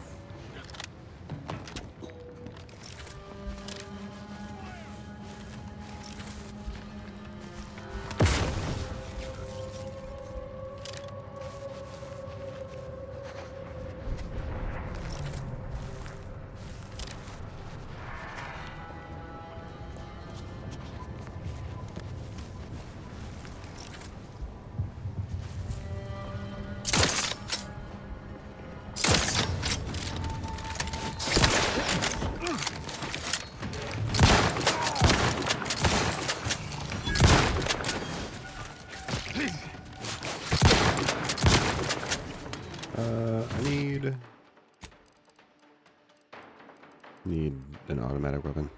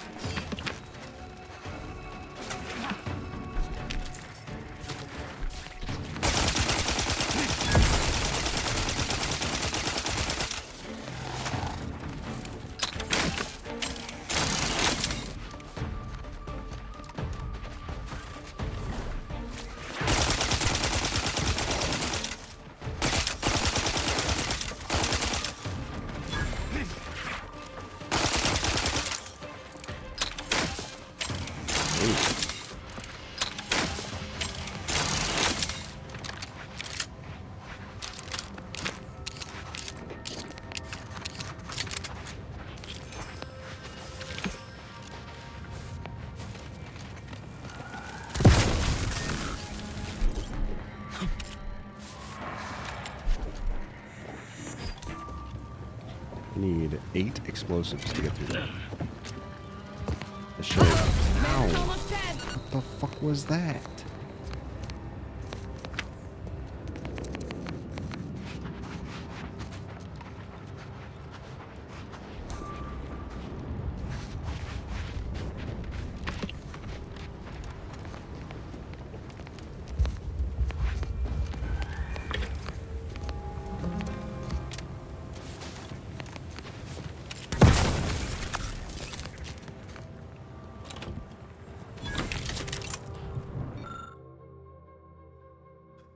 Several weeks ago, we accidentally ruptured a Xyranium gas container, and we were forced to evacuate the area. We lost several troopers to the Xyranium, as it's quite lethal to humans. We also thought we'd lost an entire nest's worth of mantisaurs, but after managing to contain the leak, we found the mantisaurs standing there as if nothing bad happened. Nothing had happened. They were visibly discolored, but otherwise seemed unharmed. When their handlers went to check them for injuries, the handlers were immediately cut down. The rest of us fled. It seems that the Xyranium gas is bonded with the mantisaurs in some capacity. Aside from the discoloration, they're faster, stronger, and more durable than any normal mantisaur. They're also completely uncontrollable.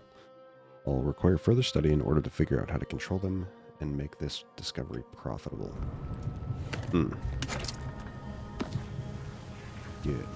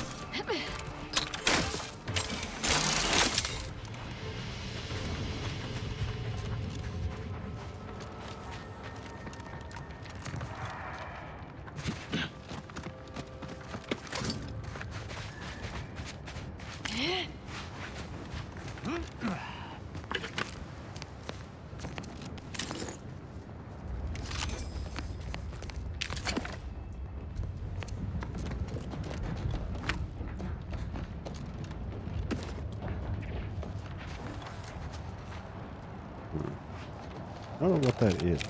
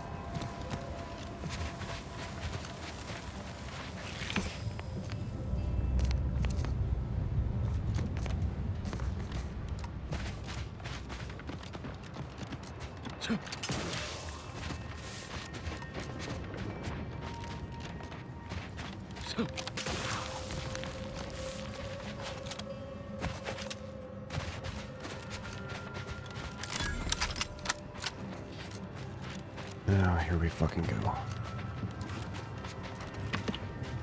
I don't want to fight more mantisaurs. They take up all my ammo.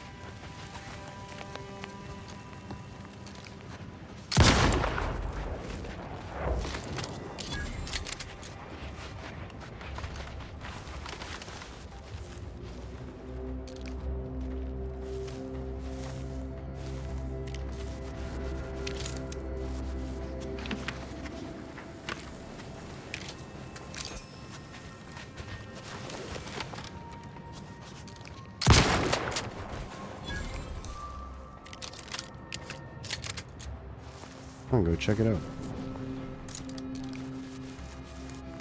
It'll be good for you. Promise.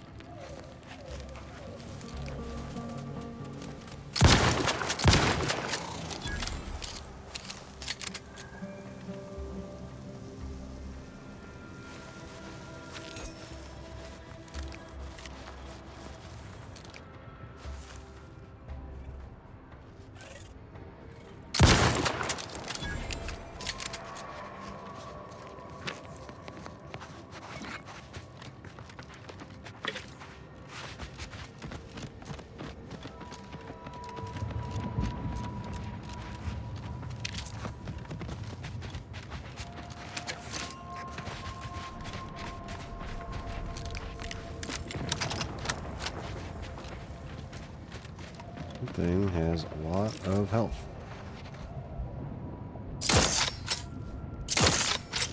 Prosecuting viscerally.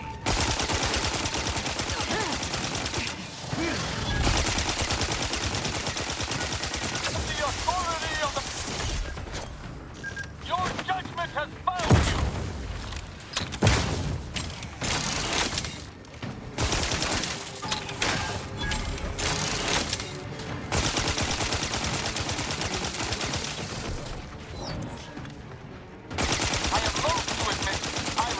Medical assistant. Call on the wrist. This might sting a lot. Oh, hey.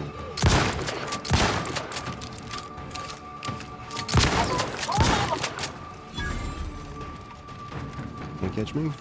I'm way too fast.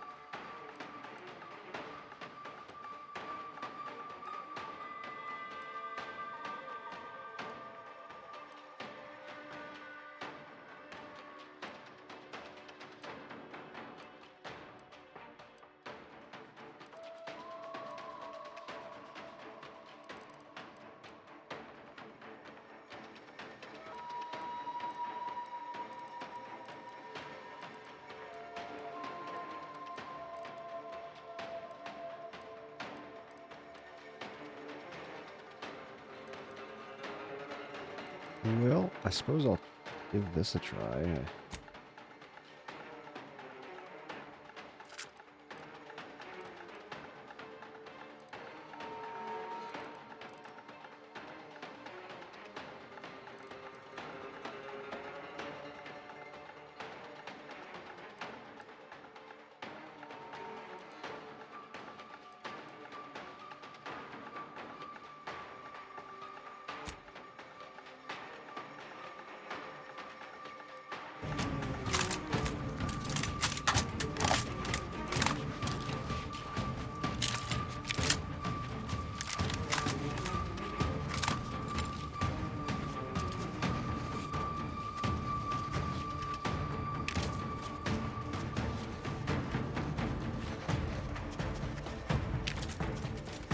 Oh shit.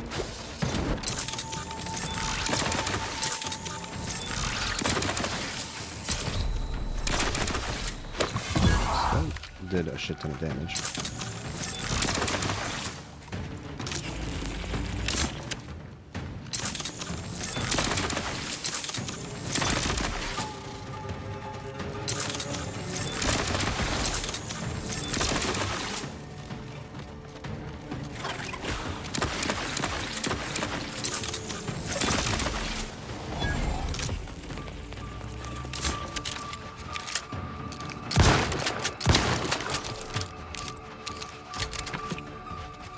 Jesus.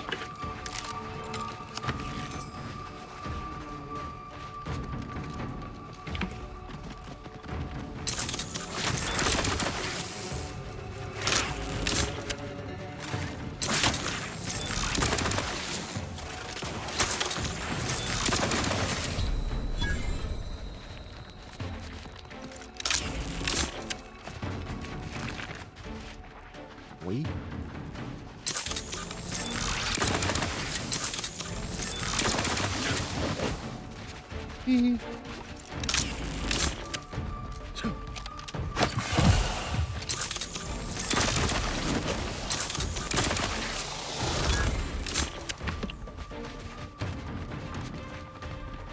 None shall stand against us.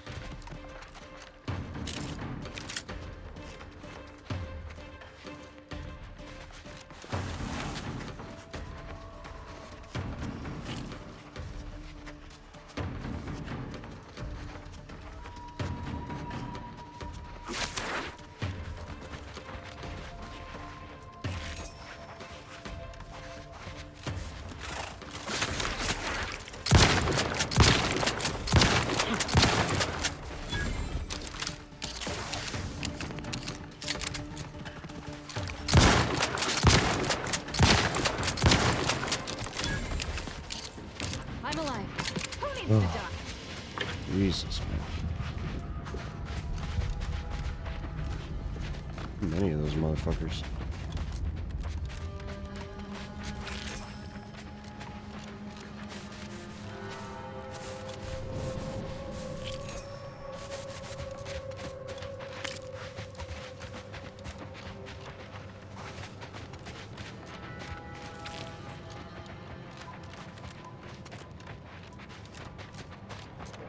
Anything else here?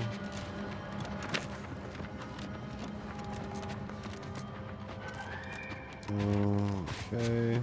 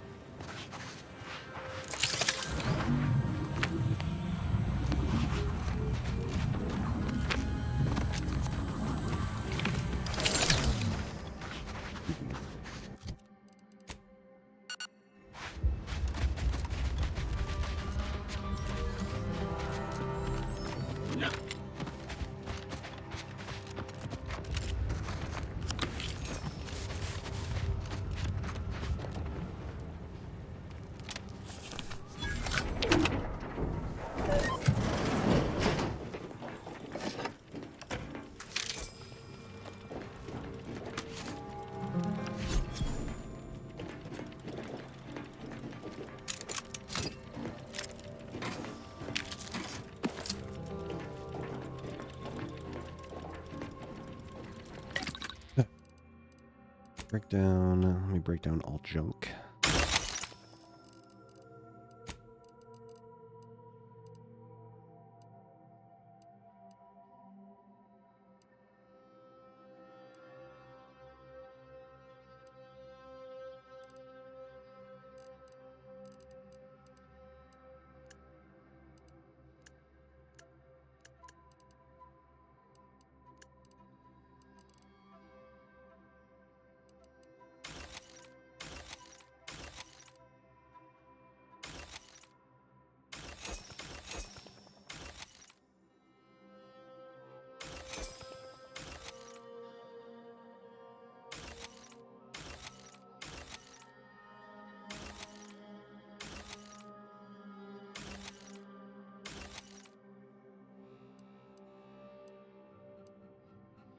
Hmm.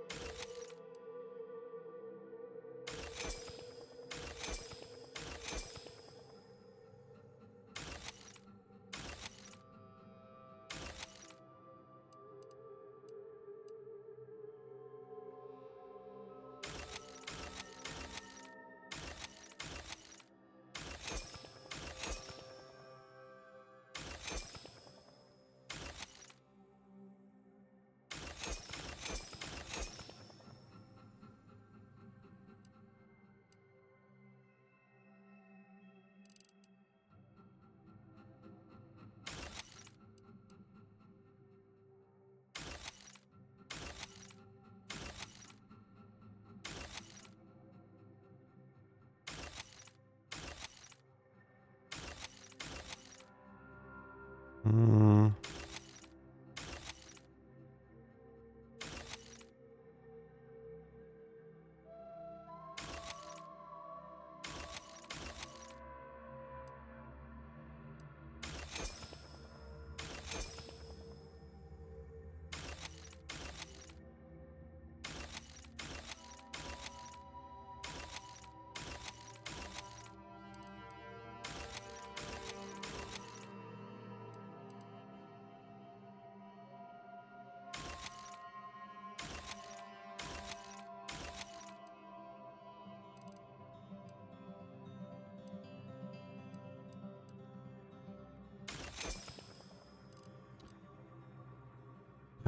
keep that.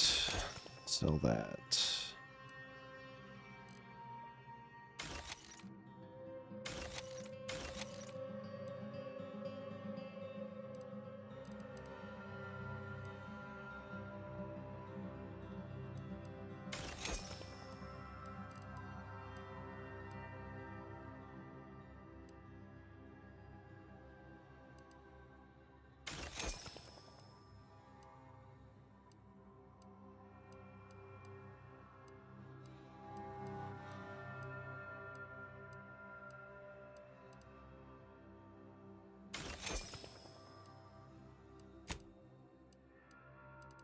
Okay.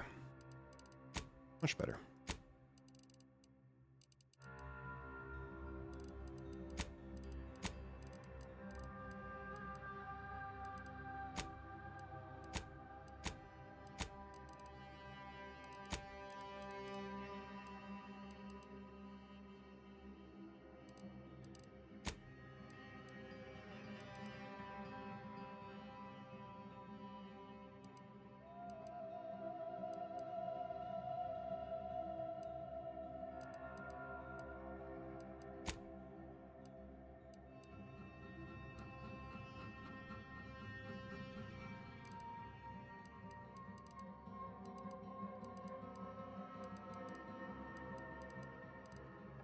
Okay, I'm gonna need the shock rod ammo again.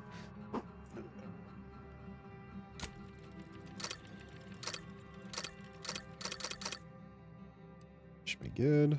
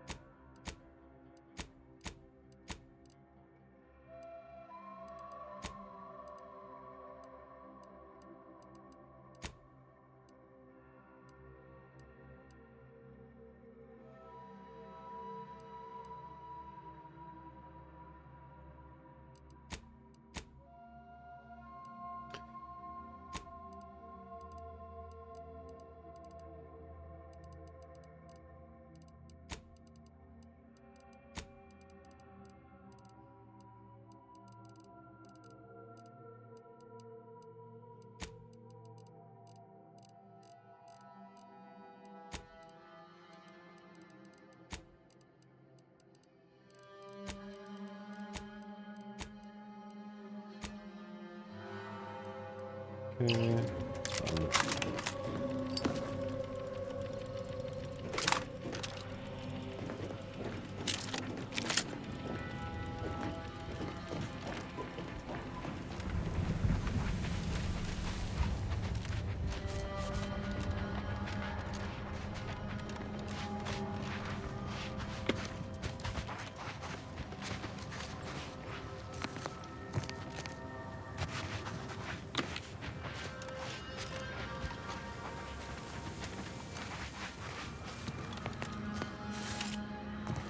All right.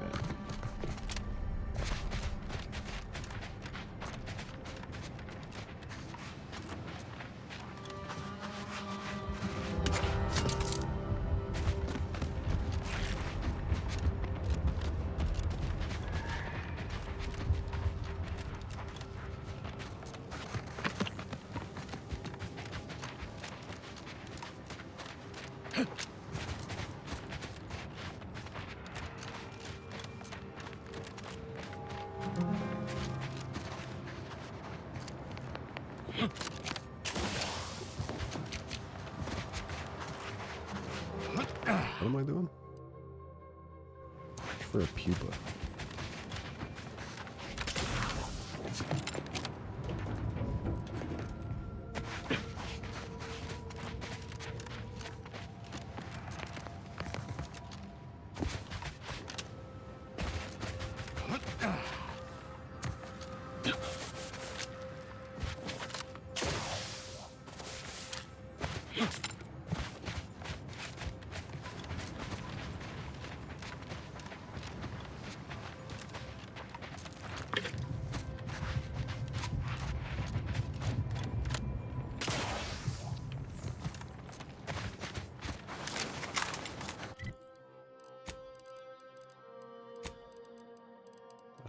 Sniper.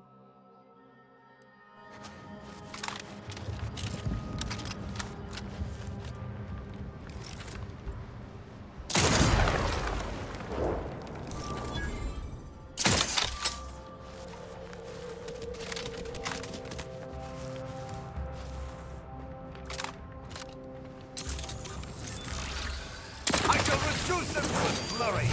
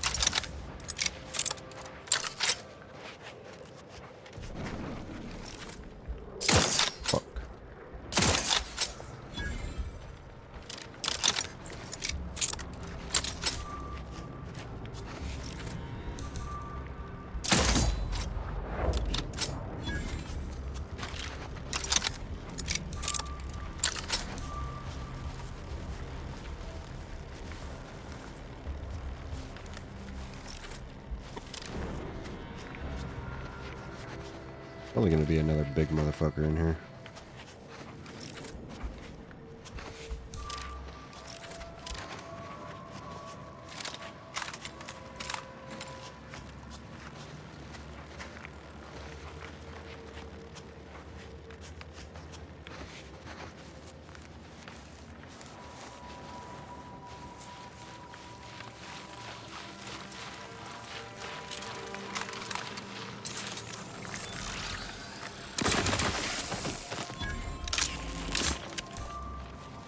Oh fuck.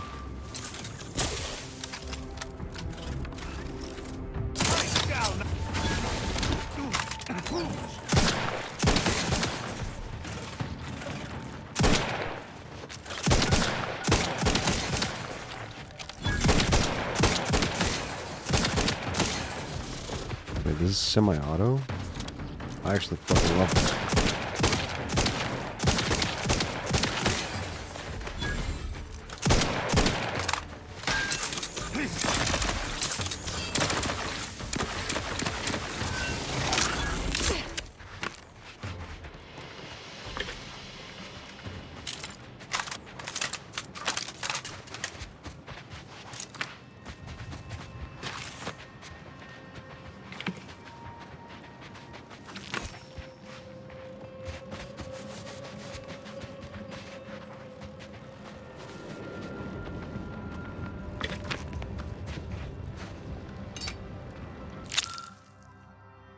Port Trooper has been horrifically shredded by Mantisaur claws. Upon closer inspection, you notice there are undetonated grenades in its bowels. So whether this was some dramatic last stand or simply how the body collapsed is anyone's guess. Damn that bug for sending us out here. We couldn't be prepared for what we found. They came out of the rocks, jaws agape, claws scratching, glowing an unnatural blue. They ignored our iron like we were shooting spitballs. I crawled into a rock too narrow for their hides, but all it got me was a front row view of my team being tore up and impaled onto spikes like they were stocking the larder for winter. And I can't stay here forever. Eventually, I'll have to make a break for it. Allah help me then. Please, if anyone finds this, tell Marjorie that I love her. And don't let her remarry to anyone that makes less than chief or senior associate. The kids deserve to at least be lower upper class.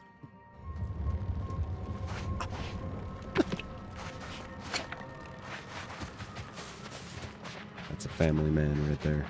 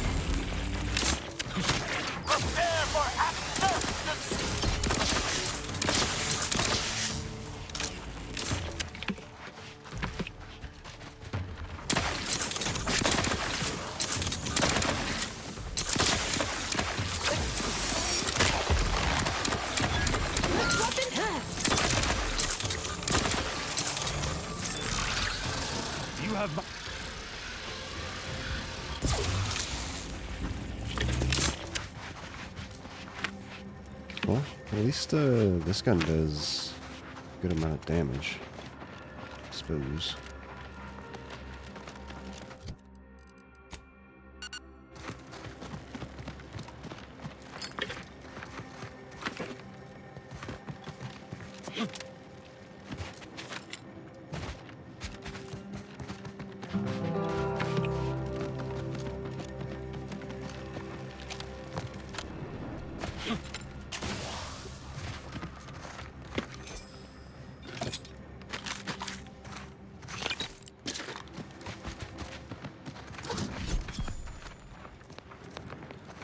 I should get back to the ship at some point.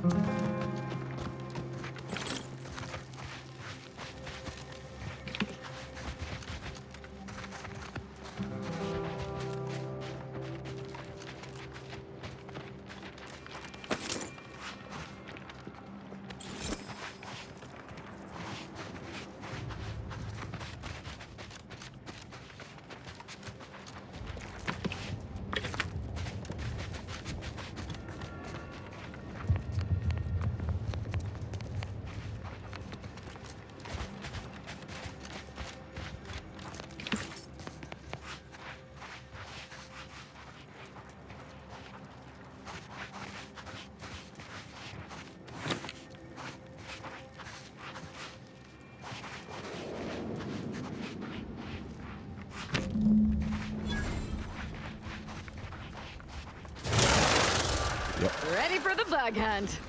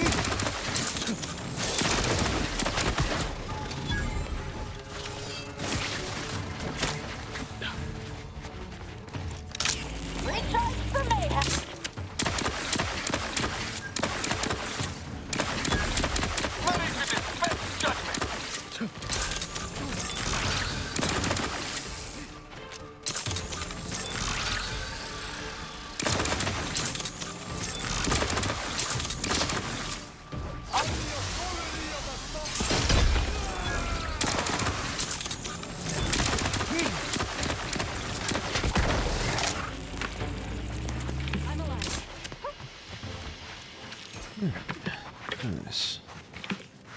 Good job, everyone. Very proud of all of you.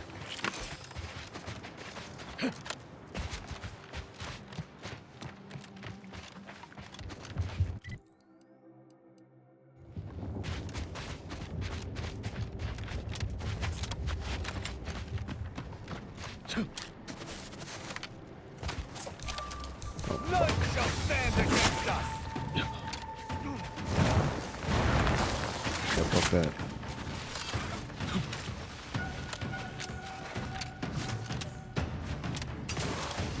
Naughty 5,000.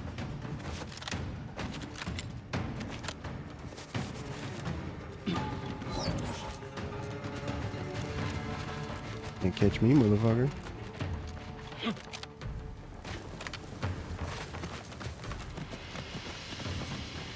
I very much enjoy the speed increase when in combat. That shit is awesome.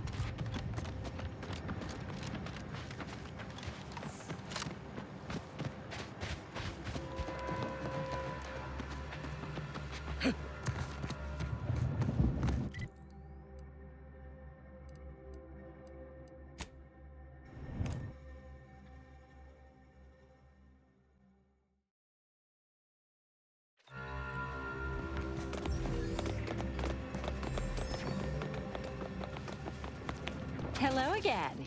Have you brought me the pupa? First, I wanted to know why you want it so badly. Auntie's Choice has bred mantisaurs as weapons for decades. They've gone through a number of refinements, but they're functionally the same mantisaurs we began with. What's more, we have never witnessed them mutate in any meaningful way. Not in our labs, not in the wild. But here, on Dorado, they've done something remarkable.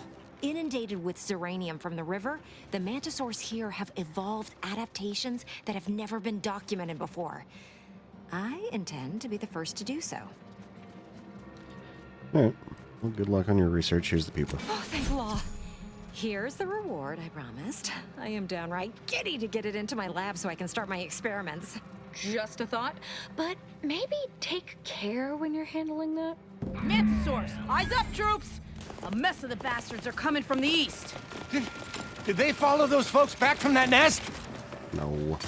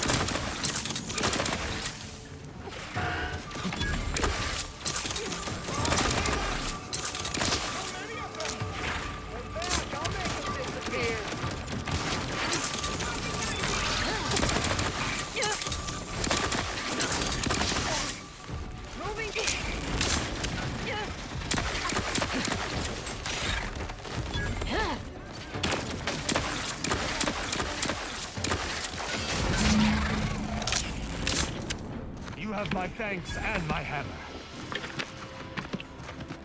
Nice.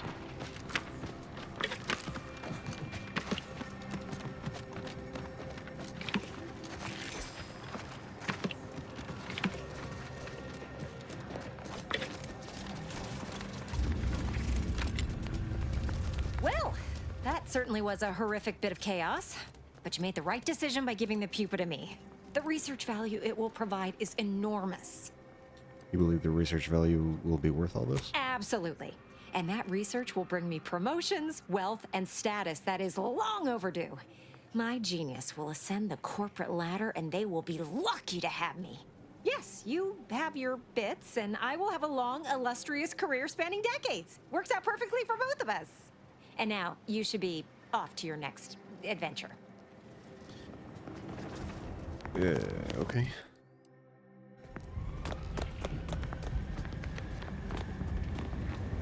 Hey, Damage Pro. Welcome back to Bonnie. What can I get you?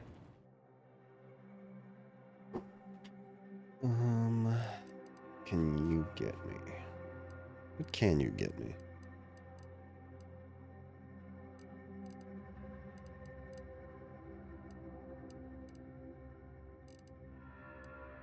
Nothing I want.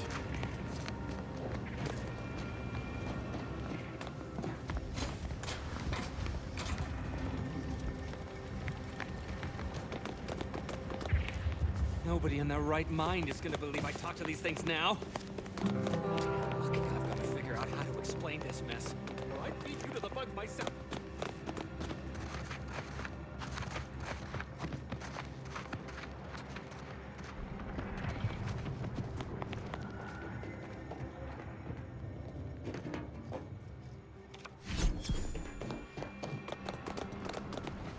Alright, cool. Let's go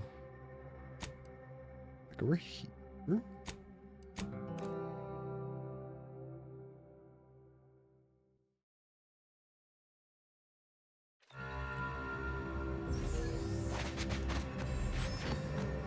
Yeah, I did all the things. You've returned. Is there a reason you're looking to monopolize my invaluable time?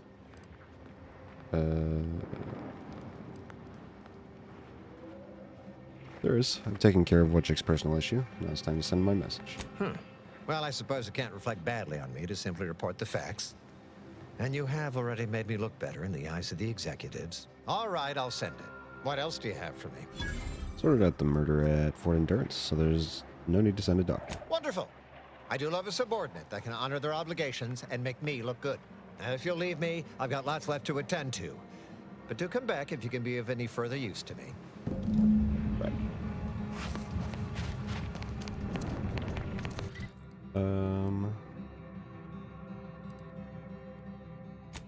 Let me go back over to this bot now that I can hack it.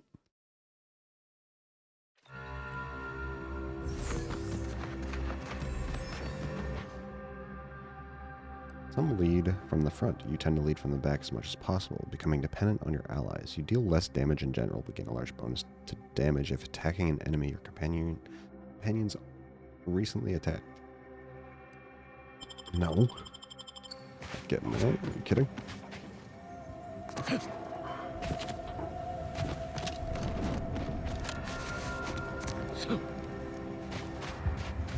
Greetings once more. Searching for navigation data back to Matriarch's Mercy. Null. Result. Error. Navigation systems offline. Navigation systems re-initializing. Processing optimal path toward Matriarch's Mercy. Return sequence will be initiated once path is determined. Doc Hollis Beardsley needs help with the refugees. Do whatever you can for them. Clarification of purpose confirmed. This unit will arrive at its destination with 0.02% higher efficiency. Thank you, qualified engineer.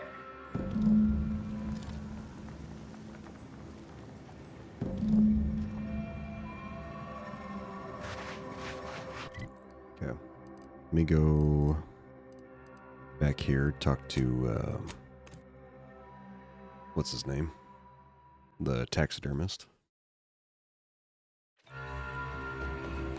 Sorry. Got some kind of tickle in my chest. Got a bad feel about this line, hon. Don't like being so exposed. Do you believe Arcadia shall ever return? Any luck with the Sprat hunt? Got some Sprat corpses for you. Mm-hmm. Decent quality, all things considered. Frankie's work is second to none. You can tell the good doctor I'll be around shortly, armed with needle and thread, calipers, and my finest jar of glass eyes.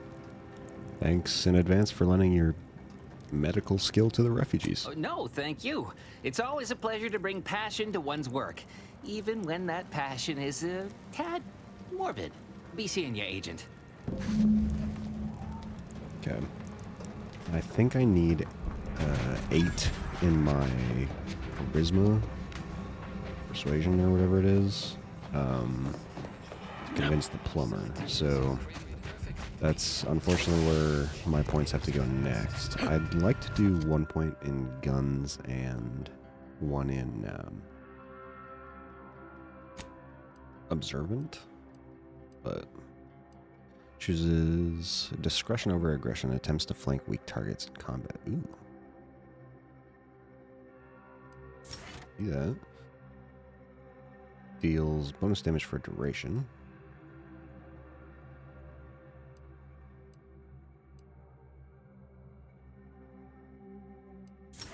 Do that. Oh yeah.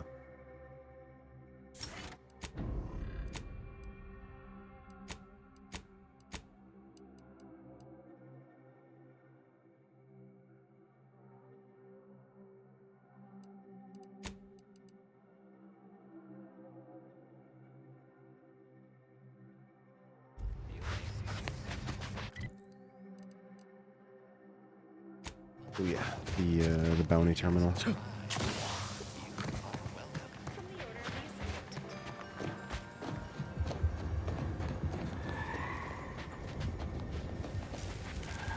you believe Arcadia shall ever return to our hearts? The paradigm is a self...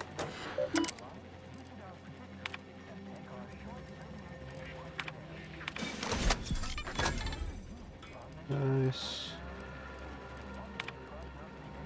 No bounties.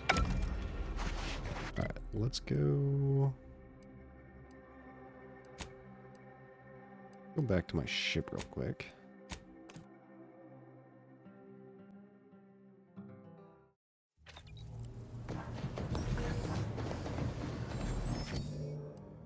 Force's records. More specifically, the PvP eggs are found in every eggs have been subdermally injected by the second stage of the parasite. But I am getting ahead of myself. Let's examine the PvP lab. On the go.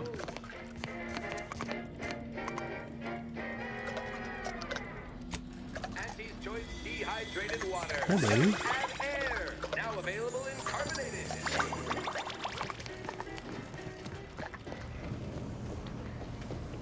The cultist known as Azza has been admitted to the ship roster. Among her registered weapons is what she refers to as her disemboweling knife. This unit reminds the commander that anticoagulants are your first line of defense when injury occurs. This unit is available. Which member of the multiple warnings have been issued to Deputy Agent Leitinger regarding knife safety, and all have gone ignored. All right, that's good. This You. Where's the?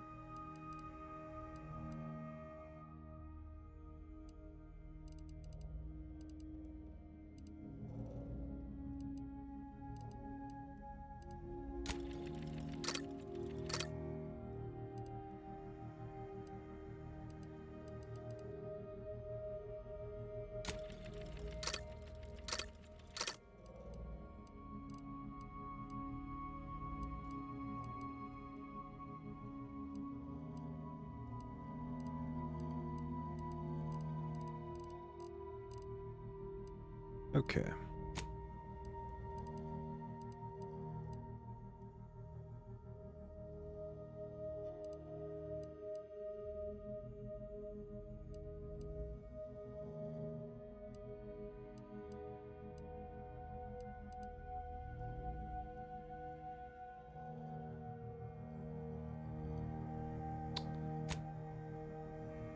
Can I make a prism site for?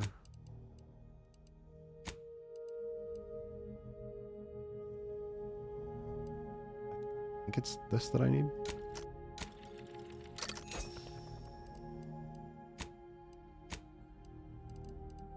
Yeah.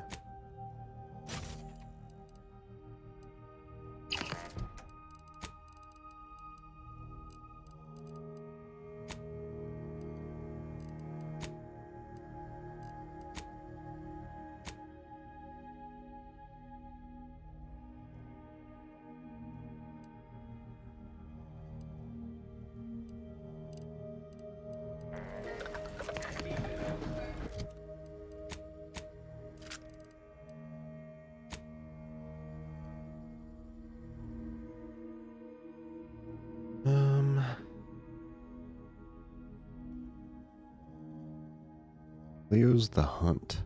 Triple action, triple barrel shotgun with rifling for increased accuracy while firing slugs.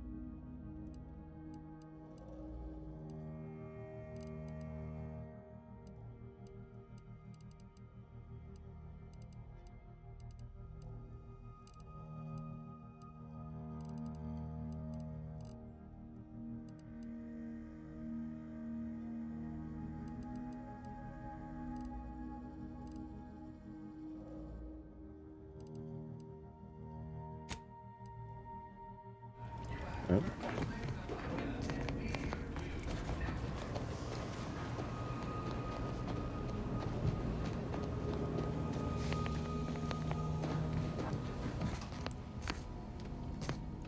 It seems the Order was unprepared to receive refugees in the sheer numbers they have. Theories cannot stand against the cruel facts of reality. But it is the refugees that arrest my attention more than their would-be handlers. Any who leave the Protectorate fold deserve punishment.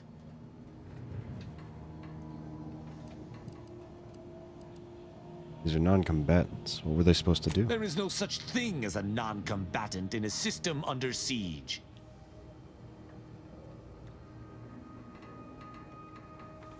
You want people to work and fight?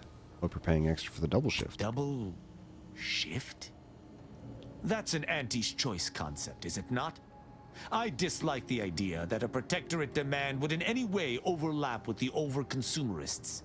My feelings aside, I shall not judge them, owing to our bargain. Certainly, I consider myself an open two amongst... I have absolutely no inkling whatsoever why you would choose to bring a deranged cultist aboard. Aza's kind plagued Arcadia even before the invasion. To be forced to call her colleague is almost more than I can bear. I can only hope she does not see it fit to pilot our ship into a rift to sate her own macabre ambitions. Verily.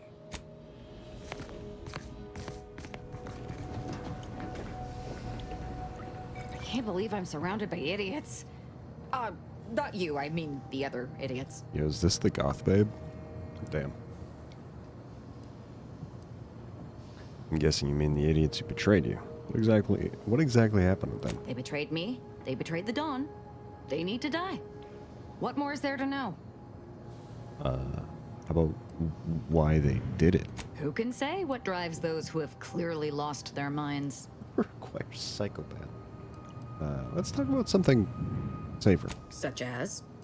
Tell me about the Glorious Dawn. We are simply a group of enlightened individuals seeking to spread the truth of the rifts, despite our persecution by those who seek to keep the masses aimless and distraught. Such as? Nothing of much worth to tell there. I'd rather hear your story.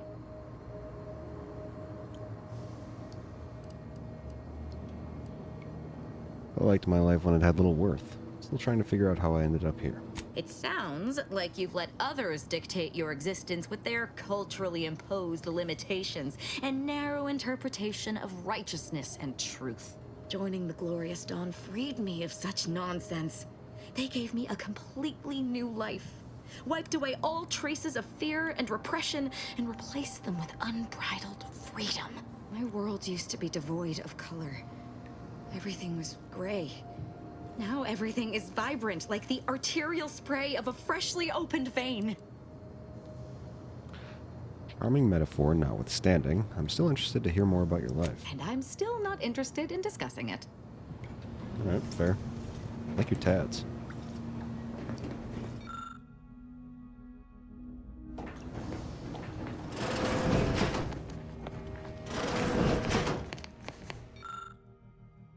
Clipped to be just so.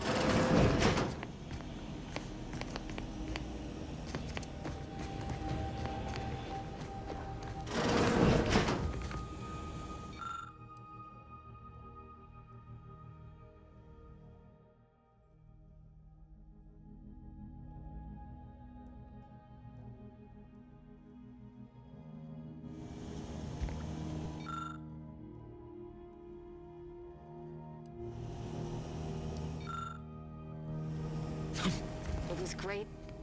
This one was from Niles, right? It was great meeting you, Niles. You're right. An agent's life is a busy one, and there's little time for meeting with citizens to say farewell in person. But we are happy to be of service. As for your question, there's absolutely no reason you couldn't become an agent if you put your mind to it. It only requires hard work and a dedication to the greater good. I have no doubt that you have what it takes to be one of the best and the brightest, Niles. Good luck to you. And look me up if, or should I say when, you become an agent.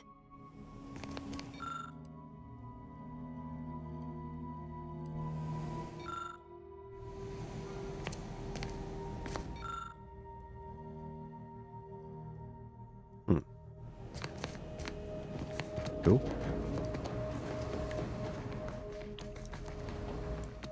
Trying real hard not to be insubordinate-like, Commander. But this Azza, she ain't right in the head. We got enough to worry about as it is, and adding this much chaos to our little crew can't end well. You sure we ought to be helping her? Give her a chance, Inez. I'll try to keep an open mind, Commander. But if she comes at me with a knife, I ain't gonna be the one left bleeding. Anyway, appreciate you hearing me out.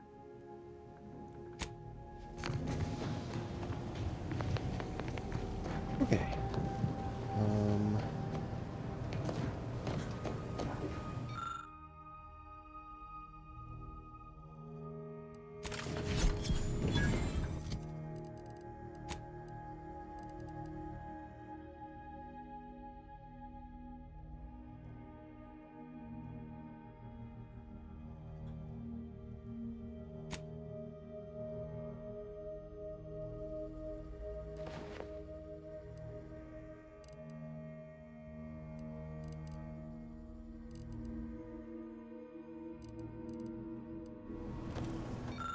The Auto Hacker 5000. Chance on hit to scramble auto mechanicals to fight for you.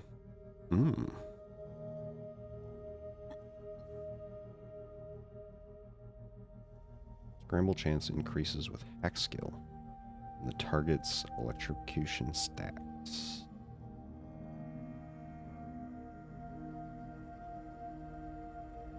Nice. Okay. Go back out.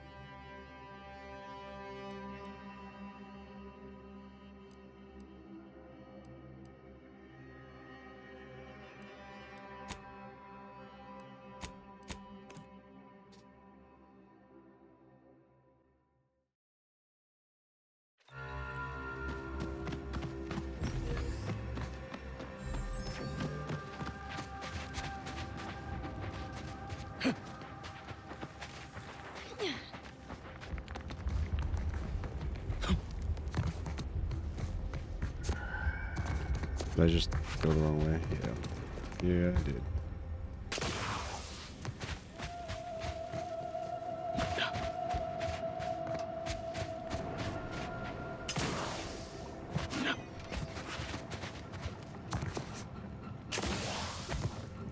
Ah, you've returned in one piece.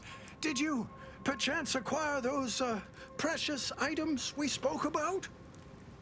No, but I got some pet pills and Nicopads if you got the money. What? Speak up now!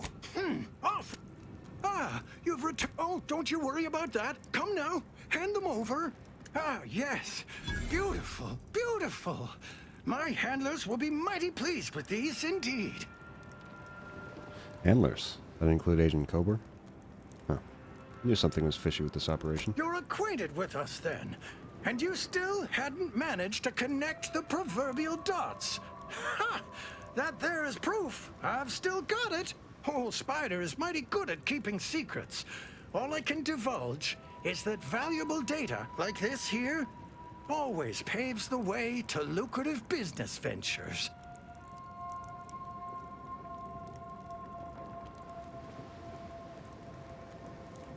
Did you just call yourself Spider? I did, and why not? You think I'd use my given name in the midst of a highly sensitive mission? Ha! You'd find yourself an alias too if you knew what was what. Anyhow, here's your payment for a job well done. And since you're apparently known to others in Sub Rosa, I suppose I can add a bit of knowledge on top. Been watching the Scrappers for a while. They stick to raids, nothing big or risky. All the same, they caught the attention of a Sentinel. Imagine they were being brought to heel. Sentinels work in secret, but someone somewhere gave the Scrappers word that he was coming and bringing trouble with him. They killed him upon his arrival, of course.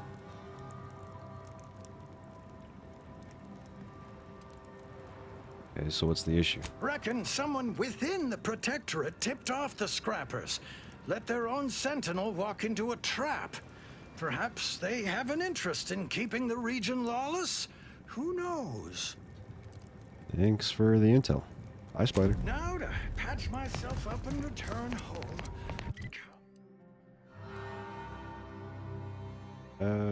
Let's go over here.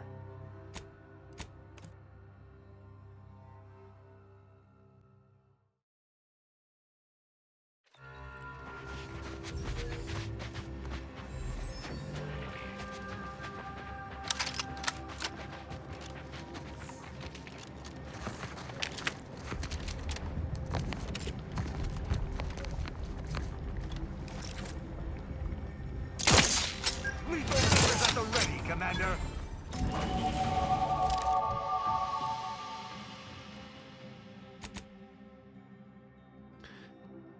Fuck, my next 2 levels will have to go to speech.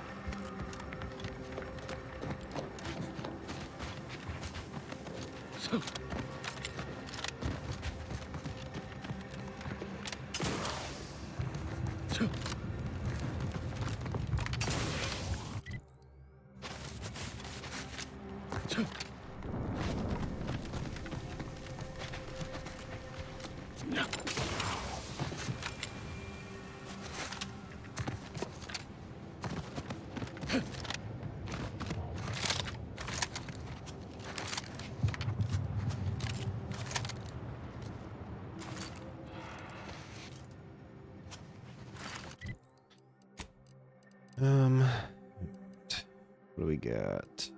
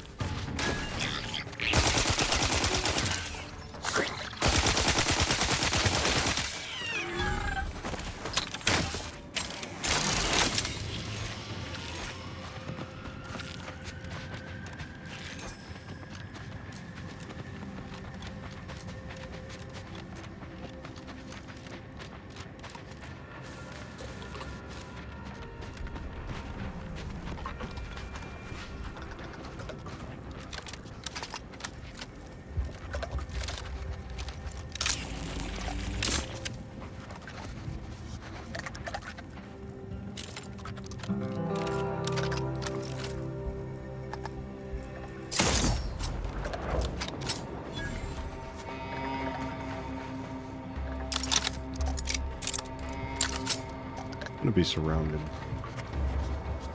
It's gonna suck.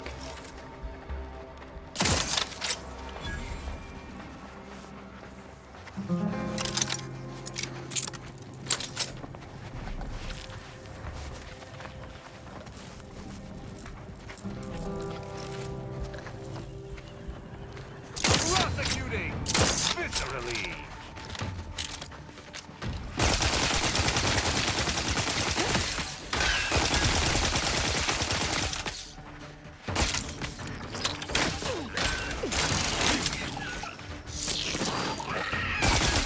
Grudge, you know.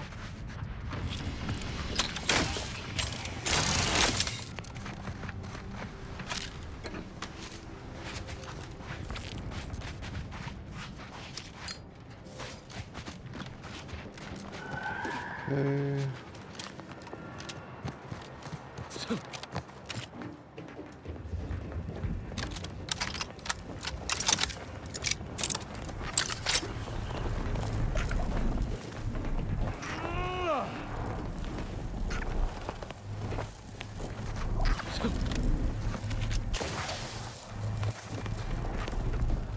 So, I have a feeling that I'm going to be able to do something with rifts later. Possibly open them, because they seem like bridges. Like, you have to use one to get to where another one opens up.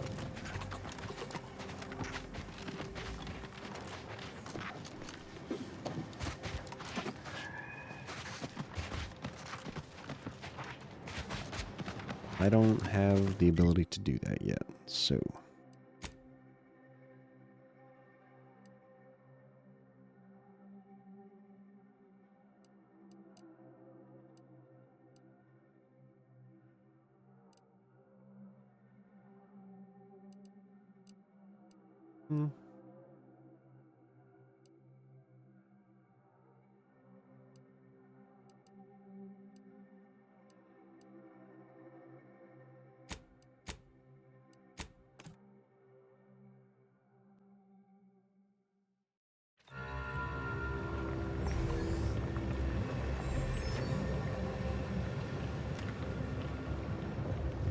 Something tells me this facility does not usually smoke from multiple points.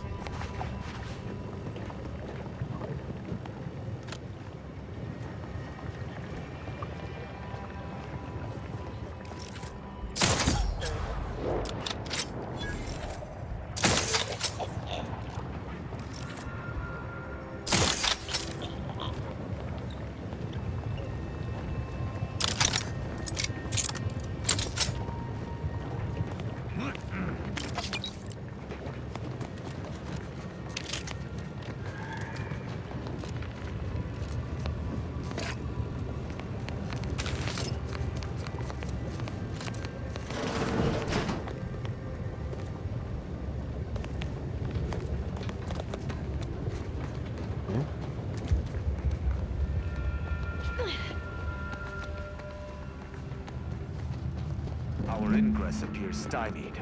I could smash that door down, but doing so would alert any lingering foes. Let us find another route. Yeah, maybe I'll do that.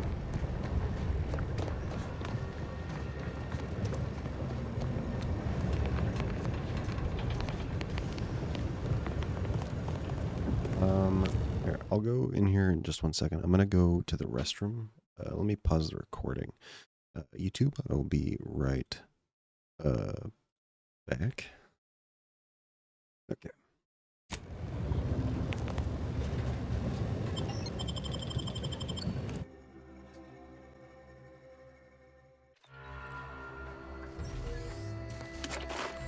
Now this is just sloppy. If I wasn't already here to kill all these traitorous fools, I'd be forced to use one or two as an example to the rest.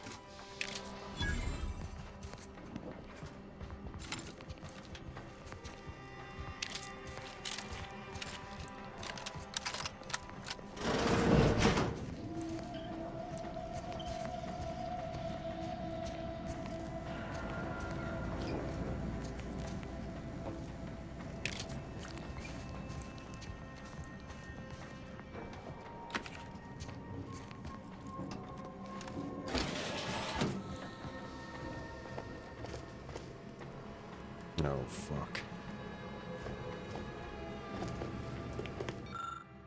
Controls below are for use in the case of lockdown override. After taking all proper precautions to certify individual safety, operate 3 switches to open the corresponding facility door.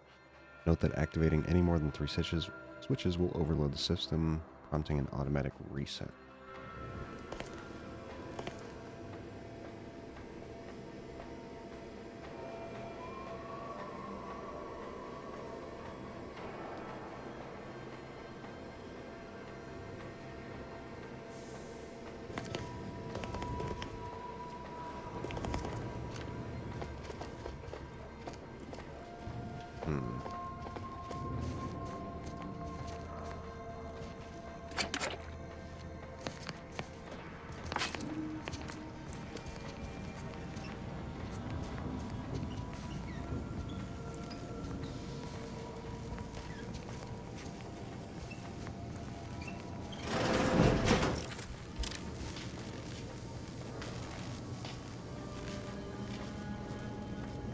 Check out my stream and really enjoy my streaming vibes. Nice. I'm glad you like it.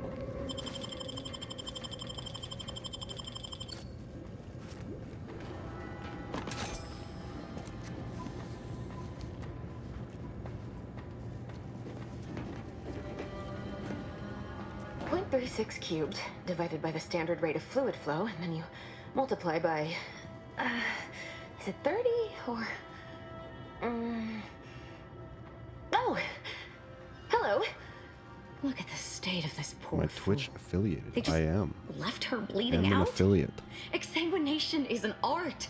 Where's the precision, the pride in their work? This is just embarrassing. There's a cultist behind you. Wait, surely she isn't with you. The sooner you answer my questions, the sooner she and I can both be gone. Fine. Just please keep her away from me. I hurt pretty bad. I've got a trauma kit. Keep still for a second. Architect's mercy, thank you. It is so much easier to be polite when I needn't fear all of my bones sliding out of my body. Do you know where Victor Clemens is? I need to find him. Oh, dear Archivist Clemens has been so strange lately. So distant, so agitated. And not his normal agitation, mind you. This is something different. Much worse. Worse how? He's like a wire stretched beyond its breaking point. Never a harsh word to anyone, but being in his presence, well, it's as if his stress is infectious. Best not to push him. He's deeper in the facility, working on something he deemed to be of the utmost importance. Either he is still below, continuing said work, or he is quite dead. And with all those cultists gallivanting about, I don't fancy his odds.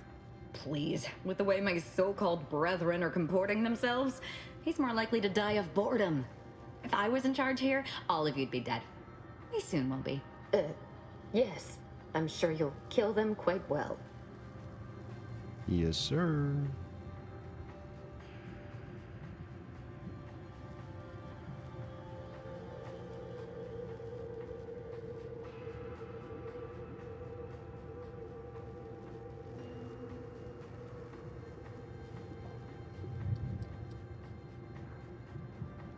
Okay.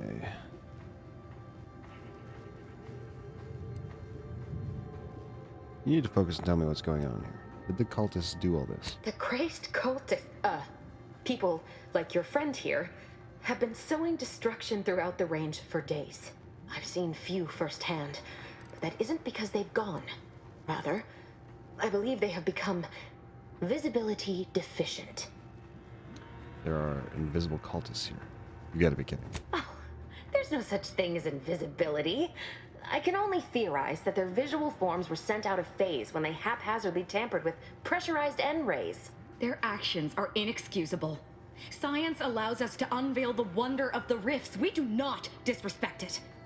Now, is there any science around here we can use to find and kill them? It's a shame the facility is in shambles. We have an N-ray scanner device that may render the cultists far easier for one to locate. And how exactly does that work? The scanner is an optical device designed to detect electrical signals and the N-rays given off by all living beings. Visible or not, the cultists still give off N-rays. It was stored nearby. But with the damage to the facility, You'll likely need to use the maintenance vent on the wall there behind the screen to get anywhere near it. Well, this all sounds fascinating, but I've got some work to do. I appreciate your aid. I'm going to wait here and try to prevent my wounds from reopening.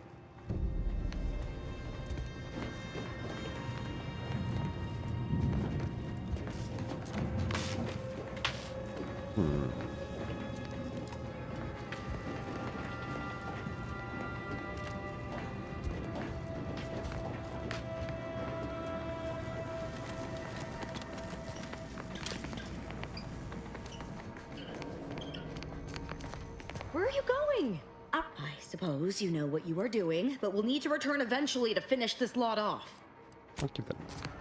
I'm not actually leaving. We can hear those wriggly little grub fingers of yours.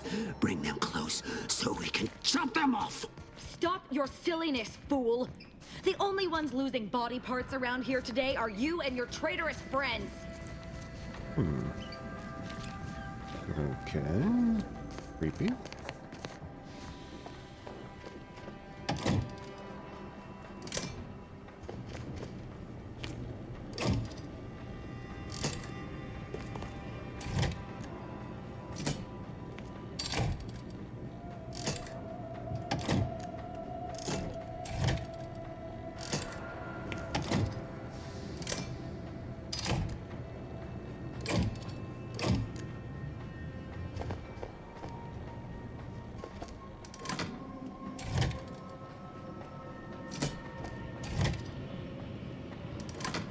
I don't know. Like, I would assume there's an answer somewhere.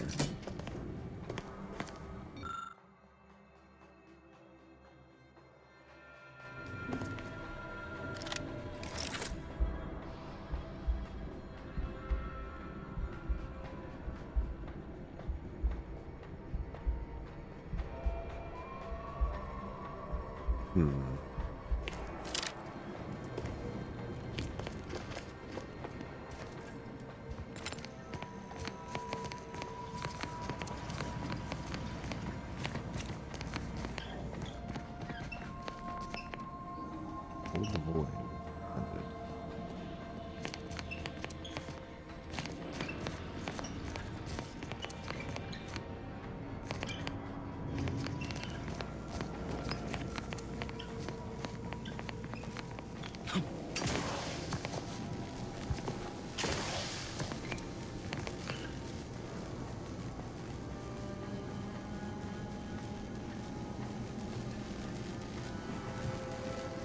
One second.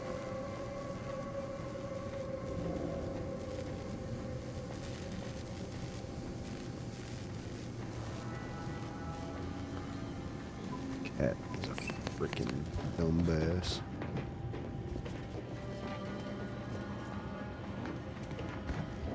I appreciate your help.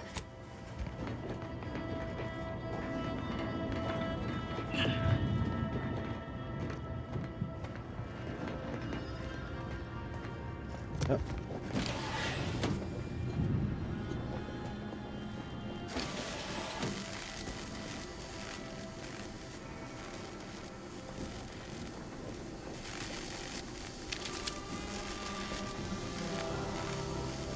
Okay.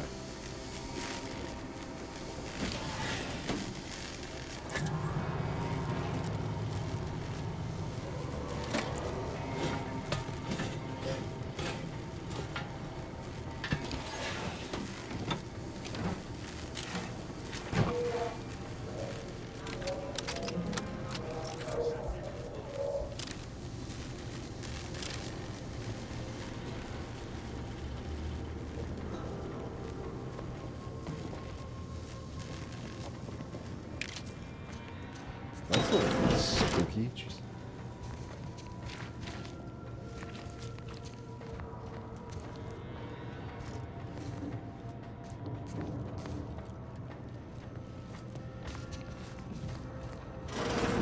I believe that device on the counter is the N-ray scanner.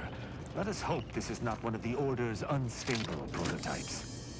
You cannot threaten one who welcomes obliteration. Okay, it's a gadget. Yep. See enemies, wires, and traps through walls.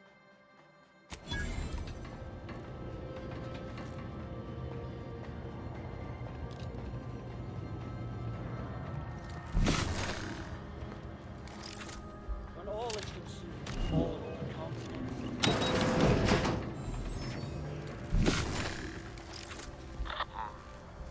Primed to punish.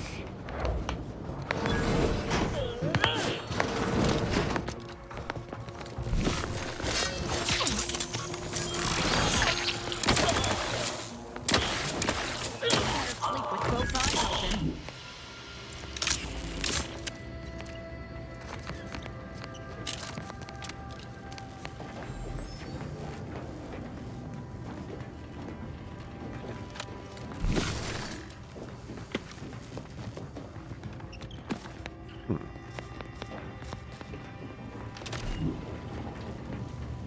Interesting.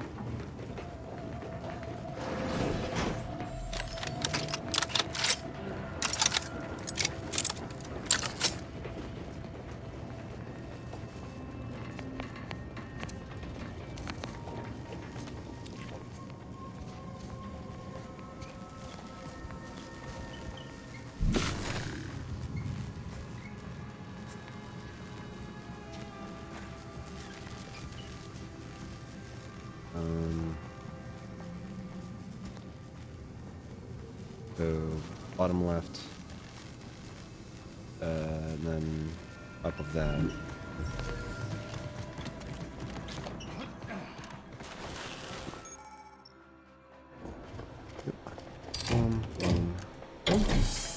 No surprise that the Order would contrive such an inane backup system. I hope we needn't solve a mathematical proof if one of us need visit the restroom.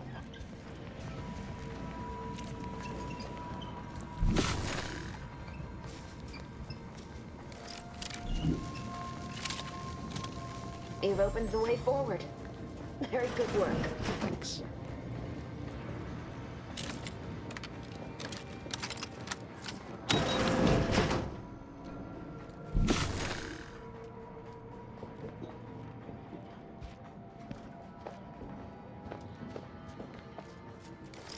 I spot my next victim. I mean, a hostile combatant.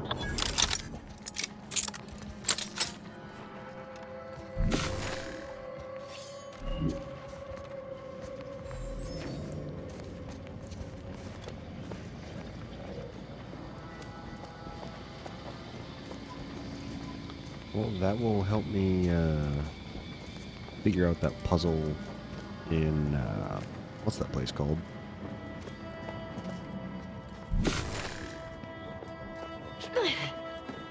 Shut.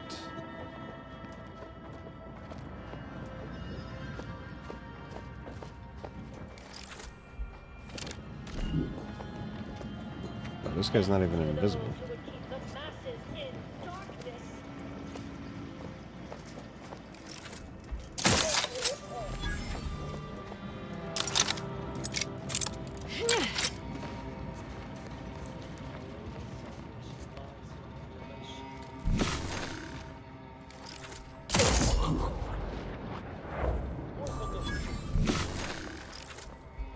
I shall not stay your execution.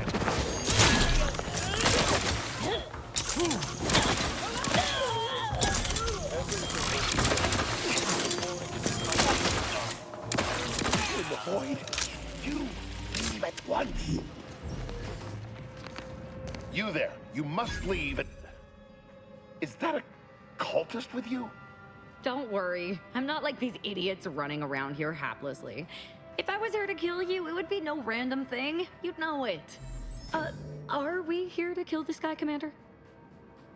Not necessarily. Would be awfully hard to get information from him if he's dead. Good point. We'll kill him after we get the information. I have nothing to say to the likes of you except if you attempt to interrupt my work, you will no doubt meet the same end as your fellows. Leave, and you may yet live. This guy is hilarious. Can't wait to see the look on his face when he realizes how much more worried he should have been about me than all the other nonsense around here.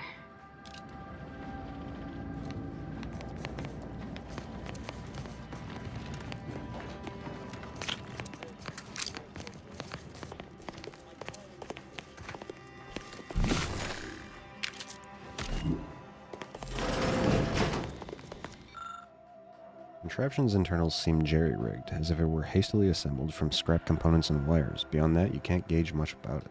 That's a Glorious Dawn communication device. Our cells use them to send and receive encrypted messages. I see.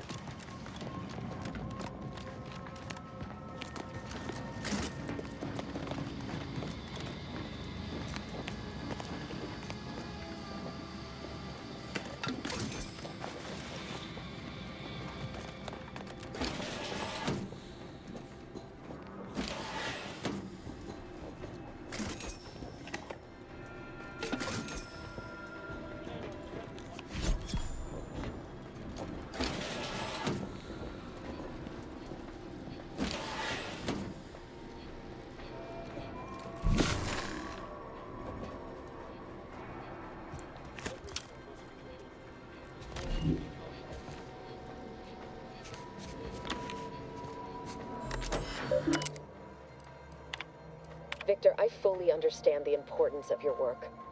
This is exactly why I push you so. Your moral justifications for delaying your delivery are misguided. Dead is dead. What matter is it if their ends come in 1 minute or 3? If you seek to be humane in your duties, fine. So long as I get the explosives in time. But if we fail to act, the Order will be lost forever. Collateral damage was always inevitable, Victor. You knew this. And the longer you take in your laboratory, the greater your risk of being caught becomes. If that happens, you know what must be done. But I should remind you that such a failure will result in vastly more suffering for all parties involved. We need those explosives now, Victor. Let's finish this. Good news. Seer Wiley just passed along his latest calculations. Haven't had an opportunity to review them, but I know you usually prefer to substantiate the numbers yourself. And I'm confident Wiley's math is immaculate as always. Please contact me directly with any concerns or questions. May all your endeavors elicit optimal results. Victor, I fully dead is I already but did if this. we Yep. and the longer Yep. but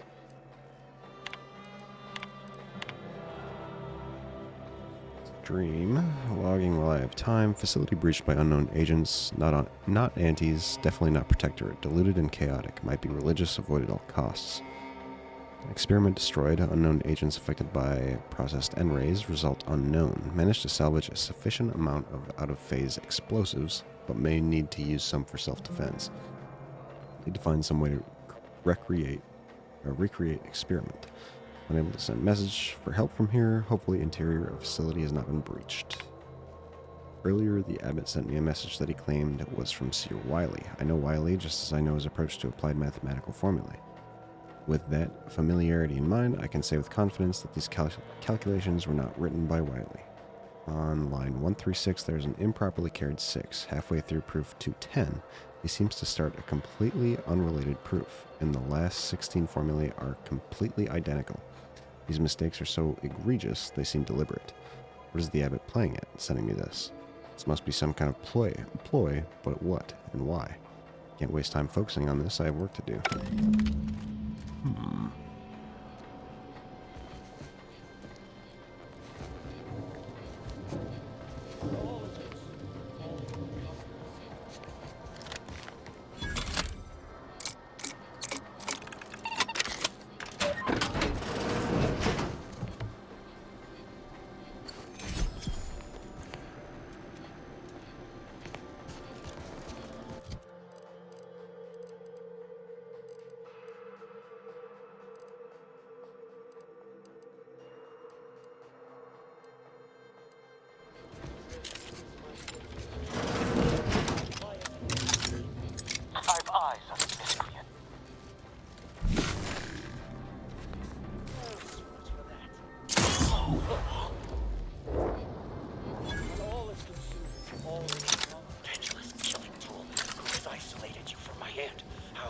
dare you hamper my ascension with your distantness?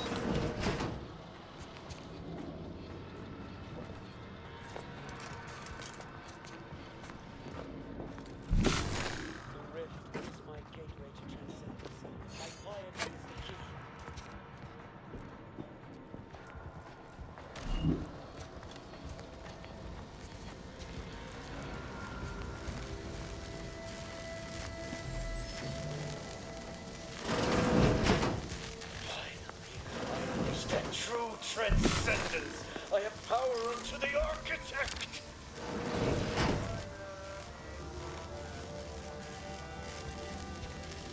You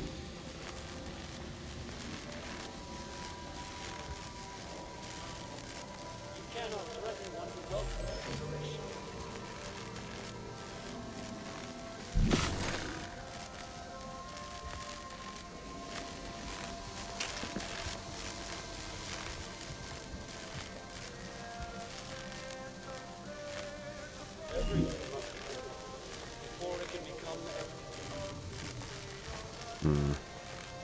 Well, I don't think he's turning around, so it's unfortunate.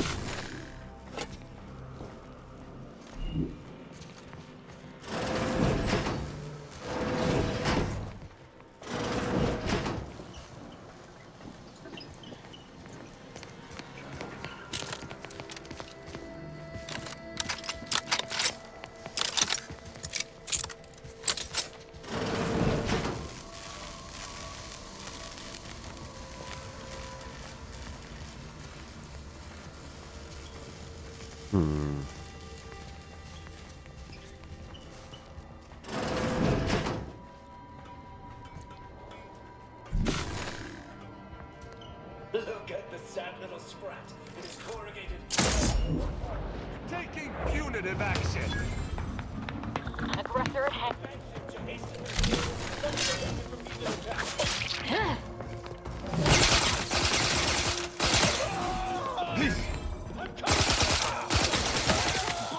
Supposed to shoot the enemy.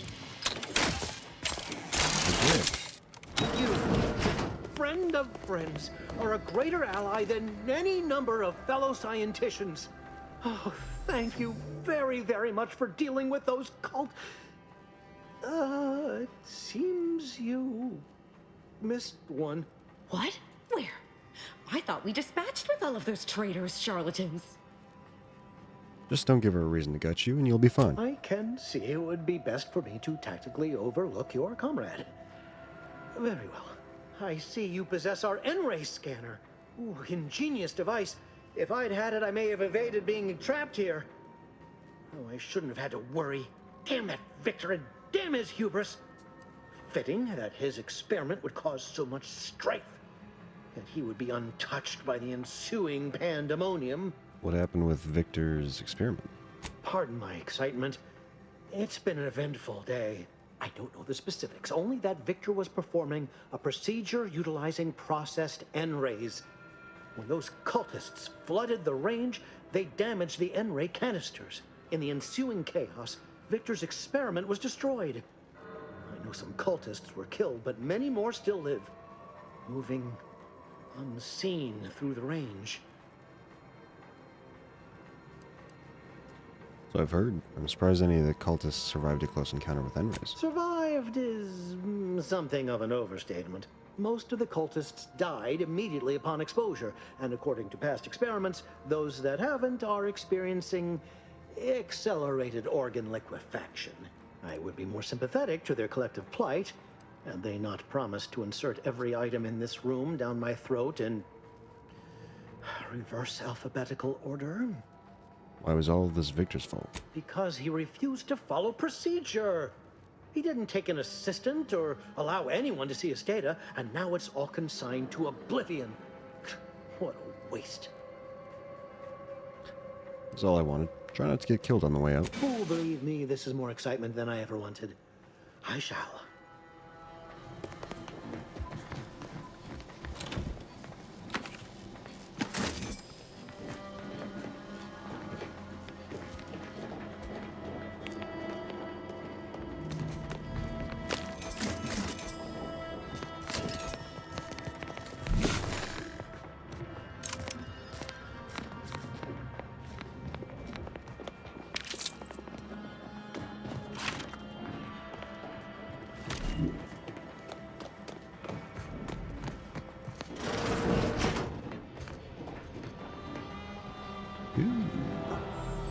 A silenced plasma pistol.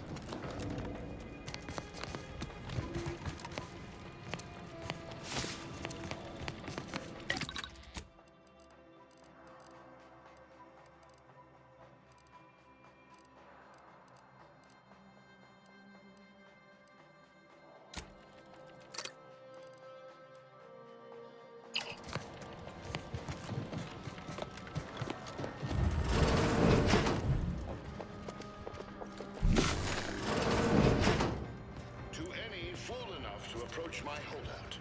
I once again ask you to stop.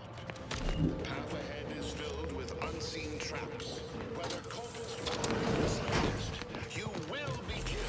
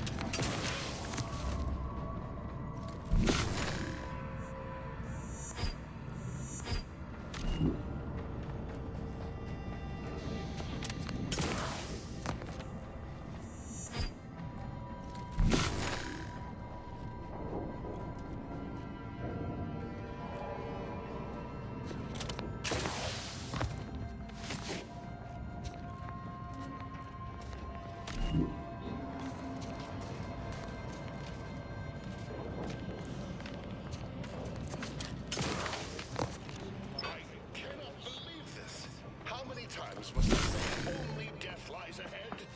Observe, you have been persistent. For that is over. Please.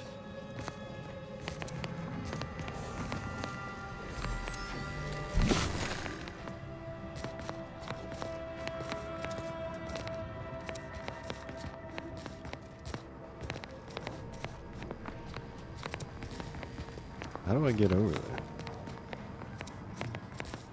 Oh, see.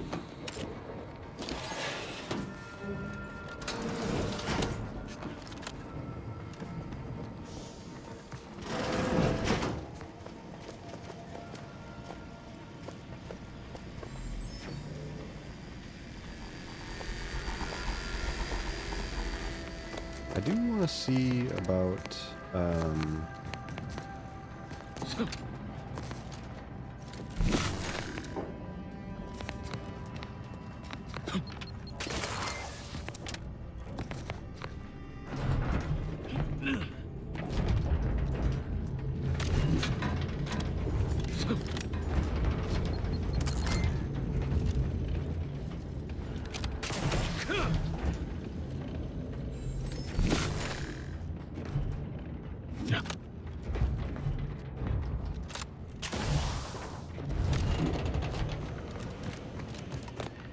there's a door that people were behind over here, and I want to see if I can get through here.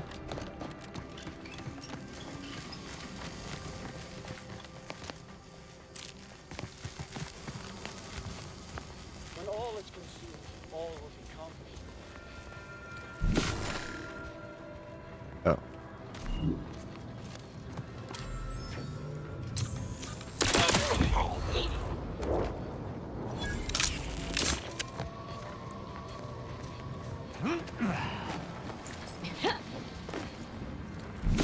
Cannot threaten obliteration.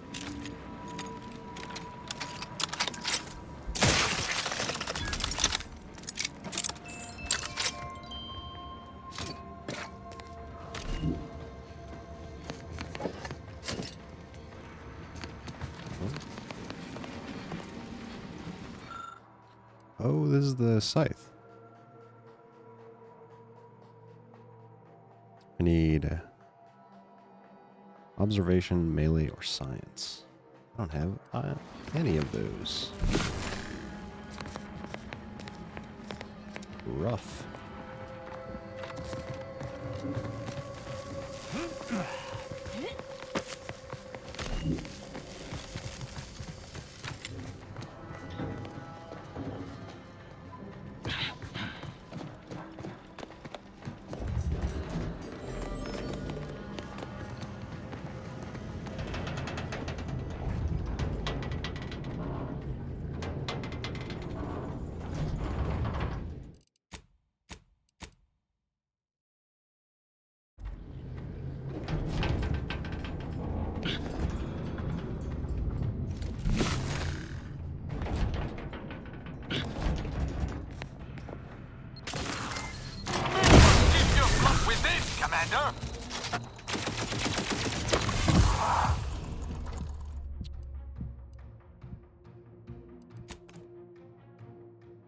Well, I deserve that.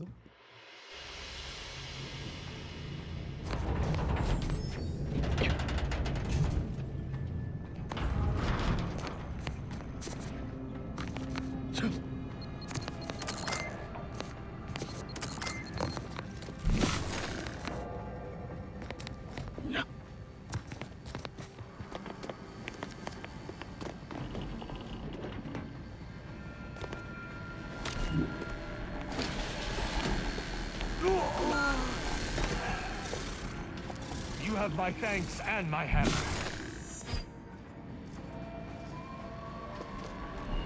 Ah!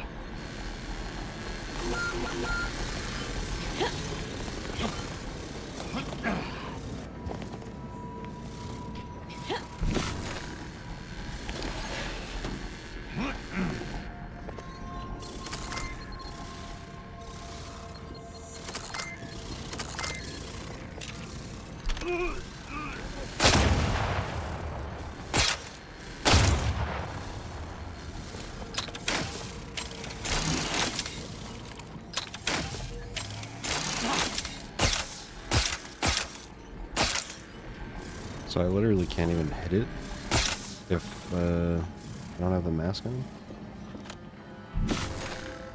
Oh, no, it's just gone. Okay.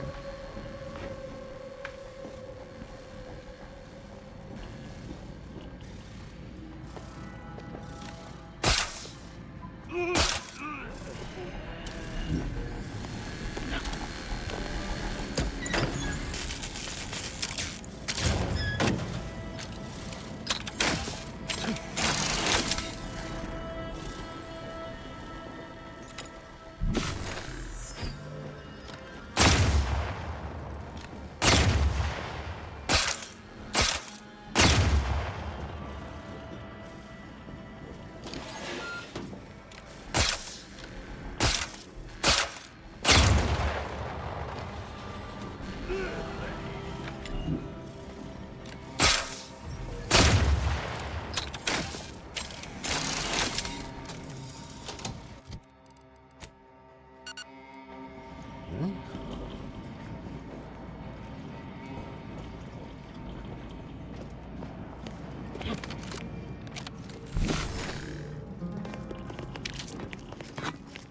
You guys done getting your shit fucked up?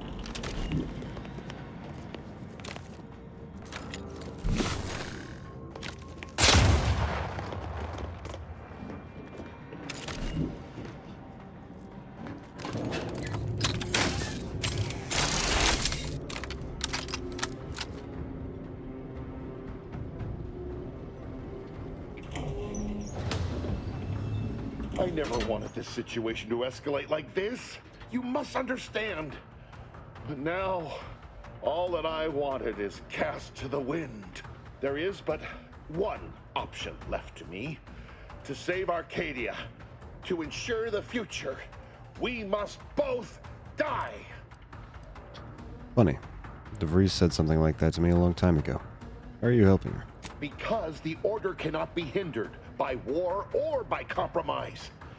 Any obstacles must be removed, as much as I regret the need to do so. If DeVries does not receive my explosive, she will resort to a violent assault. Many will die, pointlessly, and in agony. I can at least deliver them an instant, painless death.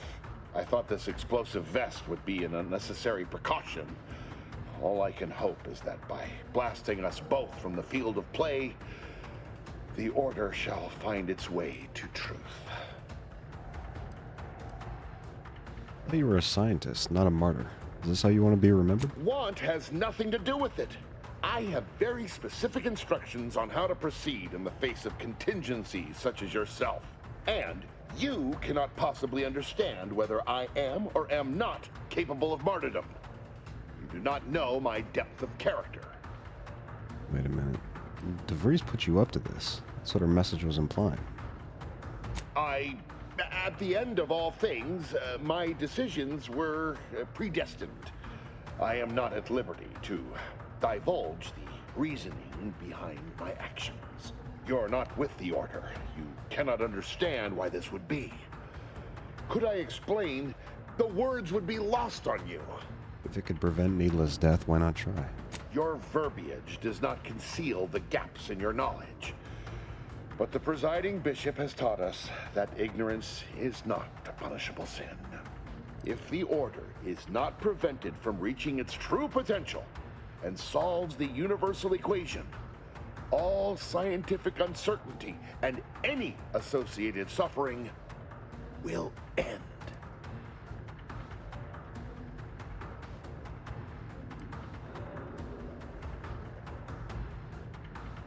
Pure scientific certainty have saved your coworker? No, that was me. If what you say is true, then you have my tentative thanks. However, scientific certainty would absolutely have prevented that from happening. We would have predicted it. DeVries opened my eyes. The Order is on the path to absolute truth. And if they are not interrupted, this truth can be pursued. The one right path for humanity revealed to us. Politics cannot bind us. Uncertainty cannot strangle. And no one can be allowed to waltz in and hurl our plans into disarray. I think I finally understand you. You're afraid to live with what you've been doing here. What? How do you not understand the present situation? What coward would strap an explosive device to himself?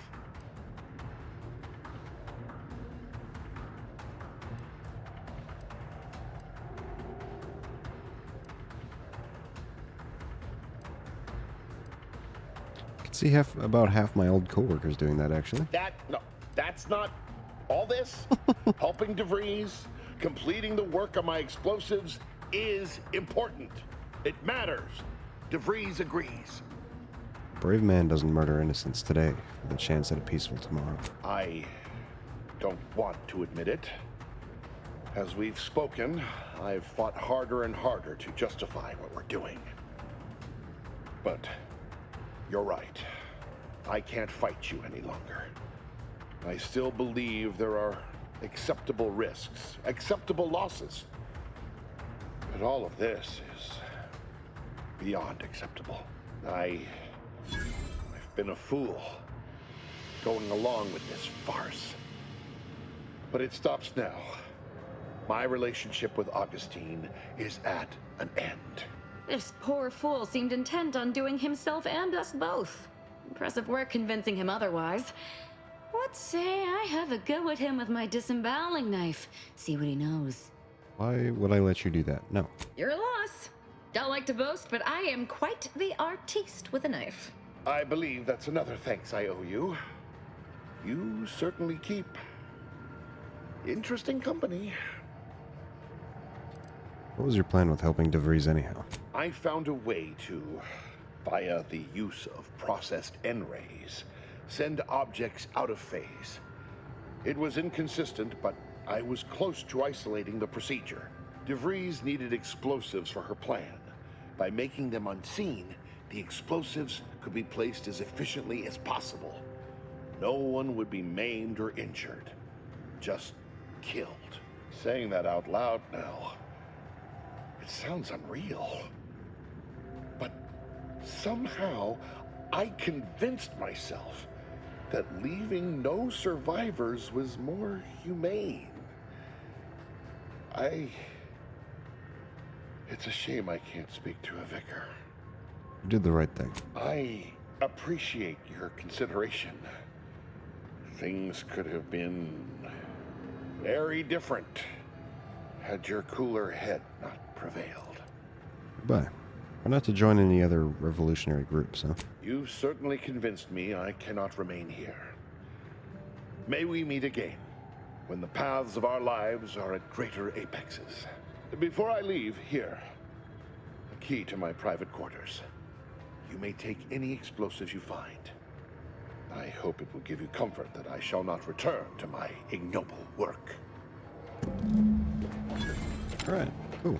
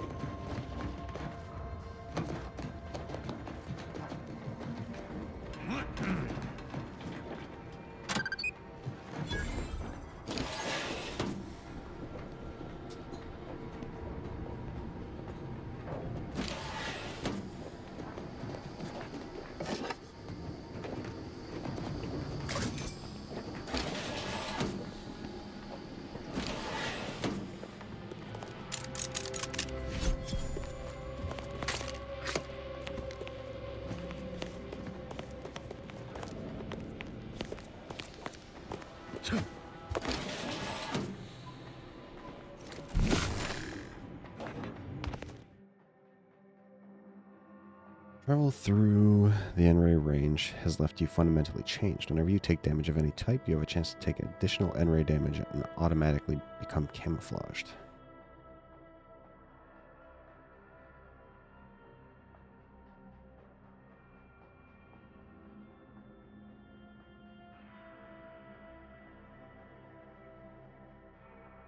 Yeah, sure, I'll take that. Why not?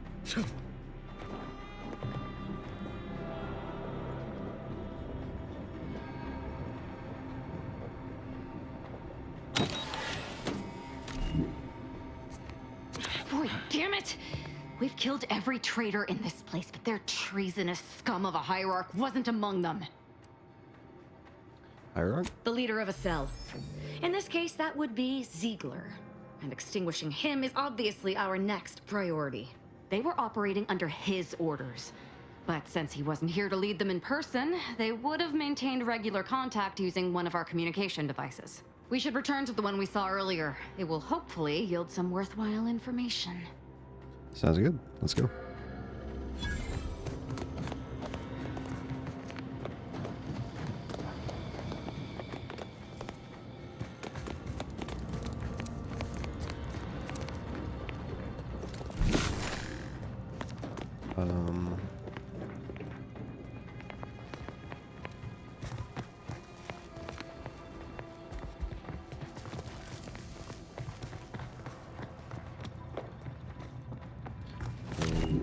exactly?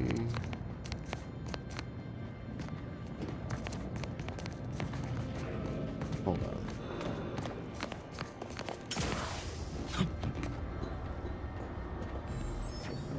I don't know where this guy's private quarters were.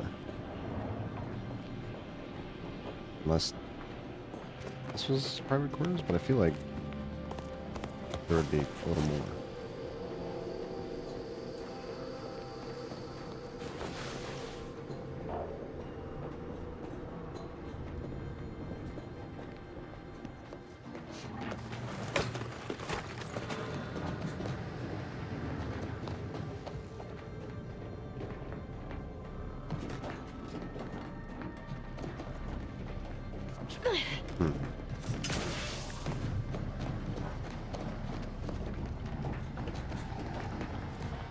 Yeah, I don't know.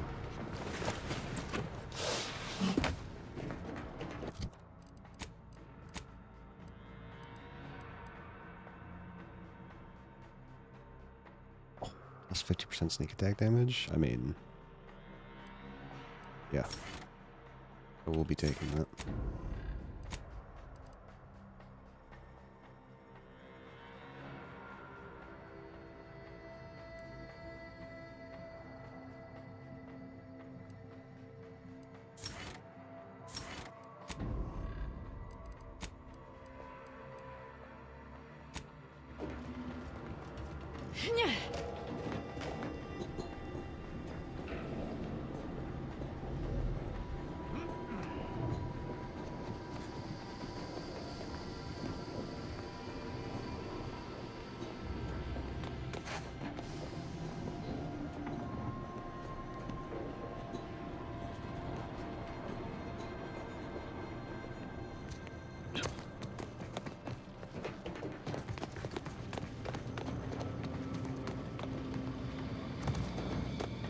This is it, the Dawn's communication device. Let's see what I can find on it. Not much, but there are a few encrypted messages from Ziegler reporting on a rift in Paradise Island he was sent to study. Idiot didn't even have enough respect to stay to kill me himself. Well, it's of no consequence. Now that I know where he is, let's go show him the error of his ways. Sounds good. Let's go. I'm right behind you.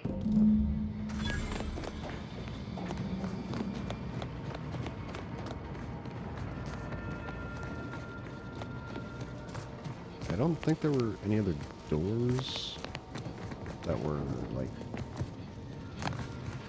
locked.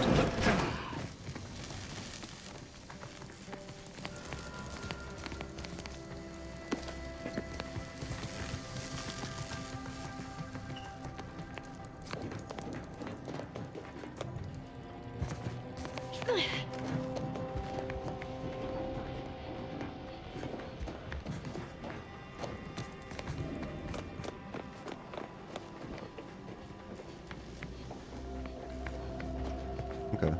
Yeah, I don't know. I don't see any other doors. I don't remember any.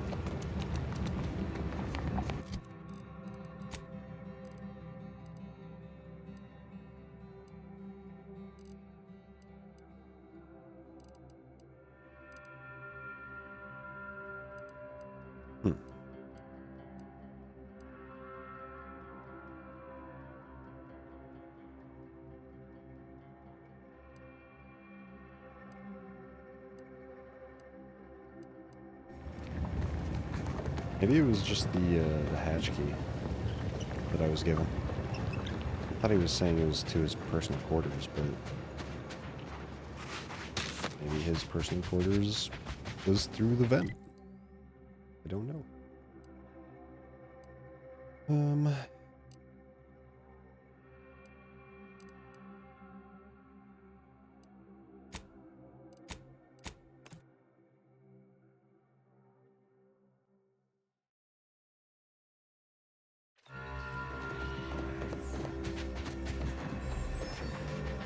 Do you believe Arcadia shall ever return to how it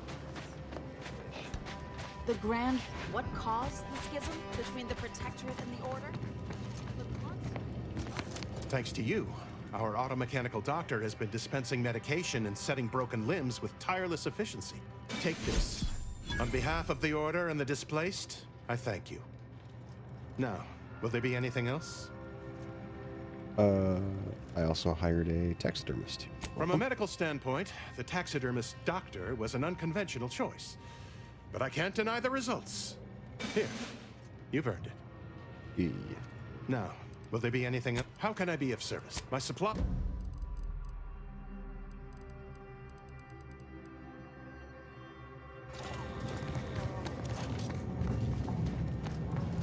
I communicated your prediction to Administrator Agarwal. I'm not sure why she's budged on letting the refugees move into the exclusion zone, but I agree. Very worrying indeed. Anything I can do to assist you?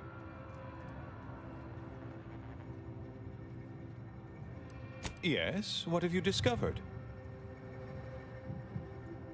I went to Outpost Opportunity and split things over with Annie's Choice. Oh, you've lessened the load on my mind considerably.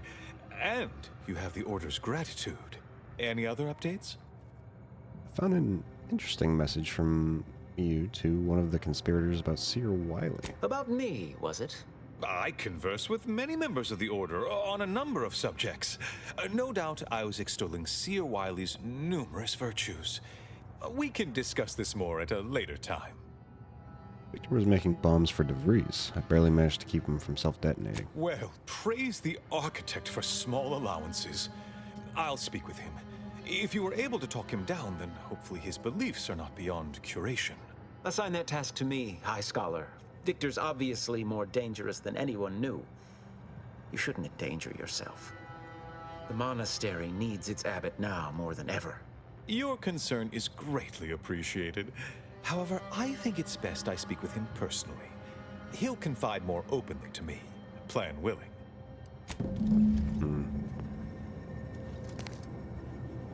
Speak to Abbot Newell if you... Welcome. Anything I can do to assist you? Oh, of course. Apart from providing them sustenance, shelter, and need I remind you, Arcadia is at war. Alexandra, I haven't the wish to debate you on illuminating the path. Rift worshippers.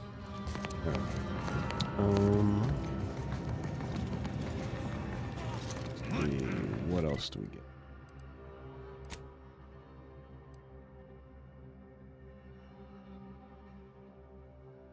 Oh, the plumber guy's gone. Interesting. Yeah.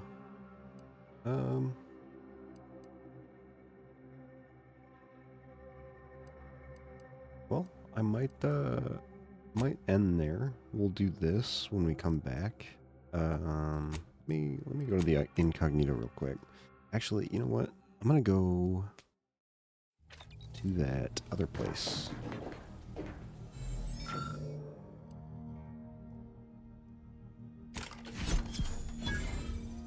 Bowelzerker.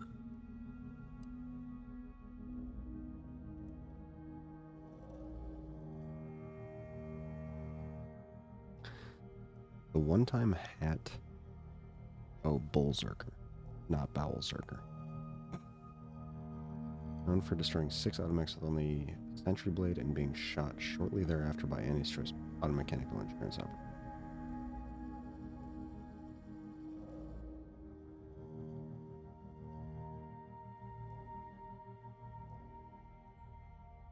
Okay.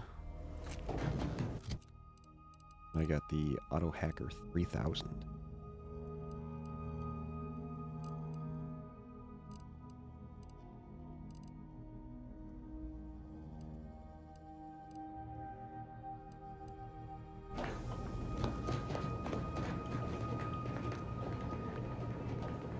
Well, what's up, Wolfsing?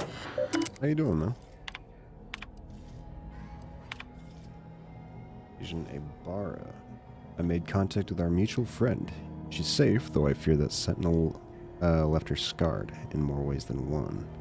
Nevertheless, there is still cause for celebration. The cipher was a success, and with this new intel, we have a real chance now to bring the Protectorate to its knees. And I have you and your commander to thank for that.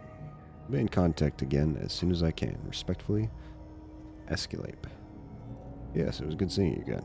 I apologize for my behavior led you to believe otherwise.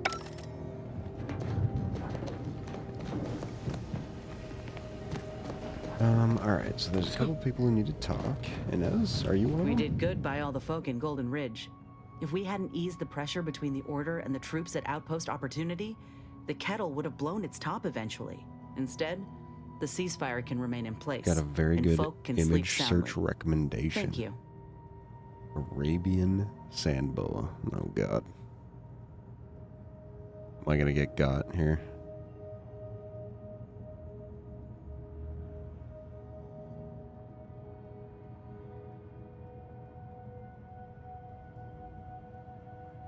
Oh. It's just got a little derpy face.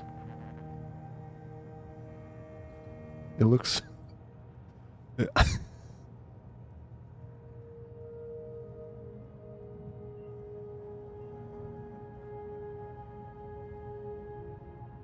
That is just the most unfortunate looking snake I've ever seen. So, was it worth it?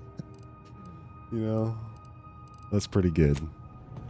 That's pretty freaking good.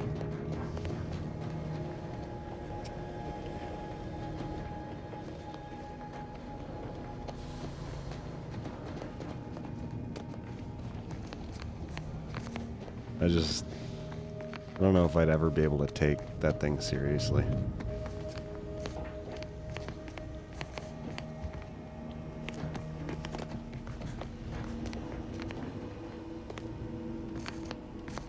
I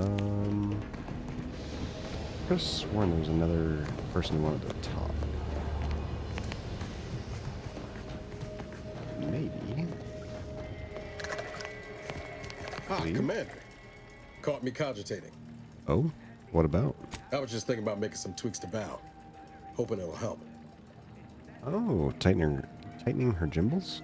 Rotating her effectors? Oscillating her oscillators? You know your automechs. All of the above, more or less. Val's old in automech years, so she requires a lot of routine maintenance to prevent her hardware systems from deteriorating further.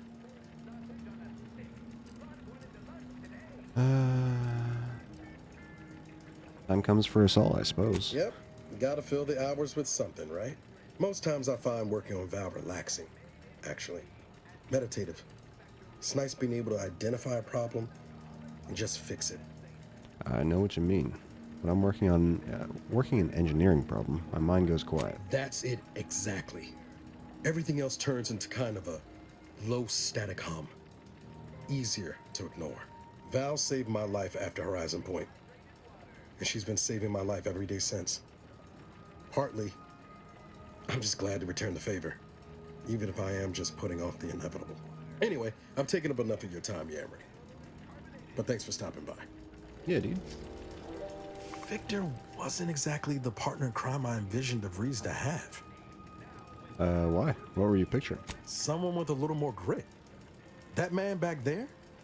Reckon a tough crossword puzzle would have eventually sent him over the edge, even if we hadn't come along. I'm glad we were able to show him a little grace. DeVries obviously manipulated him into acting against his conscience. You ever wonder what might have happened if DeVries had let us in on her initial plan? Surely we wouldn't have been taken in by her rhetoric like Victor. Right?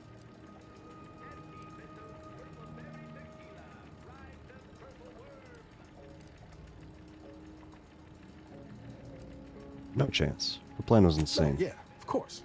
Stupid question. It's just, I look at someone like Victor and see the trap I might have fallen into. You and Victor are two very different people. True. But DeVries is still DeVries. She's good at deconstructing folks, uncovering their points of failure. She'd have known I had my heart set on being a hero. After Triangulum, all I wanted was to do for other colonies what Augustine had done for mine. Still do, if I'm honest. You don't need a director to be a good person, Niles. Maybe not. Past 10 years have more or less proven that out.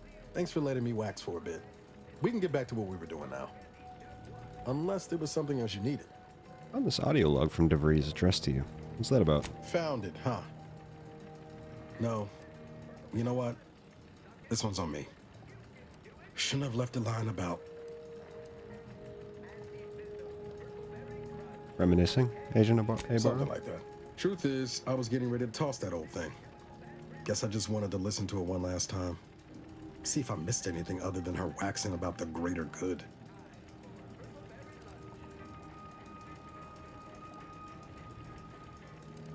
Missed anything? Like what? I don't know. Some hint of who she really was? Some sign that she could turn into someone who betrayed her own team? Sounds stupid said out loud. Processing in your own way. I get it. You know, I can't really remember what the others sounded like. Helen, Eric, Wade. I've tried recalling their voices, but there's just... nothing. Static. All these years. And the only recording I've managed to preserve is from the one person I'd rather forget.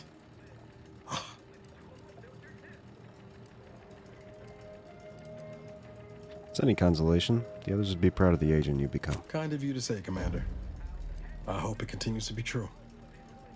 You want the recording back for posterity's sake? No. Burn it, launch it out the airlock, do whatever you want with it.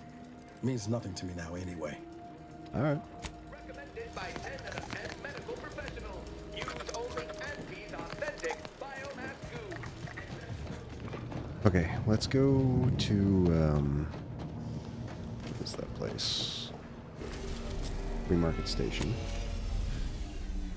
I have a bunch of the tossball cards.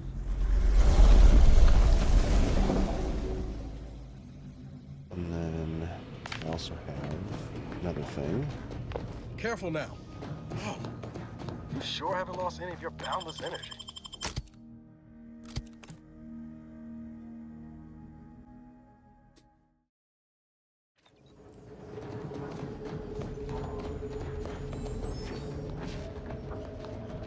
Just heard back. The higher-ups finally decided to just bury the corpse of that vigilant.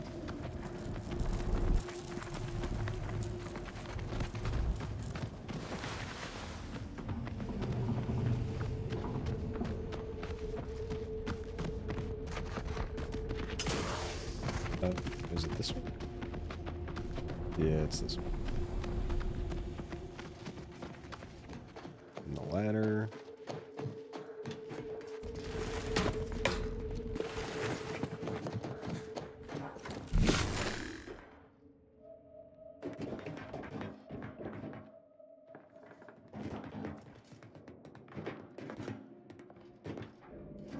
Fuck.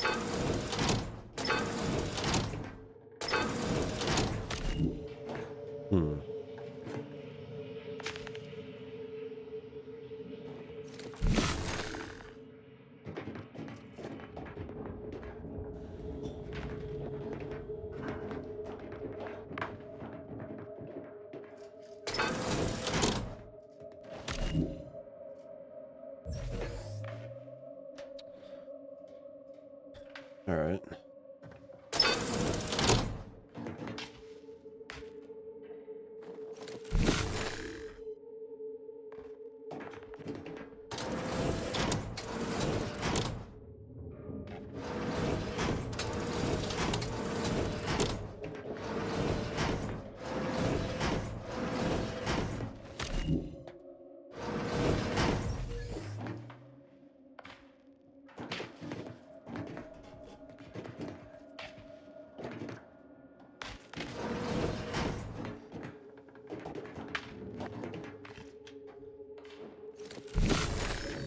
How fucking stupid.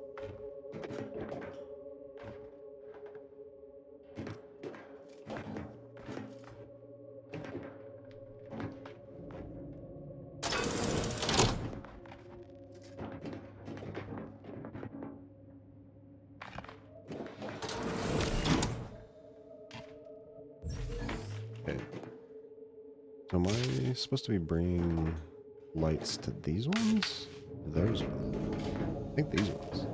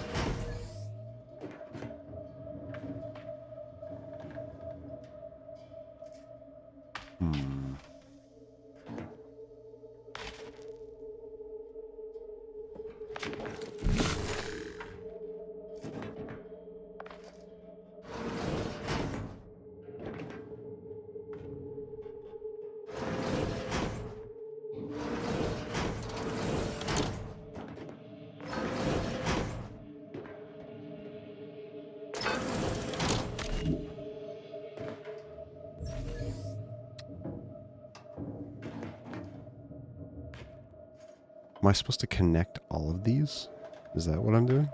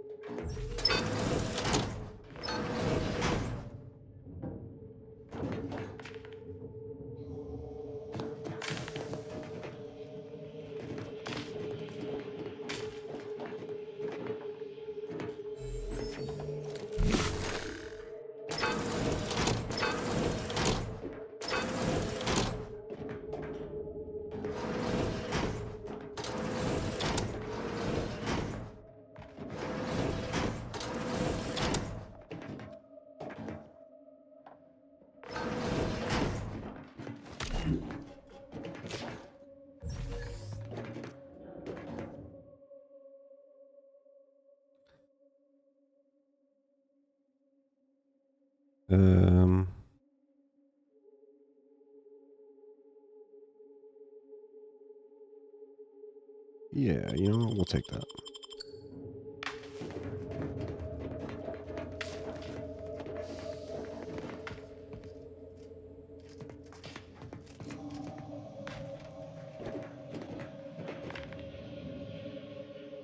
Just have to wait for my shit to come back.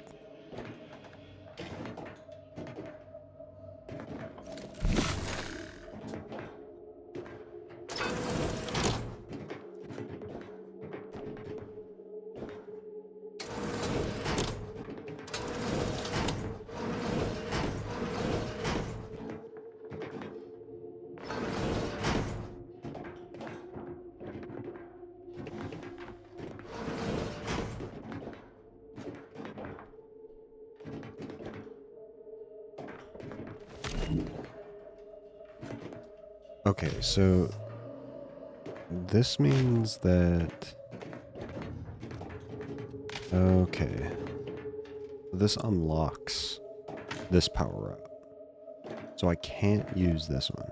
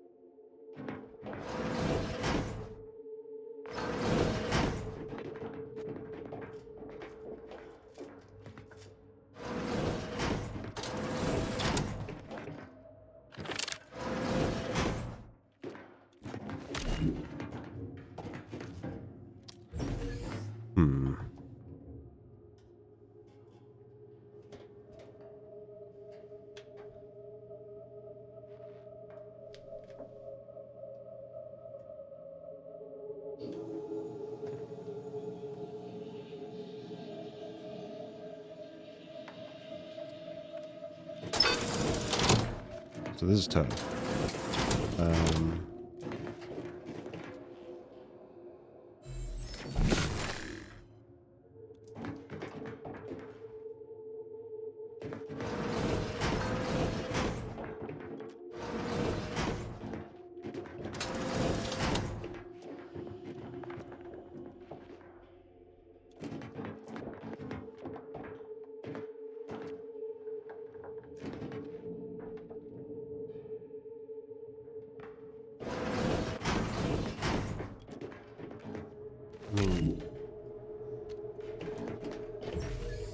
What the fuck?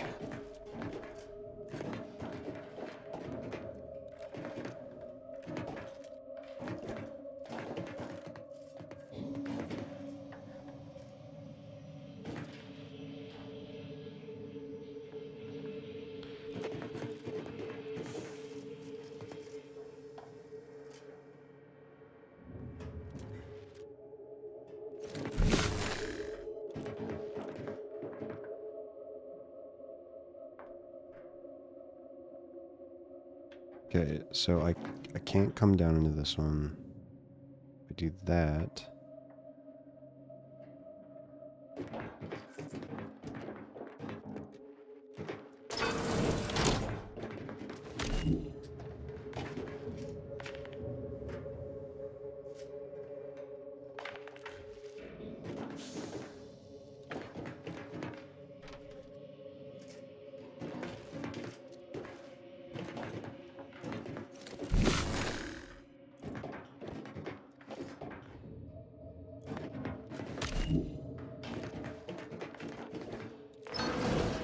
This.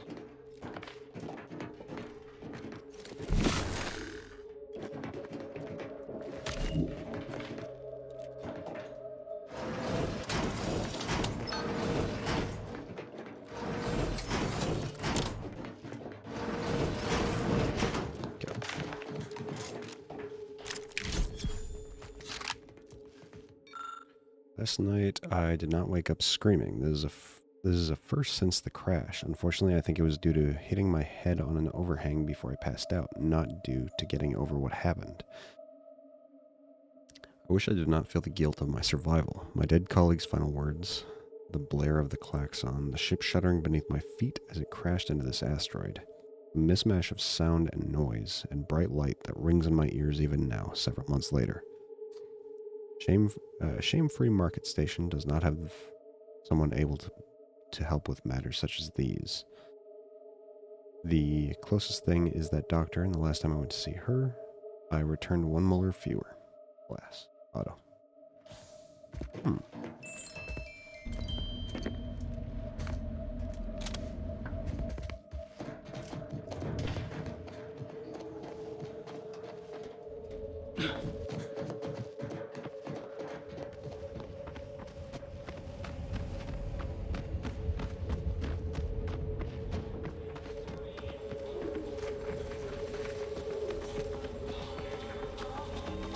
Then we'll go to the bar, we'll go upstairs, and give that lady the, show her my tossball cards. Back. If you seek entry to my wares, you must engage me your sports card collection, though you shall not prevail. I have some here, on guard. Sporting! Let us do battle! That's an impressive number of cards, my friend, but not... Wait a moment. No, your cards. You have multiple that I do not. Your collection has defeated me. You are a worthy adversary, but not worthy enough. Though this defeat leaves the taste of dirt and blood in my mouth, I am not dishonorable. I present to you my other collected wares. I have no doubt they shall impress.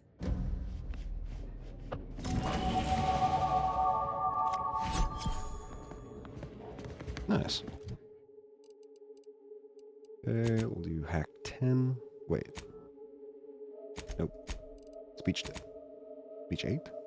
Yes. I think.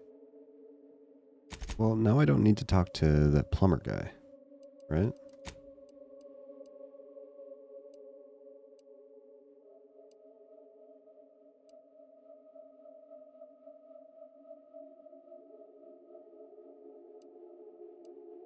Yeah, I don't need to talk to him anymore. Well, then instead, I'm gonna do guns and observation, I think.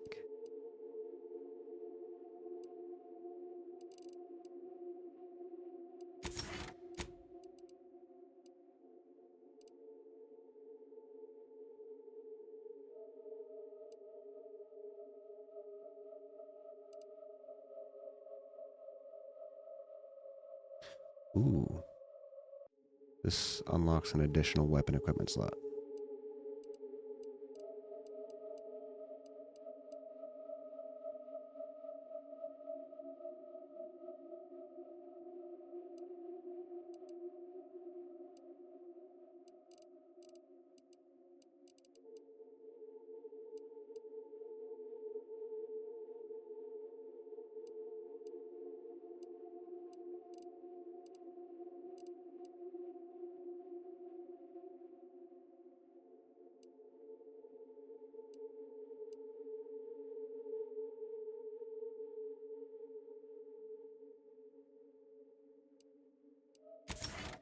Okay. Yep, we'll get that.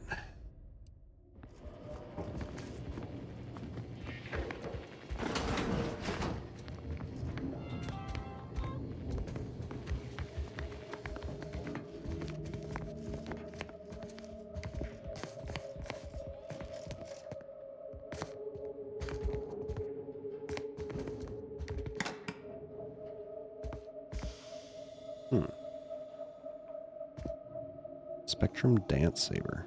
Prototype weapon intended to motivate soldiers through song. Unfortunately, R&D failed to consider the effects of combining dance and wickedly sharp weapons. Greetings again. You may have defeated me last time, but I shall rise from the ashes someday. In the meantime, you're welcome to browse my collection. See what you got. Behold!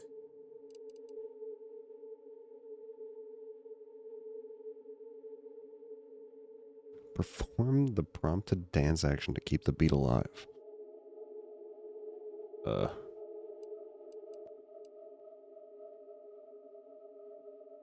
Pitchball machine. There's explosive pitchballs. Oh, damage increases with number of collected tossball and pitchball cards.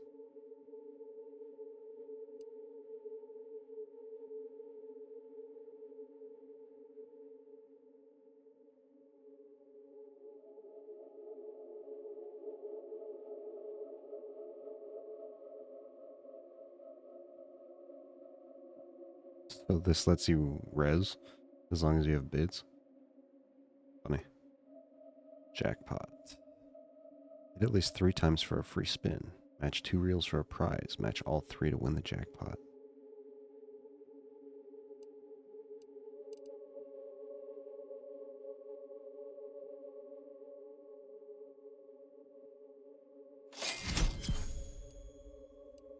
All right.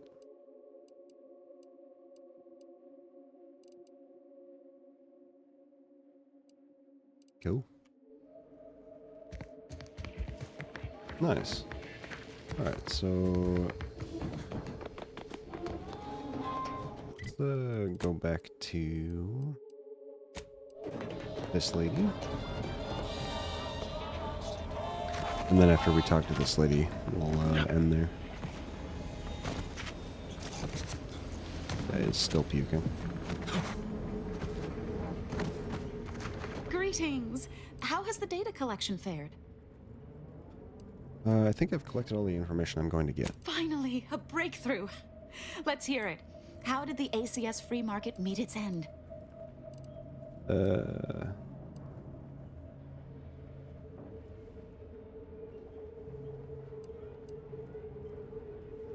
Some debris suggesting the engines both exploded. Sounds like it was likely due to basic engineering ineptitude. Goodness. I wonder how their ships can fly at all with such incompetent technicians. Aside from the crash, what occurred in the ship's final moments? According to a recording, someone other than the captain was trying to stop the nosedive. Considering the ship's fate, it would appear that try is the operative word in that phrase. Last question. Were there any contributing factors to the crash? Anything that might recontextualize what actually happened?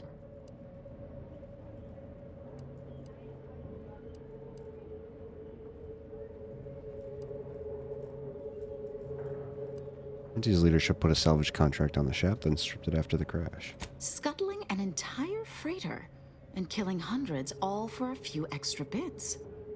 Interesting to know. Thanks to you, my report is complete. Here, something for your considerable help.